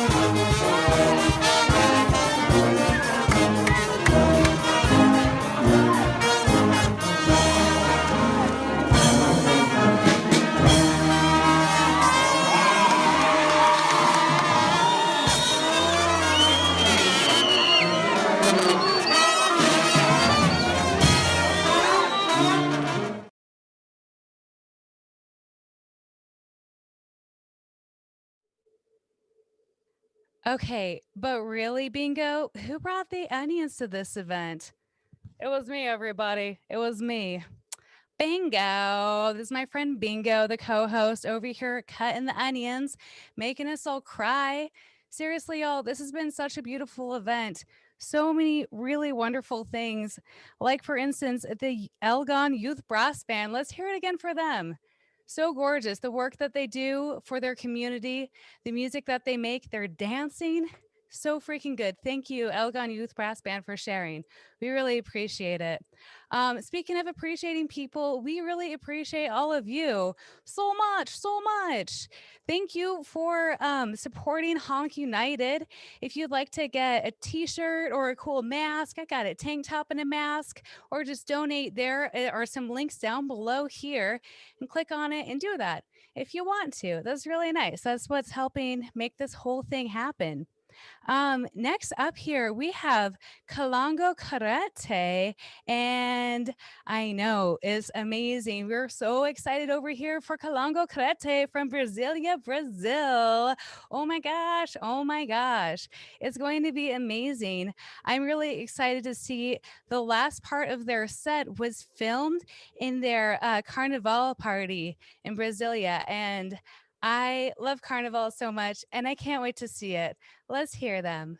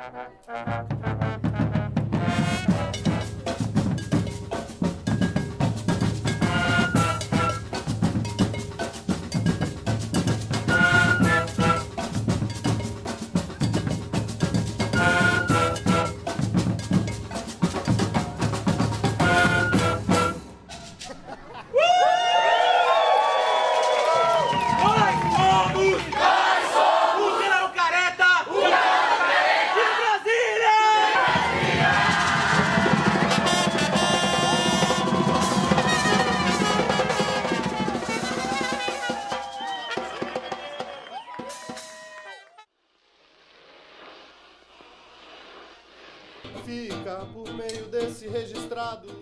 Nós somos o Calango Careta de Brasília e este é o contrato.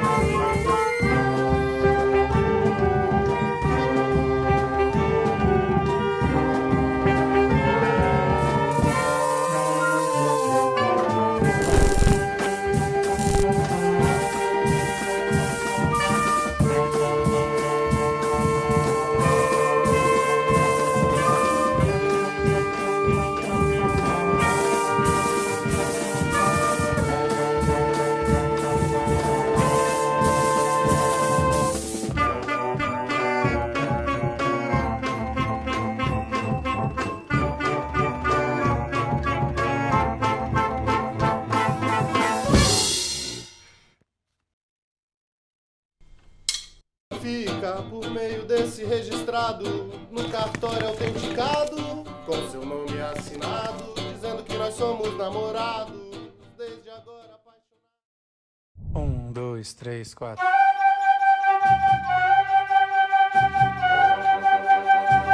Fissura.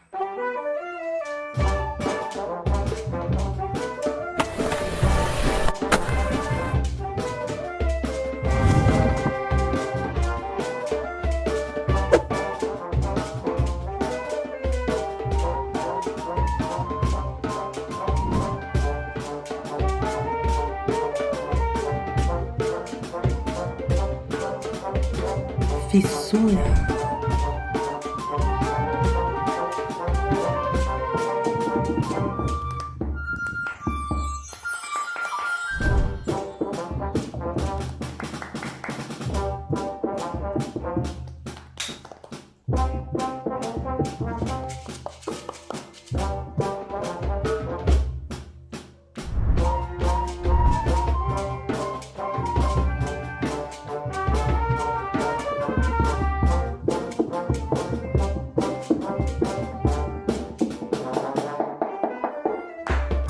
Fissura.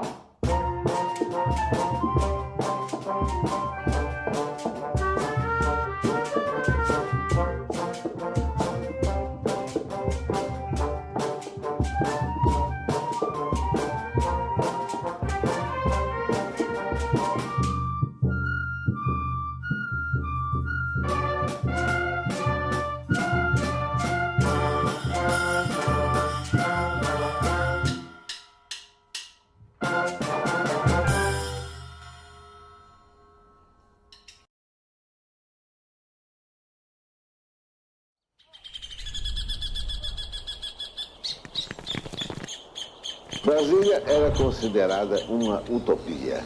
Acorda na rua, cidade sonhada. Utopia.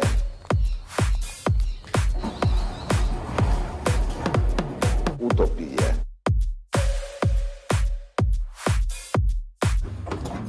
Pra você não ficar sem ar. Ventilar 15 minutos. Brasília era considerada uma utopia.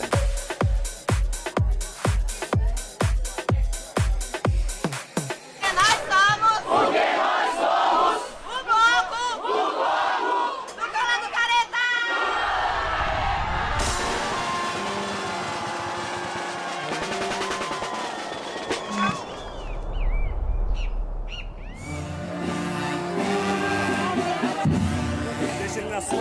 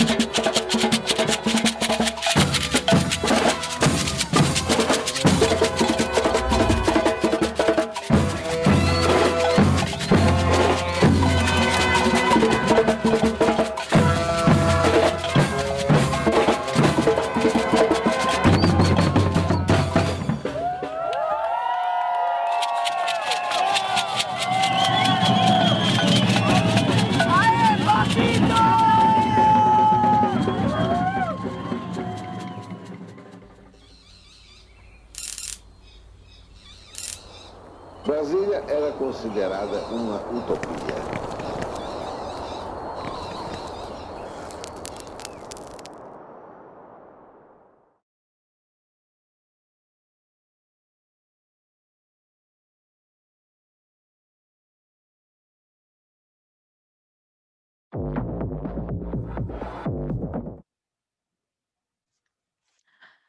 Welcome, welcome, welcome.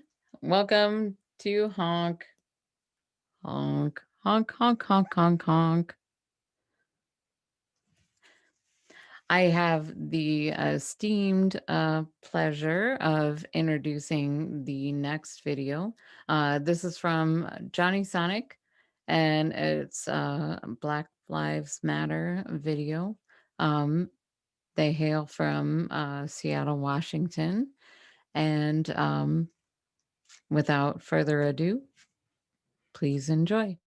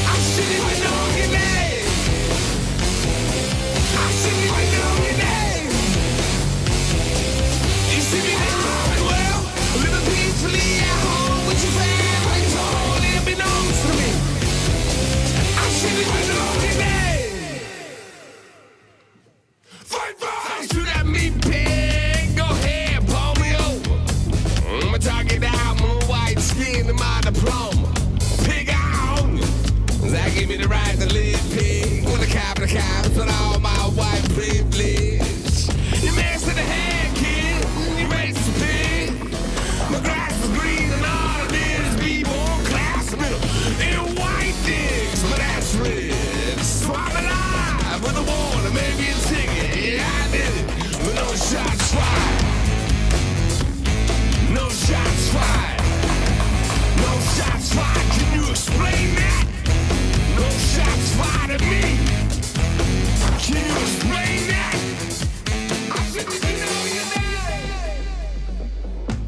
I shouldn't even know your name. Trayvon Martin, Michael Brown, Eric Gardner, Smear Rice, Eric Harris, Freddie Gray, Sandra Bland, Andre Hamilton, John Crawford, Estelle George, Quan McDonald, Nakai Gurley, Antonio Martin, Tony Robinson, Anthony Hill, Megan Hawkins, Antoine Sanders, Samuel Simmons, Ron Coleman, Aaron Thompson, Al Sterling, Claudio Castillo, Breonna Taylor, Rashard Brooks, George Floyd. I shouldn't even know your name. I shouldn't even know your name. You see me loud and well, living peacefully at home with your family, totally unbeknownst to me. I shouldn't even know your name. I shouldn't even know your name. You see me loud and well, living peacefully at home with your family, totally unbeknownst to me. I shouldn't even know your name. That's a controversial statement. Black lives matter. Not matters more than you, just matters. Matters. Just matters. That's where we're starting the negotiations. Black lives exist, can we say that? Can we say, is that controversial? Oh my goodness, I know, right? Like that was just so good. I love them. Oh, we're back live. Hi, bye, Flamingo friend. Hi, everybody. Honk, honk. Let's hear it again for Johnny Sonic, my neighbor over in Seattle, Washington. That was really wonderful. Thank you so much for sharing. Also, let's hear it again for my co-host tonight, Megatron. Megatron, meow, meow, meow, meow. She is wonderful and also from this area and does really cool things with bands. All right, next up here, we have a whole festival video all of the way from Wollongong, Australia. It is Honk Oz, Honk Honk. Honk Oz is a street music festival. They do a 3-day outdoor music festival with tons of bands and artists and magic, celebration, parades, parties, lots of fun. Irreverent, ridiculous, beautiful things. I cannot wait to see it.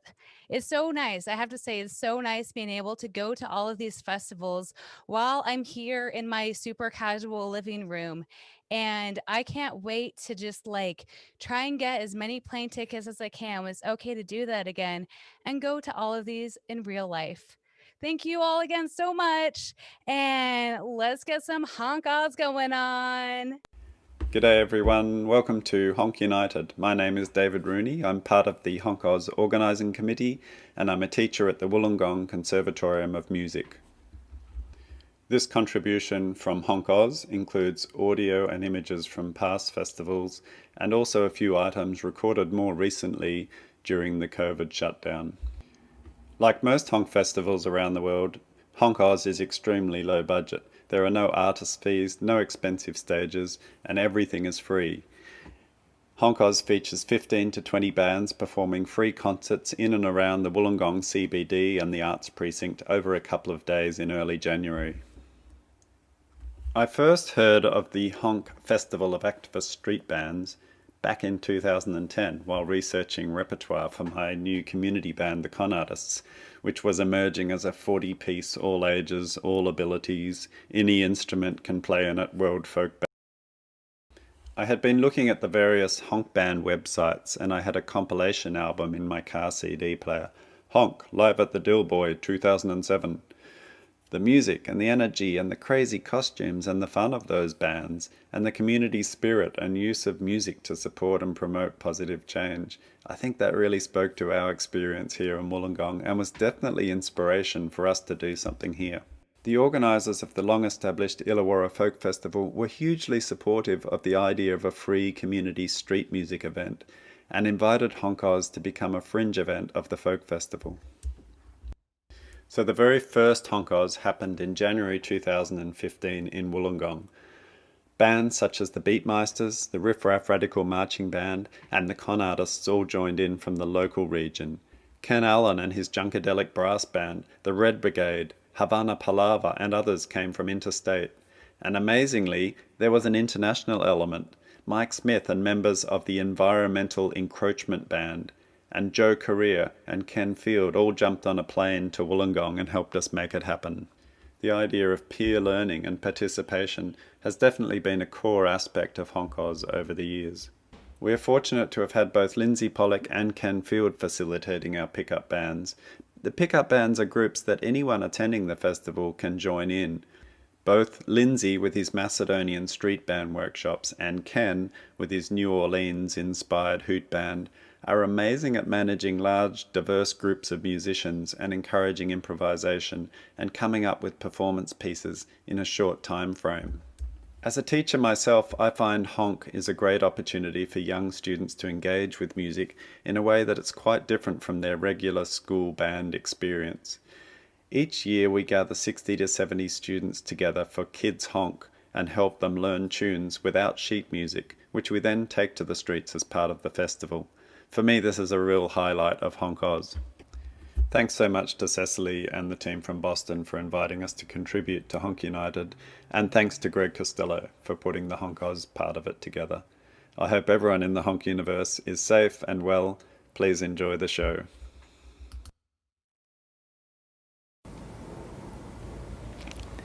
Hi, I'm Lotte and I'm one of the co-organisers of the HONK Oz Street Music Festival. And one of the songs that you often hear at HONK festivals, and we certainly play it a lot at HONK Oz, is Bella Ciao.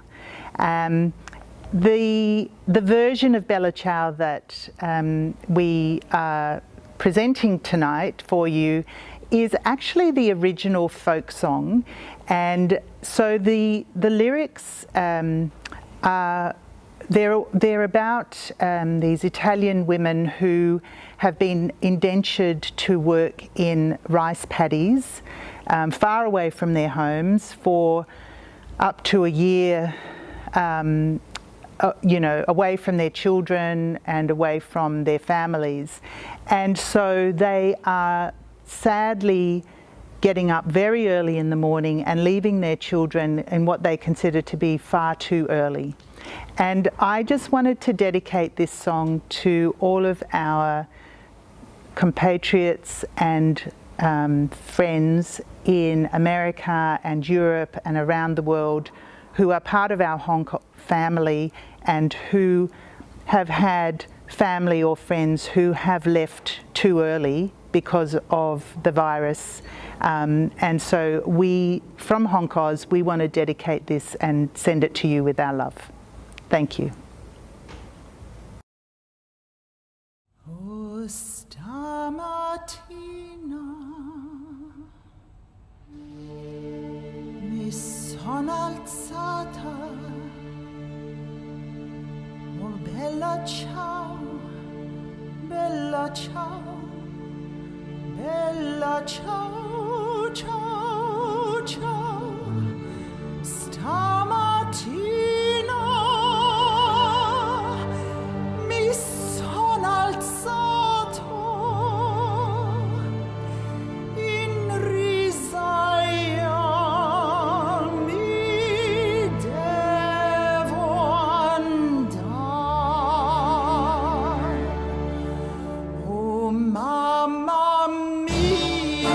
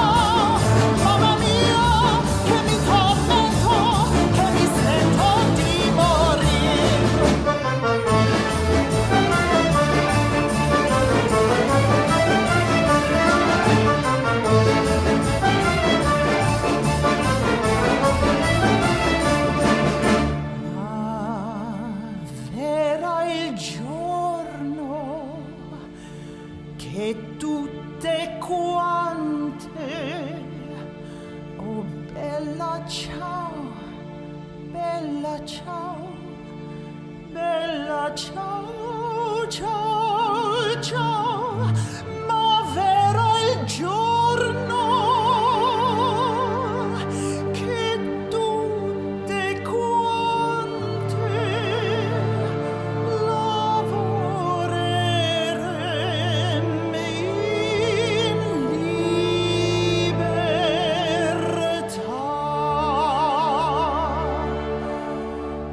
Oh, stamattina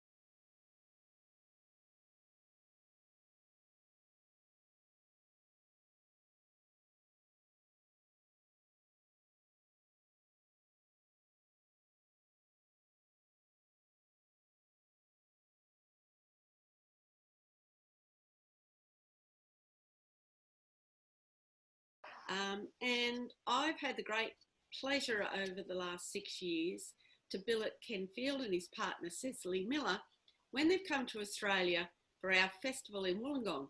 Wollongong's a city situated 90 kilometres south of Sydney in Australia. Ken Field has been an integral part of the HONK Oz Festival since it began in 2015.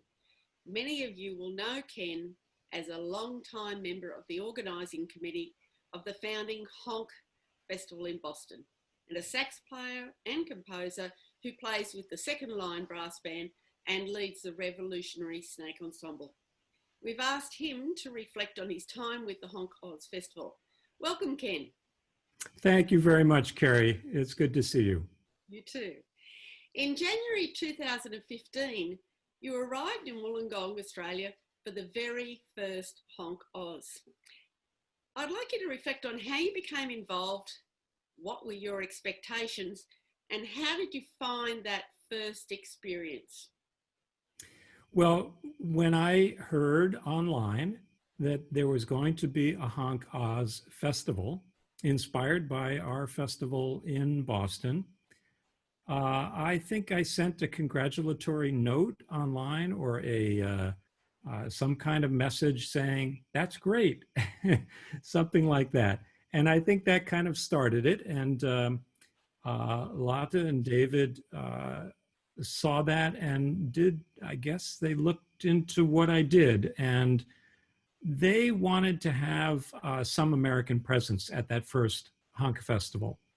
But it was problematic to try to bring a large band, of course, very expensive. And the thought was that they could maybe bring a smaller band, and they saw that I had a smaller band, my Revolutionary Snake Ensemble. In the end, that wasn't even possible. So I came alone, and we talked for quite a while about, prior to the festival, about what I might do.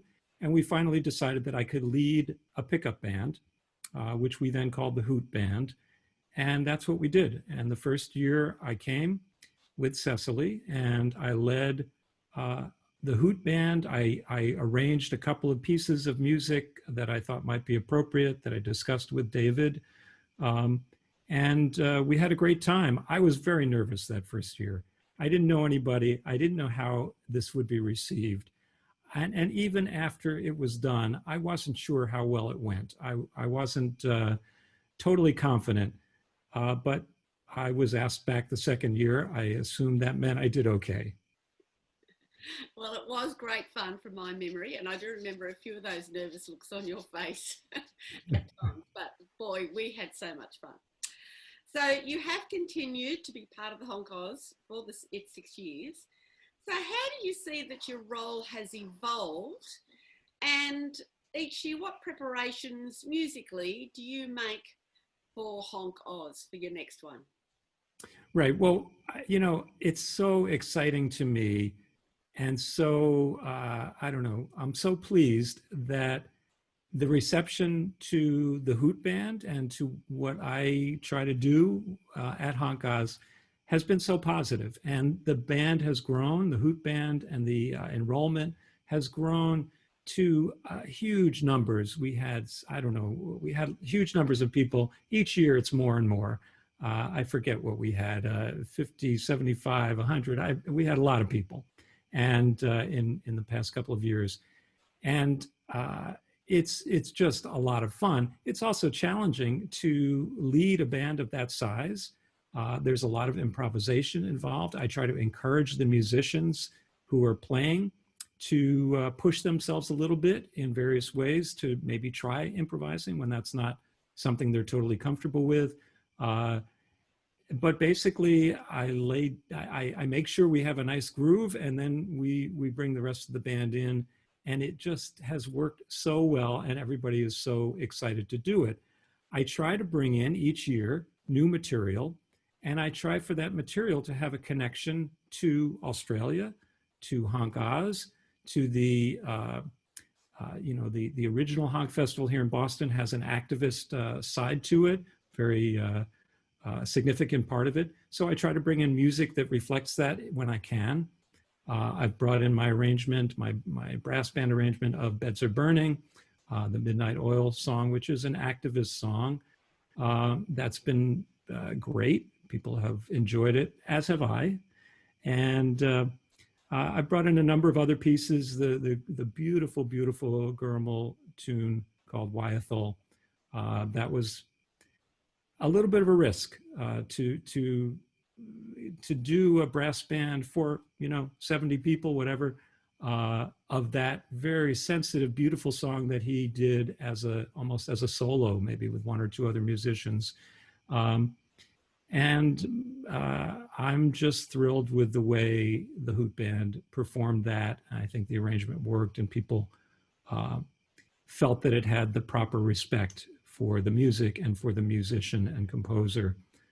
So I try, as I say, each year to bring in some new material that is relevant. I brought in some of my own compositions, Zonk and The Skunk is Defunct, some things that people seem to enjoy. So, and my role, I think it's, in a way, it's grown just because the size of the group has grown, but it's basically the same thing. I lead a pickup band, and I try to bring my own thinking about playing music, about improvising, about that everyone can get involved and everyone can have fun doing things that maybe push them a little bit in one direction or another. Absolutely, Ken. You certainly do push a lot of us, and I've been one of those as an adult learner, and I've come a long way because of you. But and I remember feeling very, very emotional.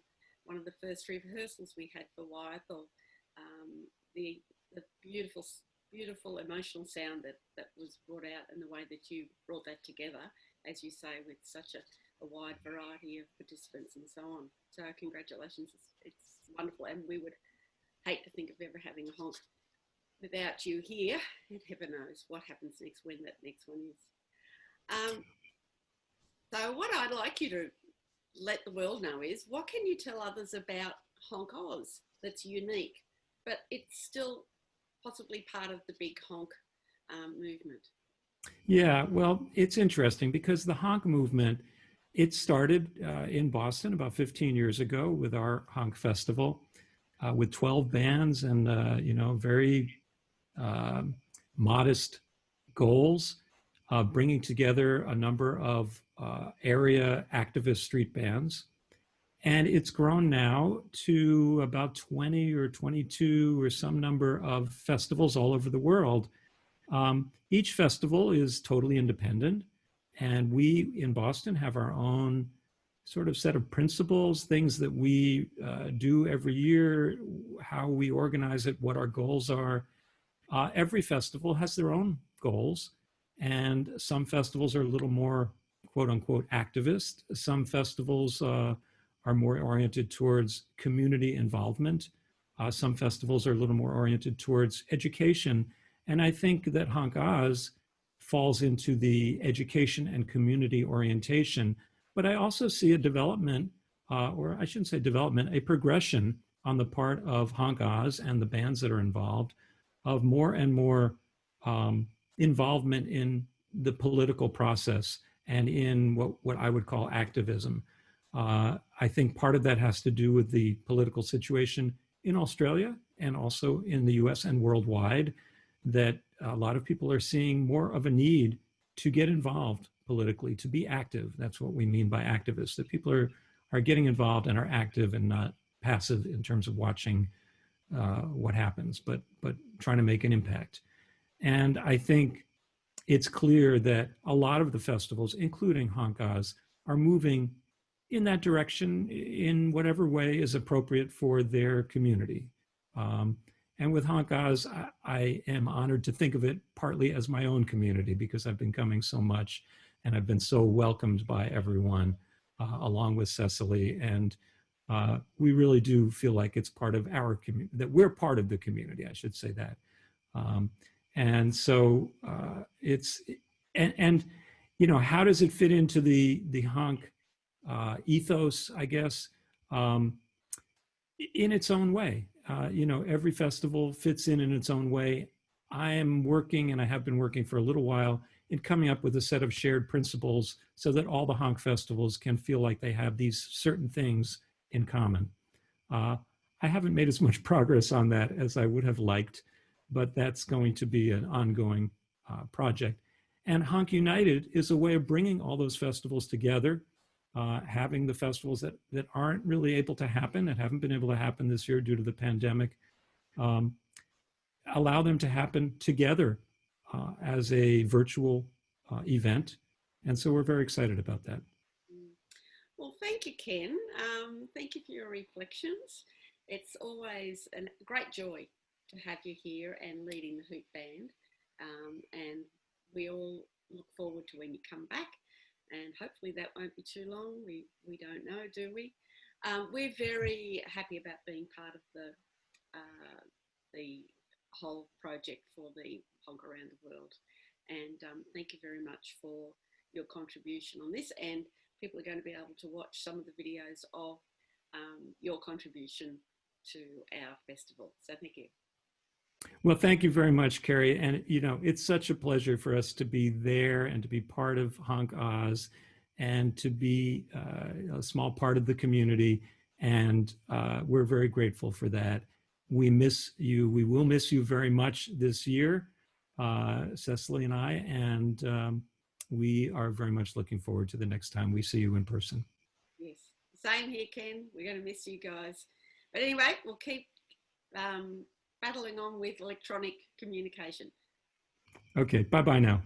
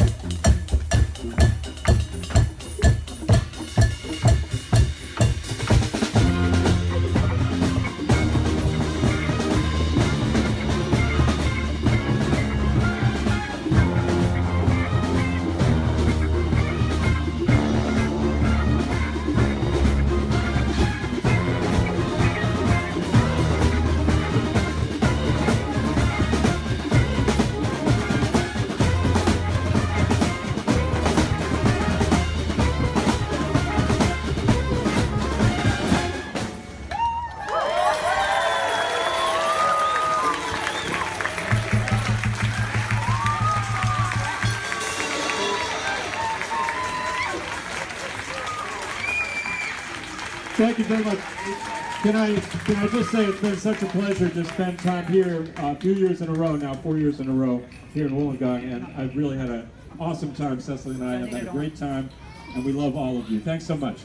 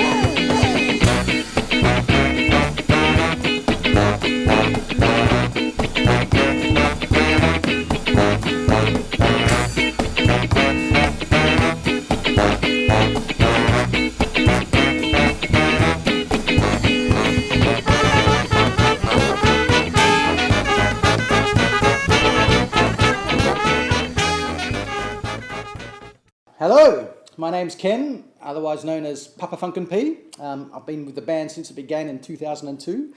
Back then it was just a percussion group, so we've developed junk instruments over many years, and I've got a collection of them here. This is called our bucket kit. And so first of all, we've got a passion fruit bucket that we get from a local tip shop, and we cut the bottom out and put tape onto it. Get a tom sound. This you'll recognise from your cooler at work. It's a water bottle. And here, these three paint buckets. And these ones just sound like a kind of toms. This one is our snare. And how we get our snare sound is, if you have a look in here, you see that? Jangly bits. They're actually an old cymbal that's been cracked, and we cut that up, and that becomes our snarey bits for our snare. And then that becomes our junk kit. So and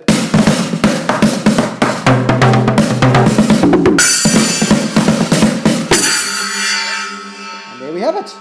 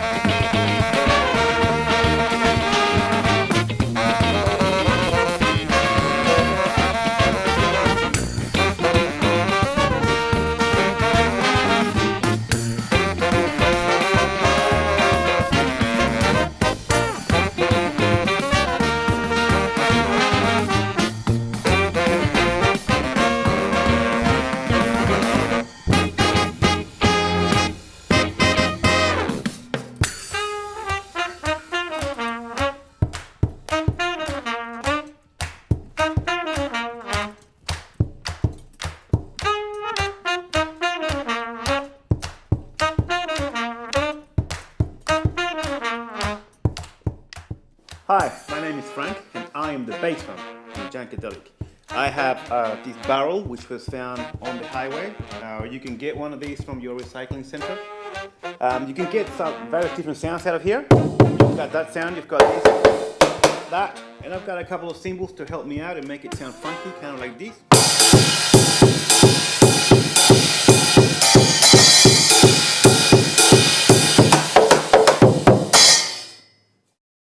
Hi, my name's Laura. I'm one of the trumpet players with the Junkadelic brass band, and I'm going to show you how to make one of our shakers. One of these things. So you start with 2 delabeled and empty cans, a bit of rice, and some tape. We put our rice into our empty can, and this is where it gets the trickiest. We put our empty can on top of the full can, most important, and we use our tape to seal them together. And once you do that, you've got a fully functional shaker. Gotta get down and get up. Gotta get down and get on up. Gotta get down and get up. Gotta get down and get on up. Gotta get down and get up. Gotta get down and get on up. Gotta get down and get up. Gotta get down and get on up. Gotta get down and get up. Gotta get down and get on up. Gotta get down and get up. Gotta get down and get on up.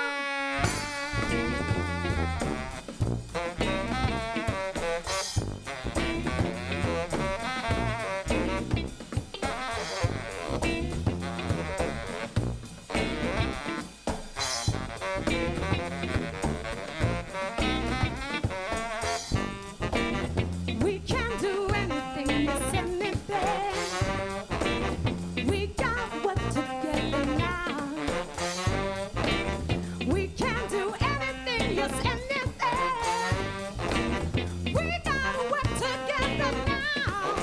Gotta get down and get up. I gotta get down and get on up.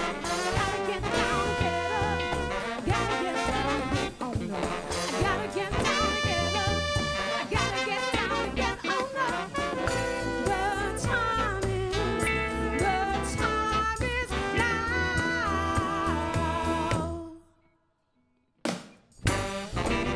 We got to suck it up and pay our dues. We gotta work together now. You know there's everything for us to lose, and we gotta work together now. Gotta get down and get up. I gotta get down and get on up. I said gotta get down and get up. I gotta get down and get on up. Gotta get down and get up. I gotta get down and get on up. We will survive. We will survive. We will survive if we stick together now.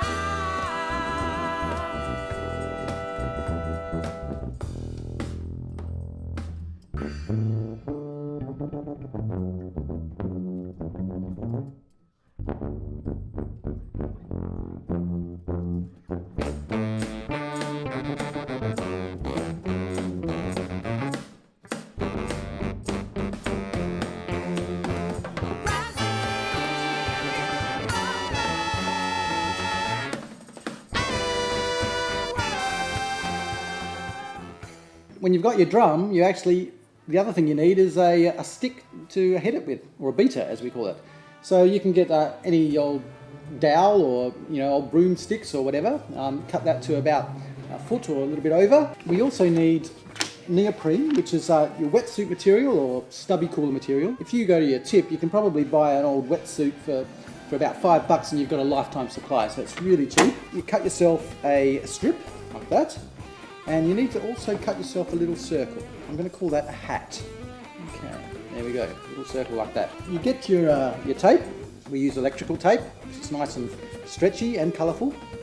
And you attach the tape to the neoprene, and then you attach that to the stick.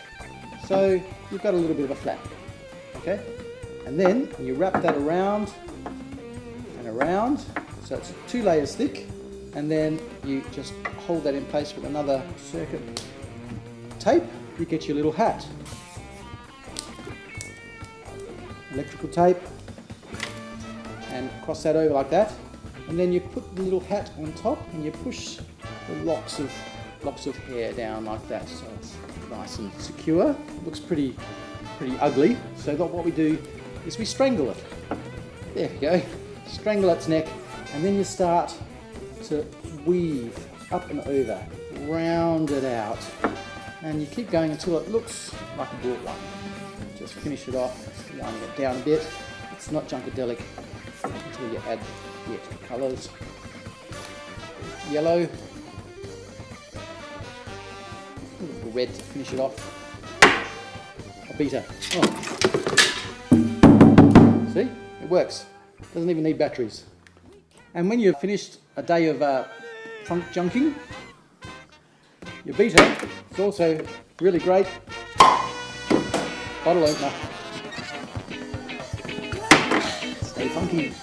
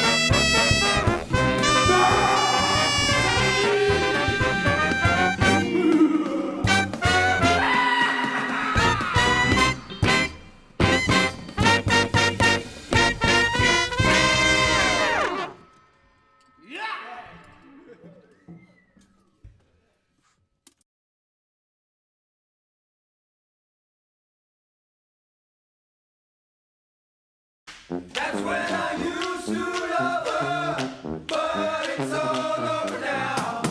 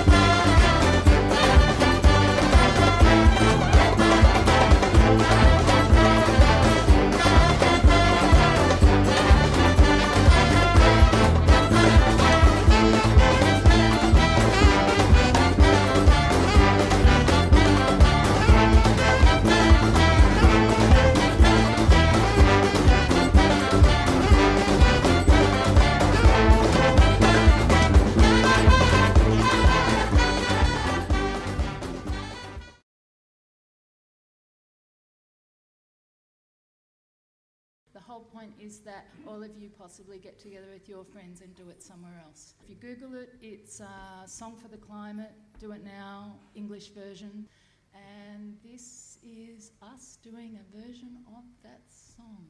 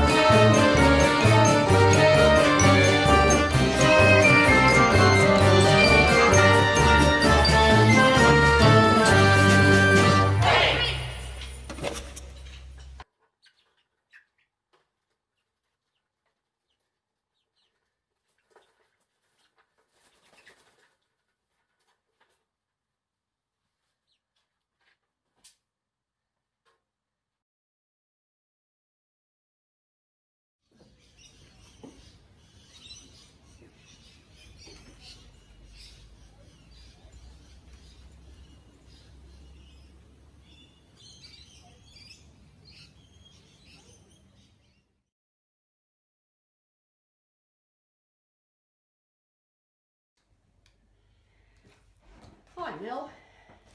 Hi.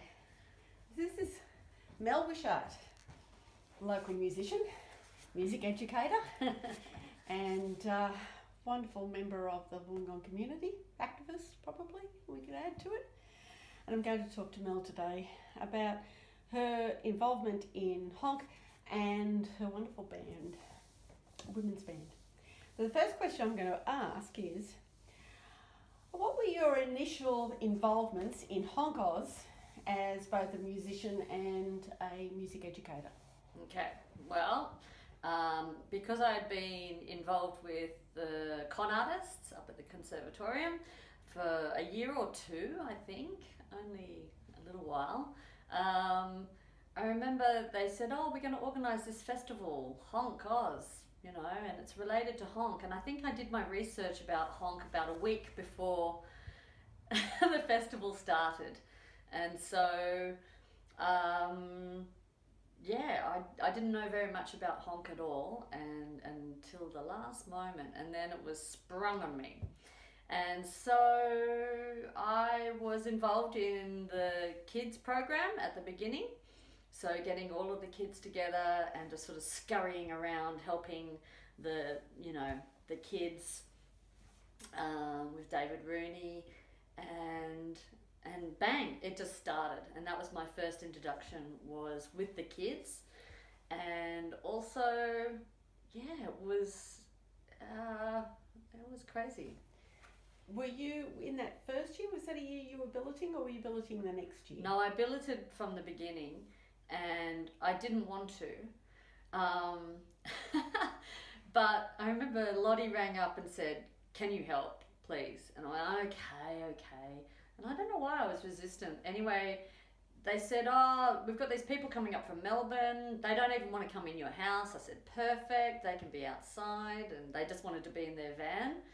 And then when I came to the Kids Honk, the crazy Americans from the Environmental Encroachment Band, the EE band, were there going, oh, something's happened with our accommodation. Can you help? And I said, oh, well, yeah, I can. Because by then I was in for a pound, in for a penny, in for a pound. And so I welcomed Mike Smith and Tony Randazzo into the house as well. And so this was the best thing in the world, because I came home and I had the Melbourne people coming up, which I've forgotten their name off the top of my head, and they played saxophone and trombone, and I had tuba and trombone, and me and Rob, and we all sat around on the back deck and we played music until the neighbours knocked on the door and said, can we come in? And then later on, the other neighbours knocked on the door and said, can you shut up? And we went inside, and then we went all folky. So what was so good about this was just this meeting of musicians. And so it was just electric, and we just played music all night. And then HONK just took off, that first HONK. So I gather that meeting and that electricity that's set up is possibly one of the reasons you ended up in the United States, in Boston, for HONK, and then Pronk, and then New York. Yeah, definitely. And what facilitated that, and how did the experience go? Yeah. Well, by the end of the first HONK, and the first HONK is the deepest, I was just vibrating on a high. I was just so high from the experience. I was just turned on, and I had an epiphany, and I just went, wow, this is great. And so I've never travelled before, but I went, look, I want more of this. And so, not having very much money, I applied for a grant off Culture Bank. And so Culture Bank very generously supported me, which enabled me to buy a ticket and, you know, get a passport. I didn't even have a passport. And yeah, take off the following year, which was great. Yeah. And you were a group of 4 Australians who went over. Mm-hmm. How did it go? Oh, it was great. It was awesome, except for losing my wallet in Boston or something. And oh, look, you know, it was amazing. Yeah, it was really cool. And the Americans, of course, do things 10 times bigger and louder and what have you. So it was there was big festivals. And, you know, wow, one of my favourite moments was in New York where they did the honk around all of the community gardens that are saved in Manhattan.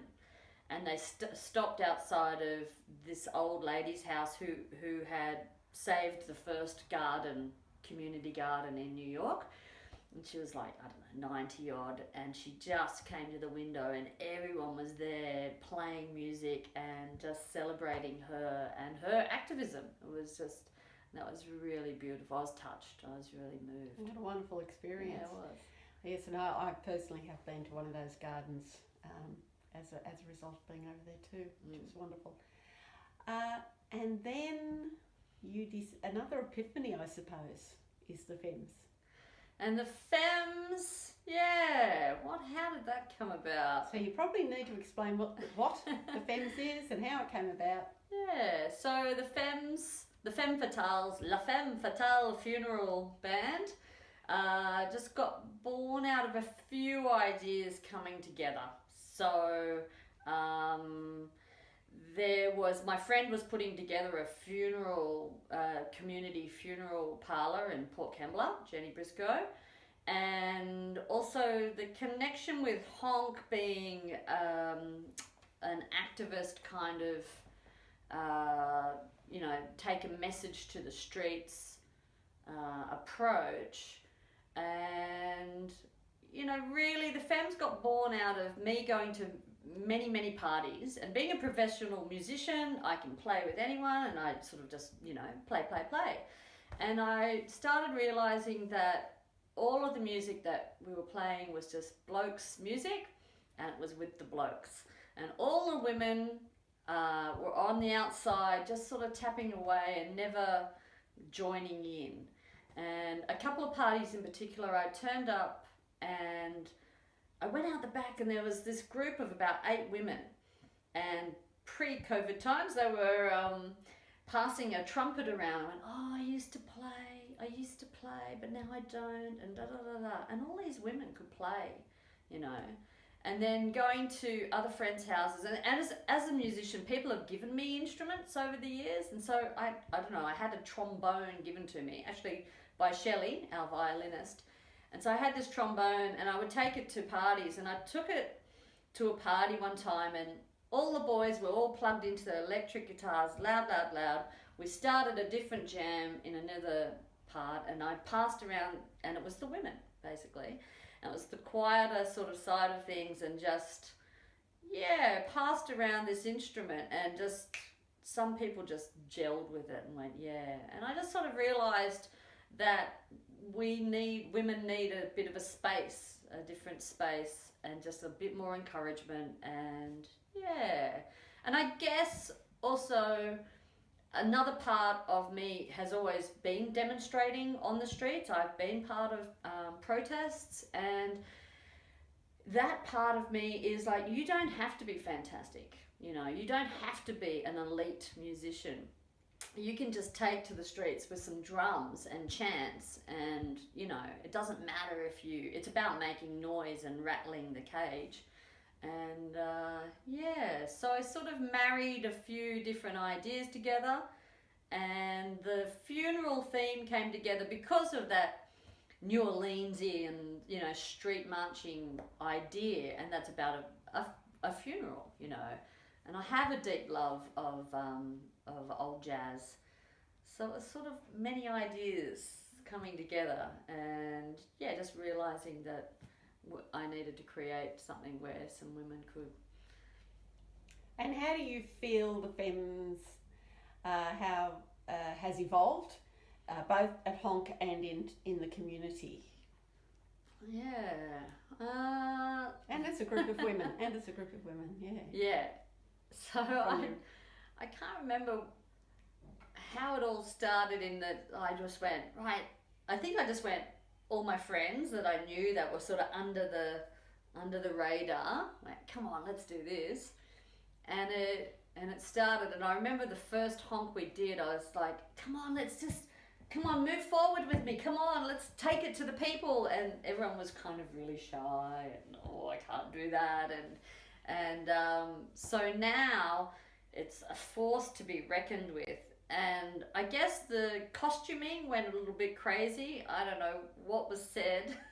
The idea was that we were at a funeral, but it somehow got transformed into a steampunk, passionate, over the top funeral. And and that's amazing too, because costume gives you, it gives you theatre, and it masks you. It gives you something else that just being an ordinary musician, you're sort of, from years of being on the stage, a good costume can give you bravado. Yeah, so the femmes are just rocking it now, and just... And finally, can you tell people who aren't aware, what sort of gigs do the femmes do when we're not in the COVID world? Yeah, well, when we're not at HONK on the streets, we've been involved in women's issues. So the International Women's Day event every year for Project Gallery. So that's been really lovely and supportive of us. And what else do we do? We've done a few marches for IWD as well. And I can't remember, can you? We've done our plastics. Oh, yes. So we've always tried to pull up some issues, haven't we? Yes. So... Refugees.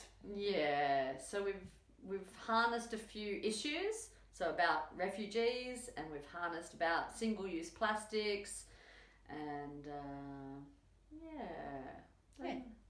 Well, thank you, Mel. That's okay. Great bit of storytelling there, and I'm hoping people will be able to get a good picture of what you've done as part of our organisation. Yeah. Thank you.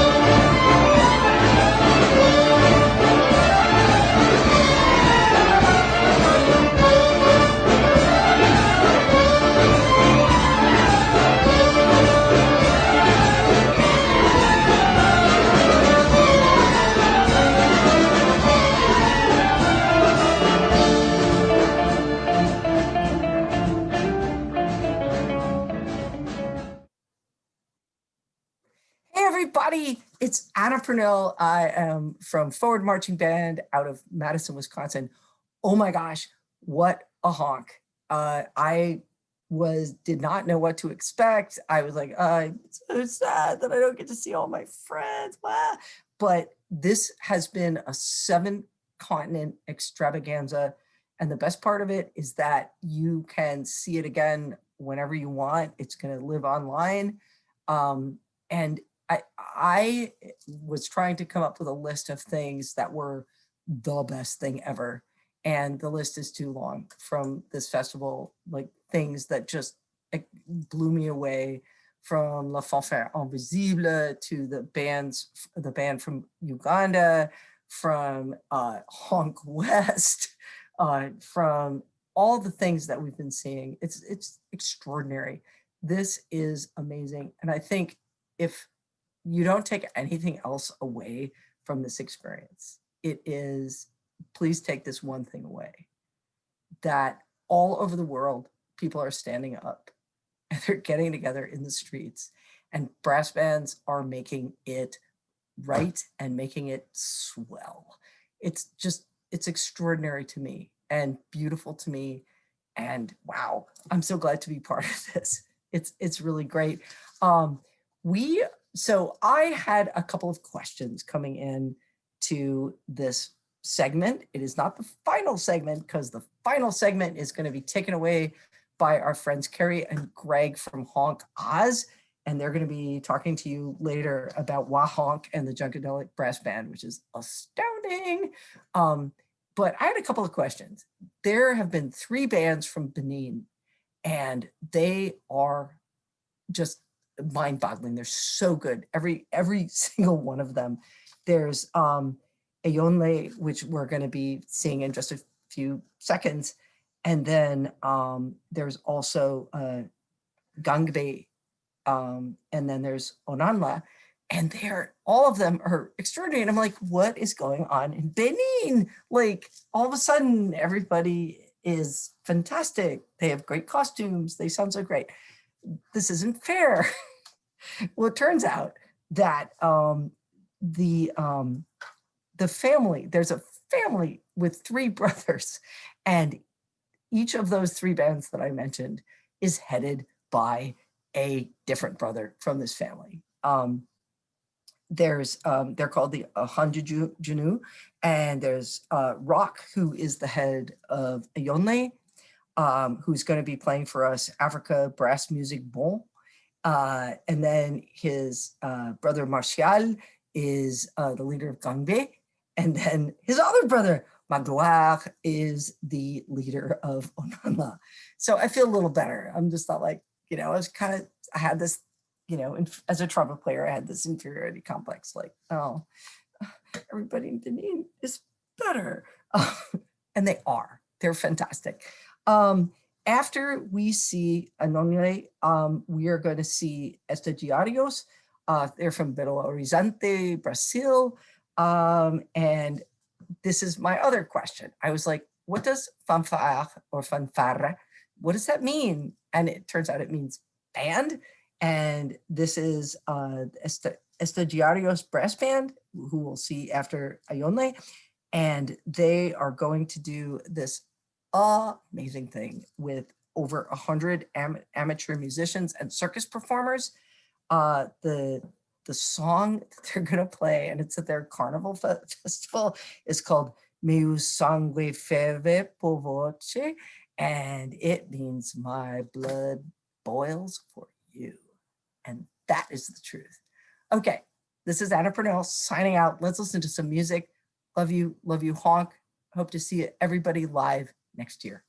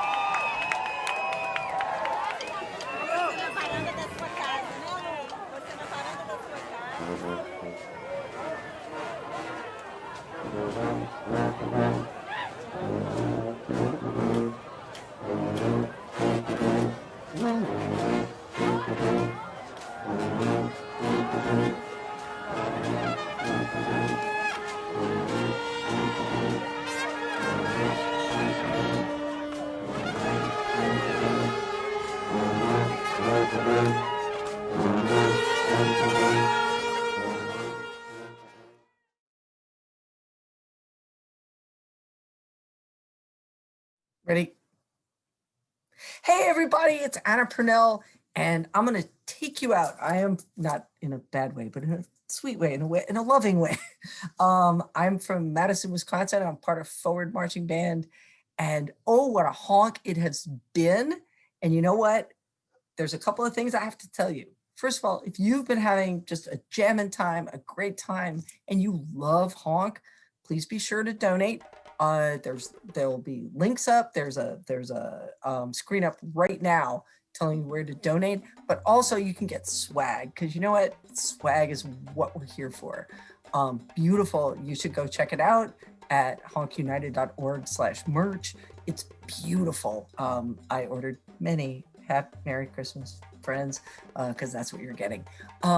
So I am really excited and really humbled to introduce a fantastic video from WAHONK.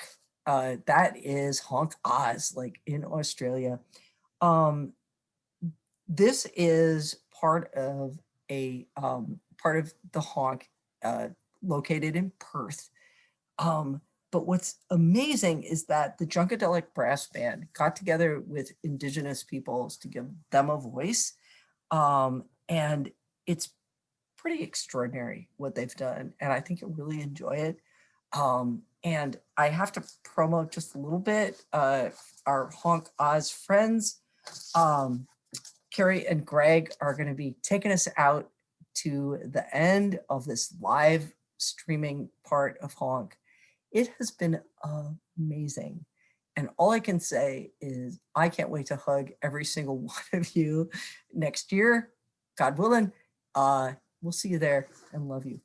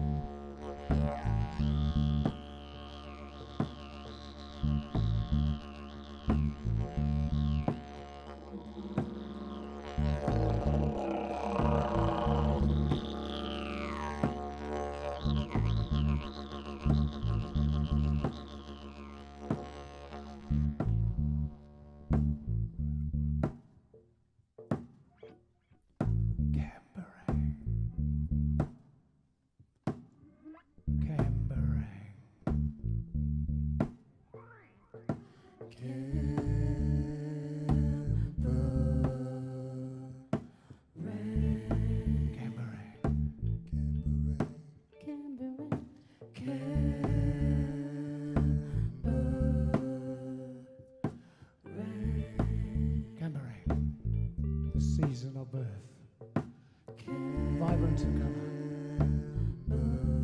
the flowing of water, when the young are alive, the burst of the wildflowers, after the dormant winter, incubation comes the birth. We call this birth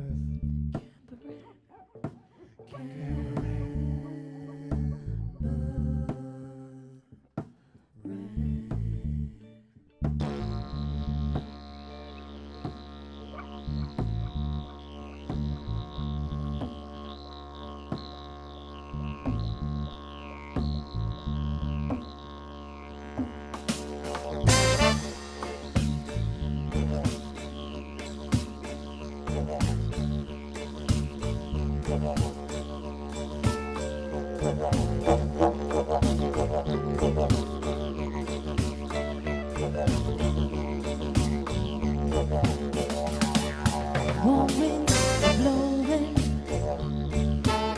listen to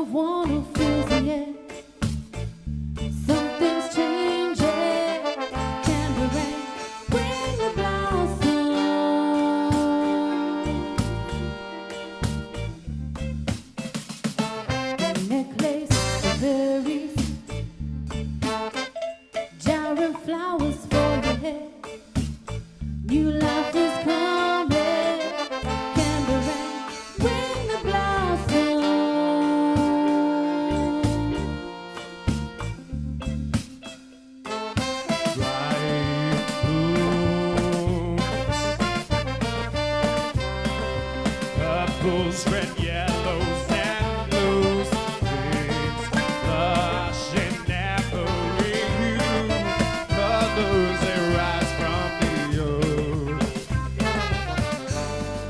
Wildflower waterfall. A cascade of colors from hills to coasts. Traffic now rainbow river.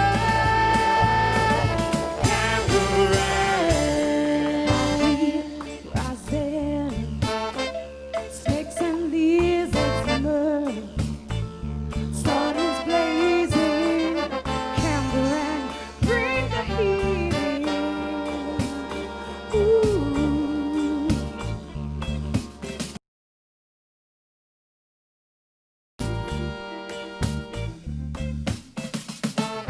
Necklace of berries, jar of flowers for your head. New life is coming.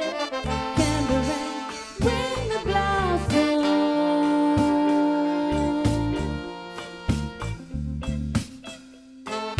Bright blooms.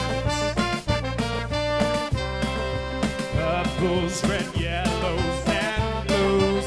Pinks, lush and every hue. Colors that rise from the earth. Wildflower waterfall. A cascade of colors from hills to coasts. Traffic now rainbow river.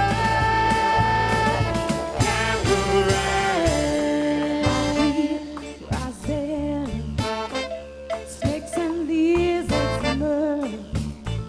Starlings blazing. Camberang, bring the heat in. Ooh. Vacation, blossom. Sweet nectar for the birds. Hear them calling. Camberang, bring the heat in. Yes. Bright blooms. Purples, red, yellows, and blues. Pinks, lush and every hue. Colors that rise from the earth. Wildflower waterfall. A cascade of colors from hills to coasts. Traffic now rainbow river. Camberang.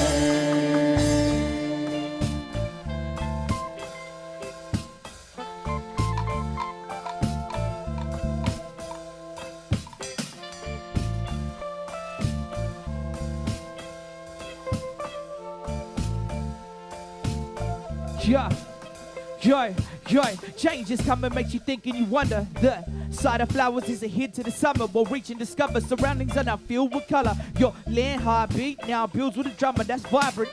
You can sit and wonder in silence. Forget about the misery, hurt, pain, and violence. The wind whistles through the trees like the song of a siren. You sit back, relax, and just admire it. Bring the heat and the breeze of the sea. With these, you will grow from a seed to a tree. The sun will glow, feel the beat of the heat. But you will know you're as free as can be. Yeah. One wind blowing, rising. The scent of one snakes and lizards emerge. Something's changing. Camberang, bring the blossom. Yeah. A necklace of berries, rising. Jar of flowers for your head. For the bird. New life is coming.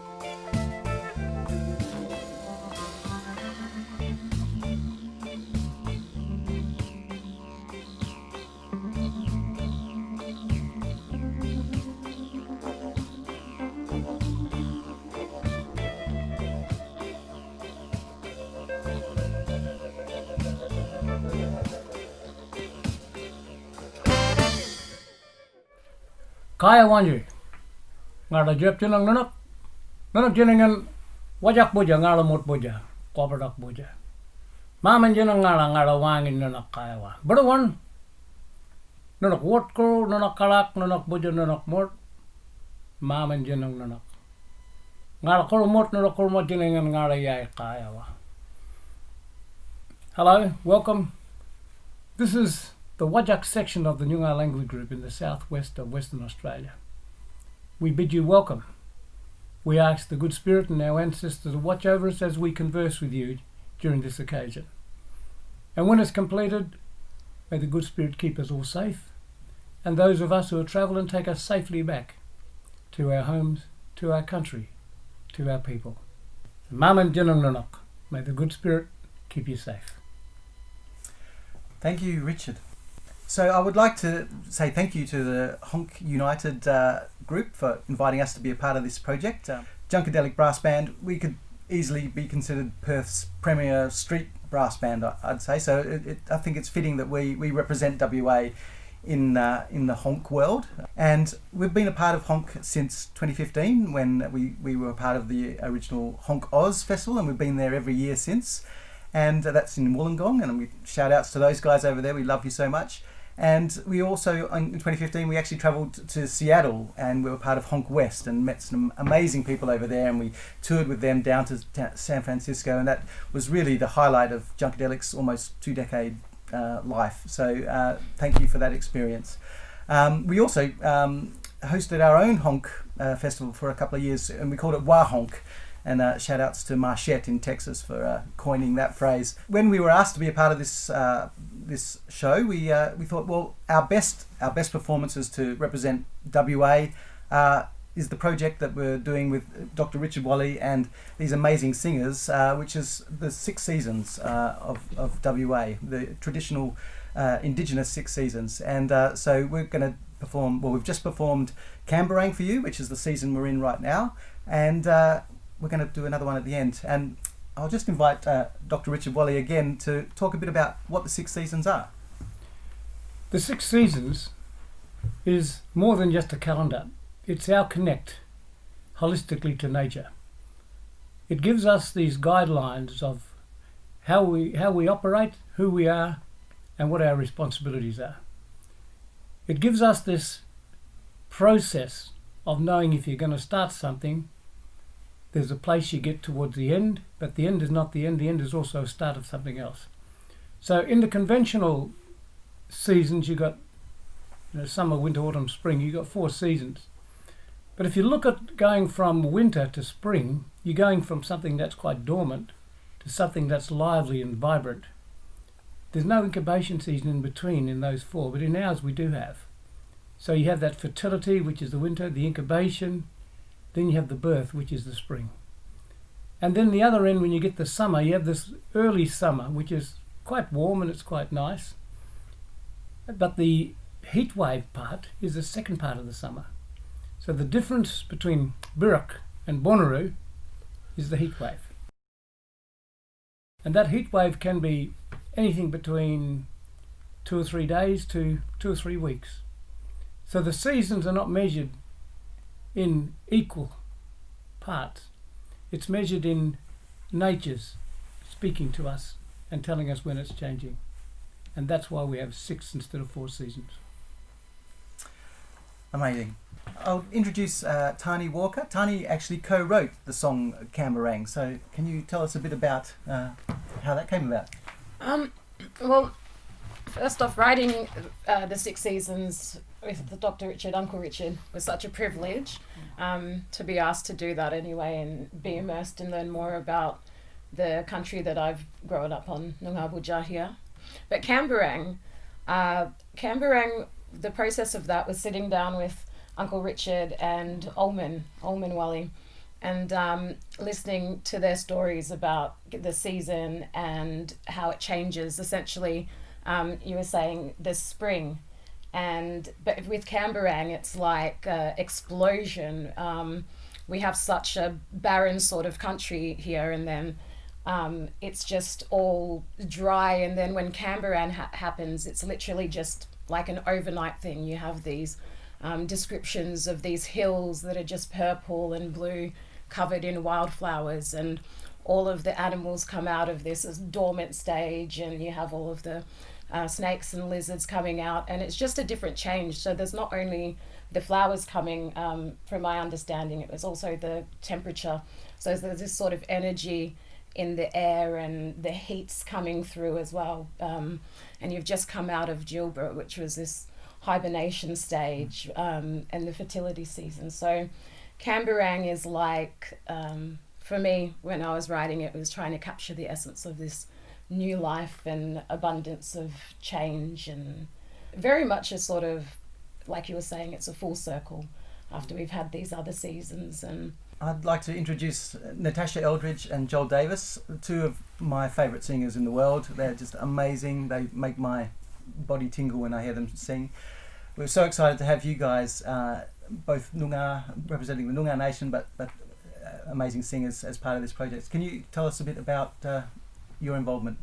Yeah, well, first of all, thank you for that beautiful welcome to country, Uncle Richard. That was really lovely. Just love hearing my natural native tongue spoken in such beautiful poetic words.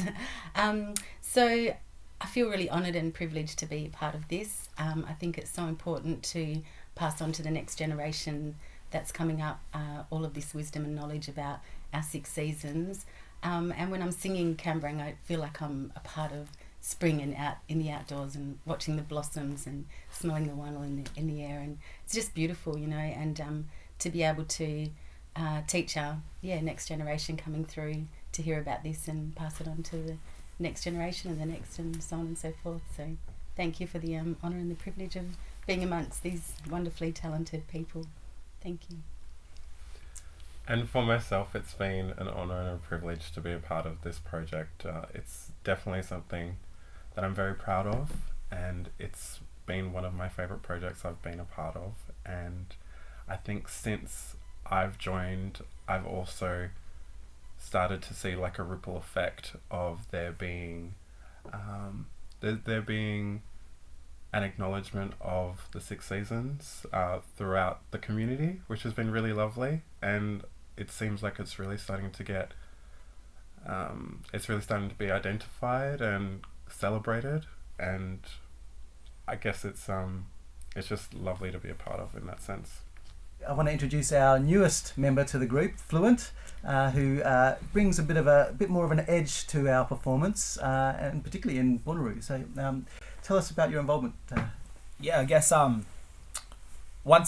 always been a fan of everyone here, and once I understood what was happening and how the 6 seasons were being told, and it was being told by our people, and then being offered to be a part of that, that's something that I was drawn to straight away. I've always been an advocate of our stories being told our way and through our lens, and not that of what's usually told. So I guess I got excited about that, and that's what I'm here to do. I'm here to tell our story the way that I believe it should be told, and the way that we all understand it to be.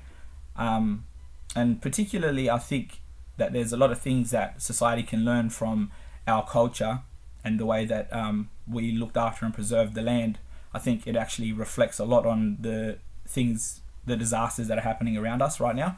And I think any way that we can get that message out through a musical form, I think that it becomes a much bigger voice, a much more heard voice. And that's what's so important, that if we can use every advantage that we have to be able to tell our truths as Aboriginal cultural people and what we see to be right, then I think that's a very important thing.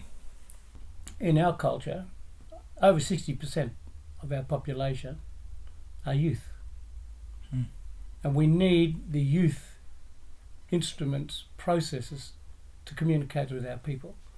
And our culture is adopted and adapted to every genre of music that's come into this country, from classical to country, western to blues to rock and roll, jazz, you name whatever comes in this country, our people have adapted and adopted.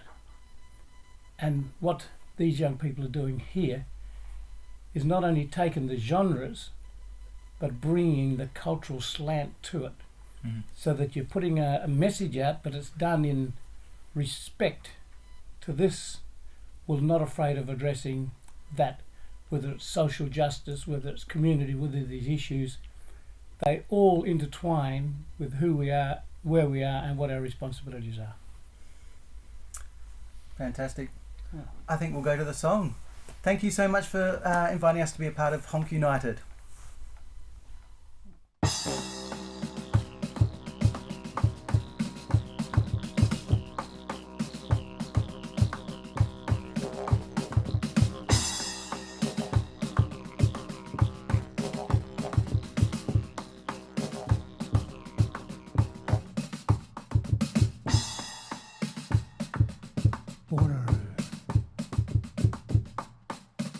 The second summer, hottest time of the year, when things slow down.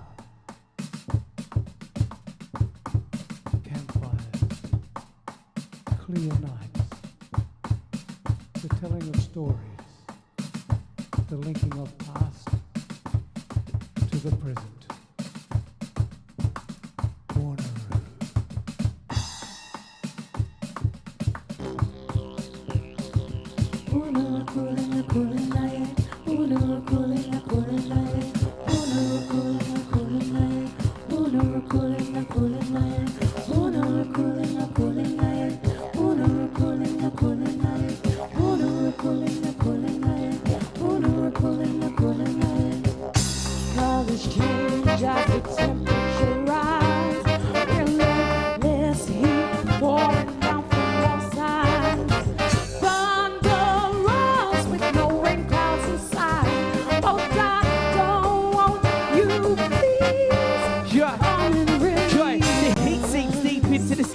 Revitalizing life, feeding the melanin.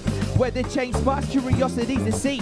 Flow with the seasons, except what it brings. Families gather, information exchange. Where the catch the best piney, follow the waterways. Was with us all the days we could trust in the land. But now it seems our heads are stuck in the sand. The heat's more intense than it's ever been.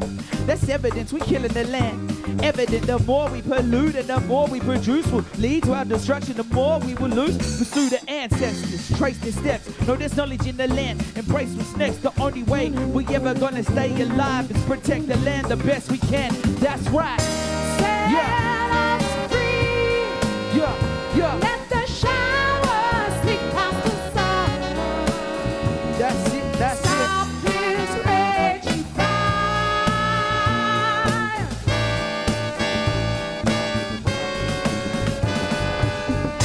Colors change as the temperature rises.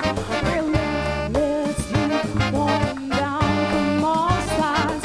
Thunder rolls with no rain clouds inside. So God don't want you, please come and relieve us.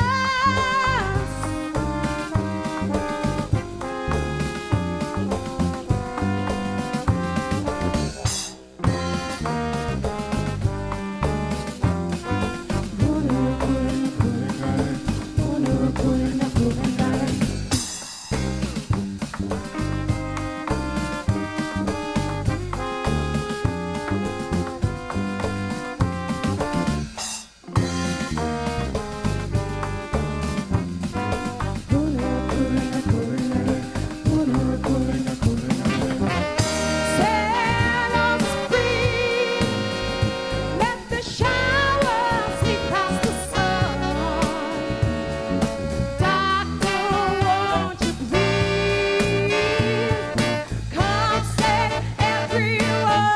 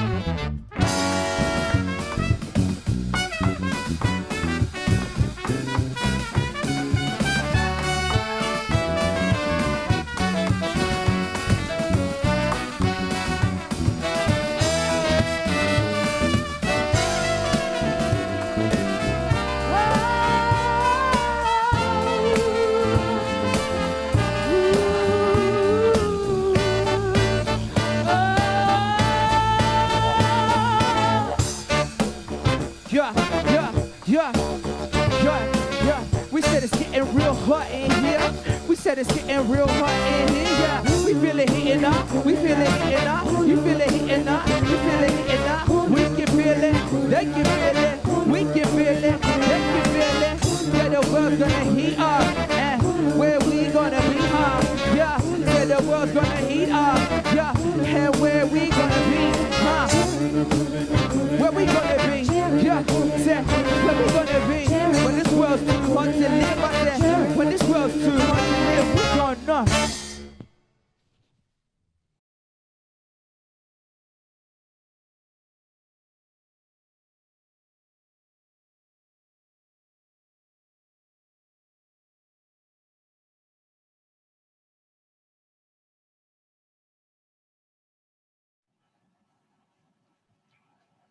G'day.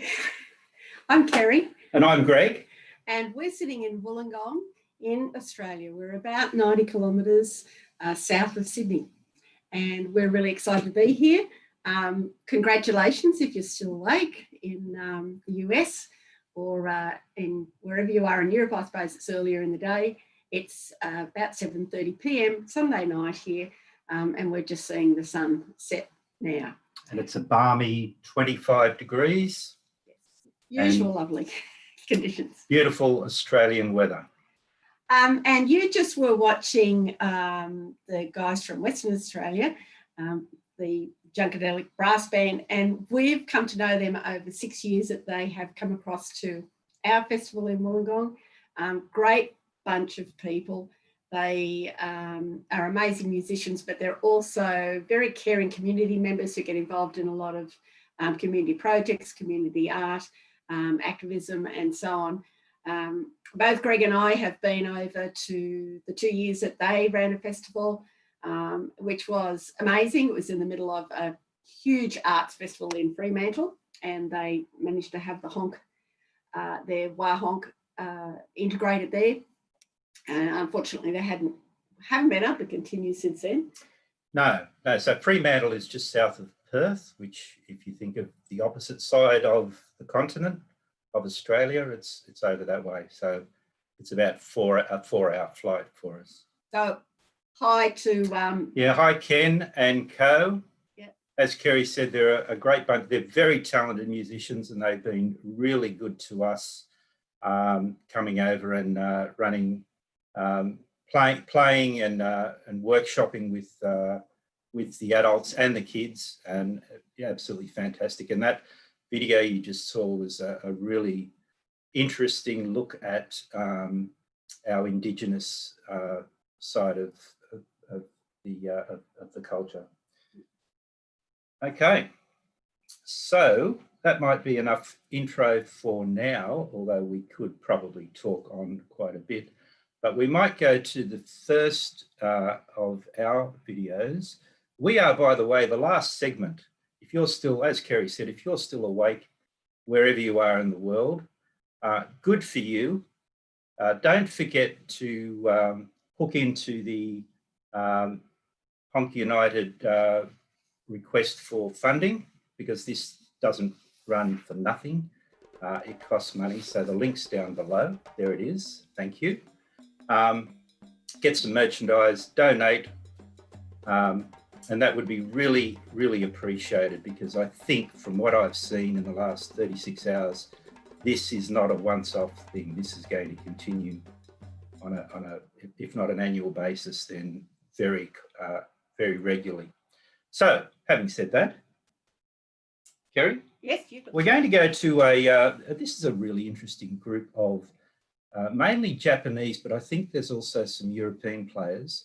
It's a collection of pretty much drumming, although there are some horns involved, but they're very short 30-second segments of demonstrations in Japan that this group is playing at. It's very powerful. So I'd like you to sort of look at this and think, yeah, I mean, we've seen quite a lot of powerful stuff already, but this will really hit the nail on the head. So this is Il Commons from Tokyo, Japan.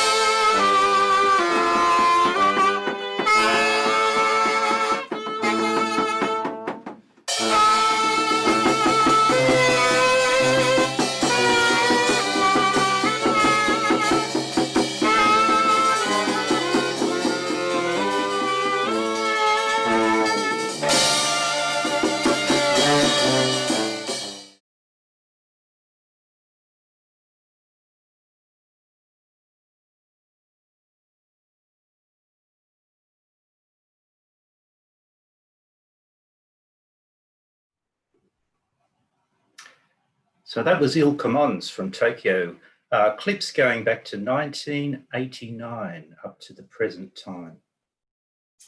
And coming up next, we're going to listen to the Onenla Brass Band from Benin. But there have been several bands from Benin over the time of HONK, and I don't know if people realise, but it's just next to Nigeria and West Africa, only a very small nation. And those of us from places like the US and Australia would appreciate. It must be very interesting to live in a tiny little place. Now, this band also perform as the Afro-punk ensemble Viviola, and are primarily influenced by Benin's local rhythms, along with funk and modern jazz.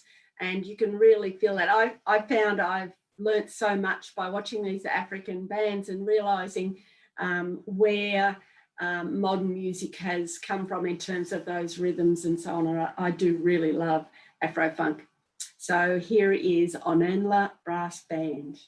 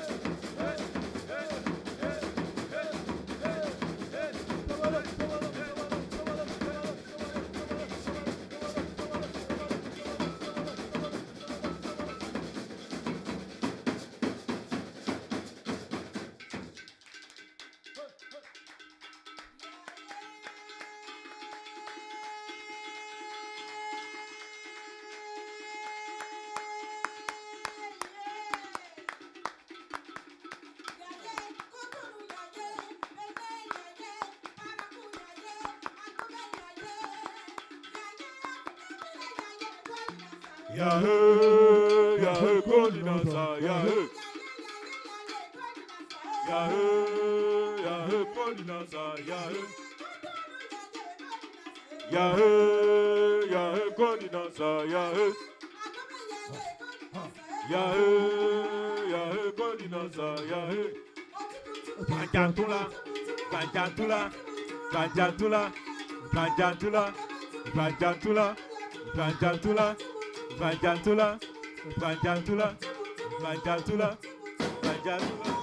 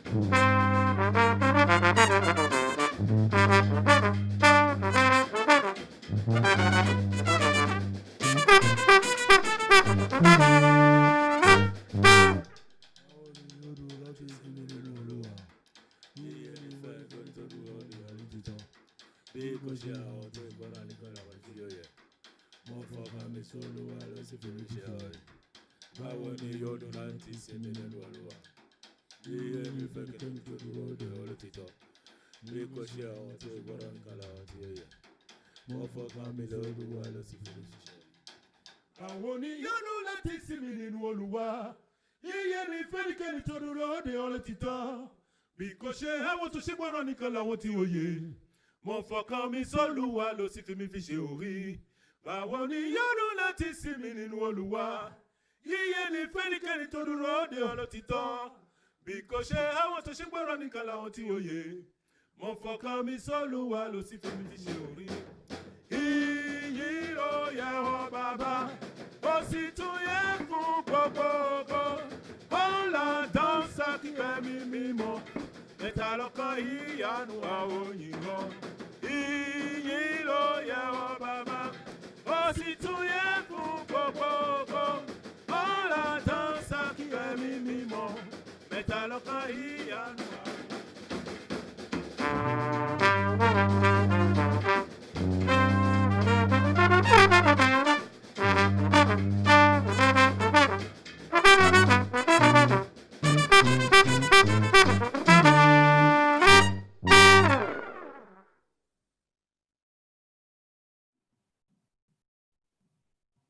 Hi guys, it's Honk Oz, Greg and Kerry here, broadcasting from Wollongong, which is just south of Sydney. How's that African stuff, hey? They've got so much rhythm, not to mention their costumes. Are you loving Honk United? I'm sure you are. If so, we'd like you to support this endeavour.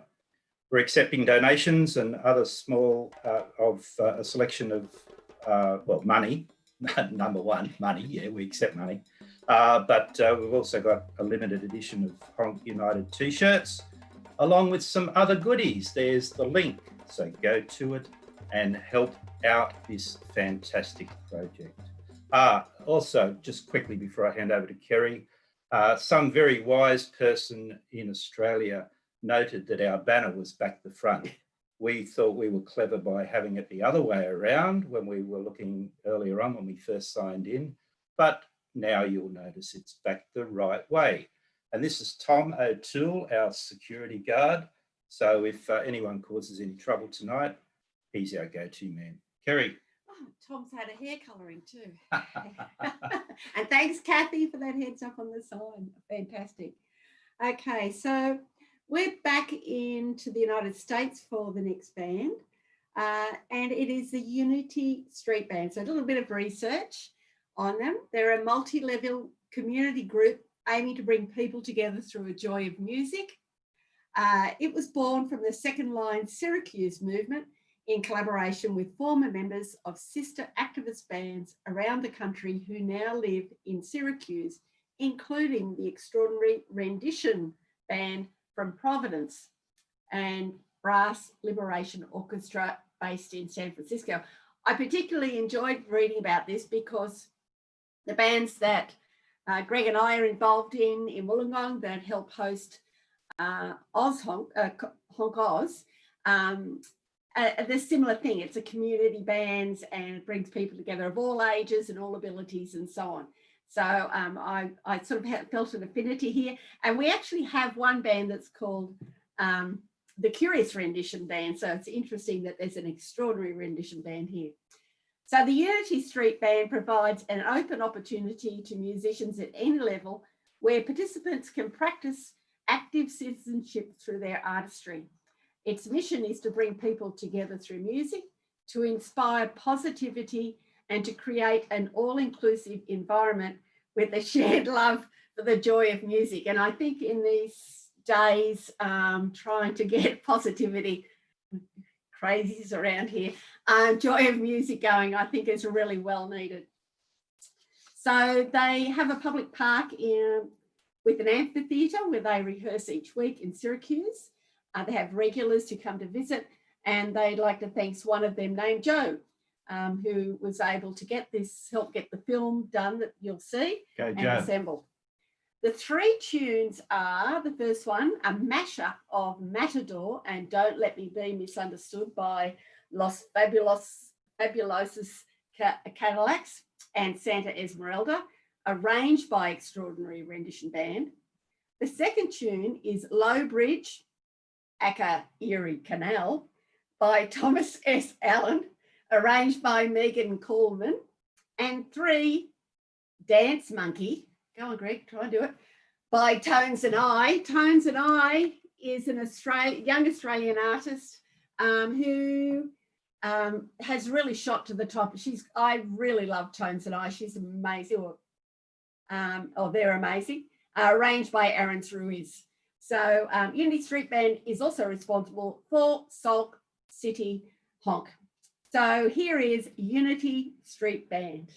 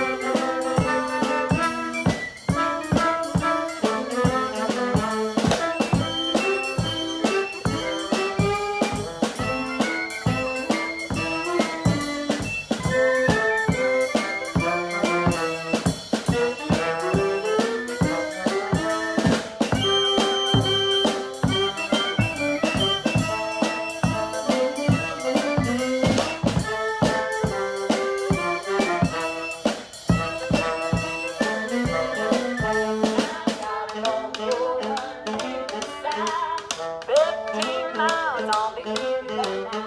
She's a good old winner and a good old pal. 15 miles on the Indian now.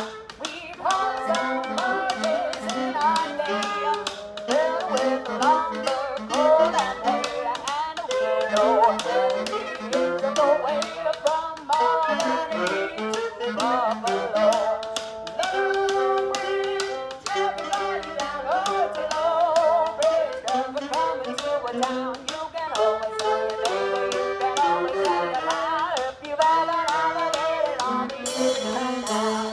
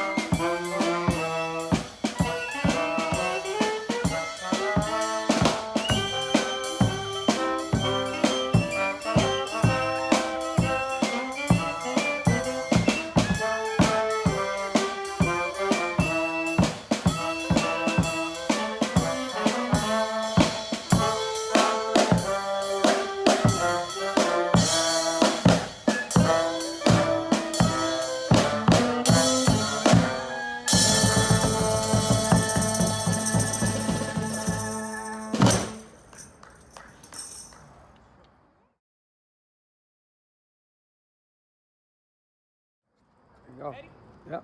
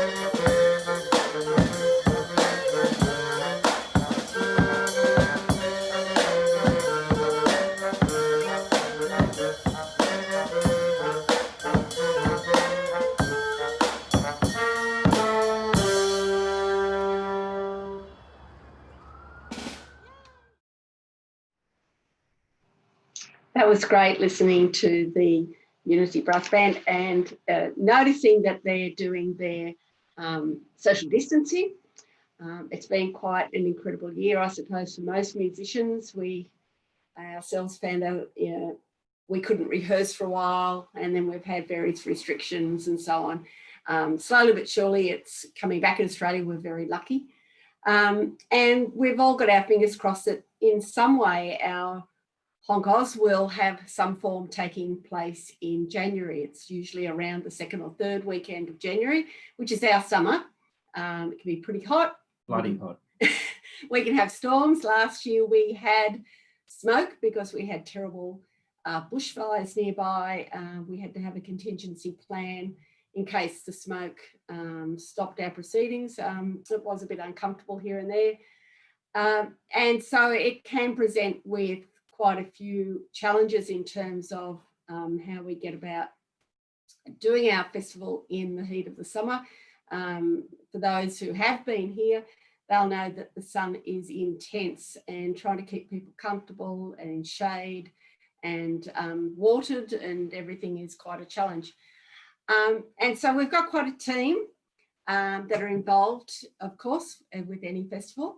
But we're headed by two really amazing people. And Greg. And they are David and Lotte Rooney, who instigated HONK Oz. It was David's inspiration and Lotte to start things in 2015. For those of you that saw the HONK Oz video, which went for an hour and 45 minutes, sorry about that. We should have broken it up into sections, but we didn't. David did an introduction. He's an incredible man. We've just had restrictions on wind brass players in schools, and because the community groups we belong to are part of the what's called the New South Wales Department of Education, we couldn't rehearse in our normal way. So David, instead of saying we won't rehearse, decided we would all grab a ukulele or a guitar or a percussion instrument, and the rehearsals continued, which was fantastic. Hopefully we get back into a little bit more wind playing, because we're both full of wind, Kerry and myself, particularly Kerry. No, Kerry's a bass player. I actually play the accordion, but please no accordion jokes in the comments required. I probably shouldn't have mentioned that. Okay, let's move on. Not bagpipes. At least he's not a bagpipe player. No, don't strangle bagpipes. Just strangle anyway.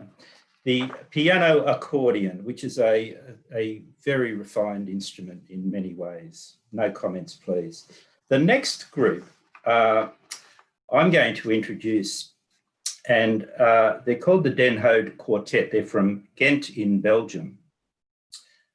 Den Hode, apparently, Kerry just told me, means the hat. And one of the things to look out for, you've got to watch this. By the way, if there's anyone watching this stream under the age of 18, you'll need to look away at the start of this video because there is some nudity. Put it this way, if you've seen that movie called, what's it called again, Kerry? That one. That one, you can leave your hat on. That English movie, come on, we were talking about it earlier on, we can't think. So there's a little bit of that at the beginning, but you'll enjoy it. Their motto is until every mind is liberated. So they've got live footage from their last gig, live in the streets of Ghent during a 10-day Ghent festival. They play a form of punk jazz, horn-heavy, aggressive swing influenced by the likes of Zero Slingsby and Charles Mingus, and incorporate influence from funk over Balkan to ska and Latin. So they've just about got all bases covered, except for tangos. Apparently they don't play any tangos. All members are currently also active in Brass Montage, a steampunk outfit brass band also participating in HONK United. You might have seen them earlier. Their playlist, their first piece is called, I'm really looking forward to their third piece, but I'll tell you their first two pieces. Serpenstraat Balkanismen, that's my excellent Dutch. Then they're playing a piece called Monen, which is a famous Charles Mingus jazz piece. think it features baritone. And then I'm really looking forward to this one. It's a song by the Dead Kennedys. It's called Too Drunk to Fuck.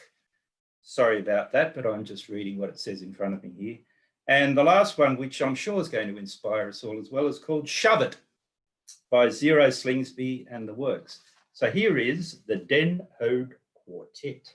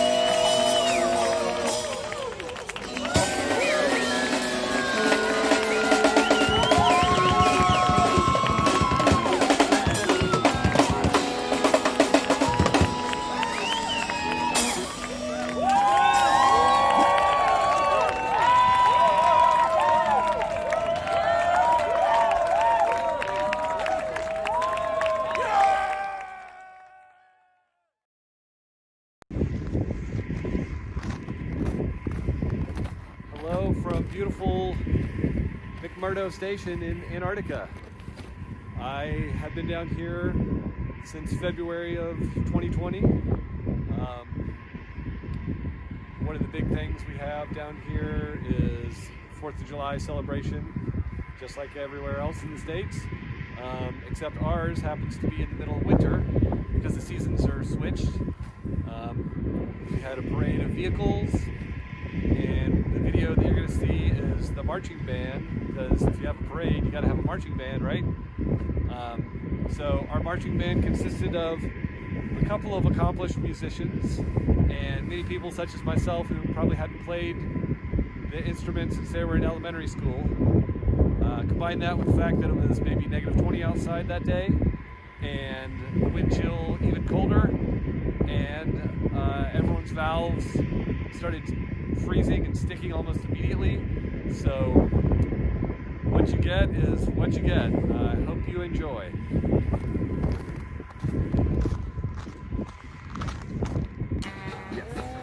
Everything. Yay!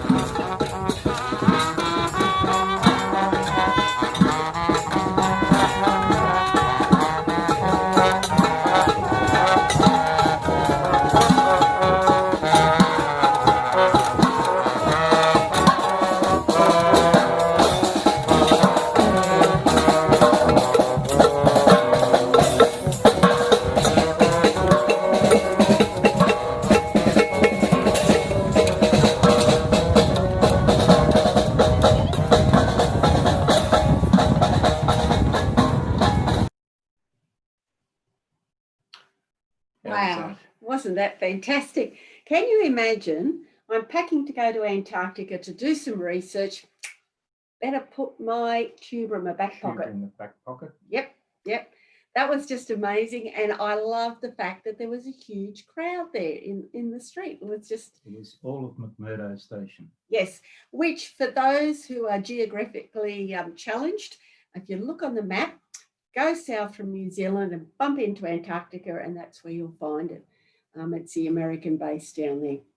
Okay. Where all true brass monkeys live. Yes. Ooh. Okay. So we're that's about it for us. We're going to hang around. We're going to hang around, but just going to throw to the after reel party in a moment. So this is a bit of a collection, as far as I know, of stuff that's been shown through the last week, and we've really enjoyed coming to you from Wollongong, Australia, and we really hope to see all our HONK family sooner rather than later. So here's the so thanks guys, really enjoyed it, a heap of fun, and here's the after reel party. Ta-da. Bye. See ya.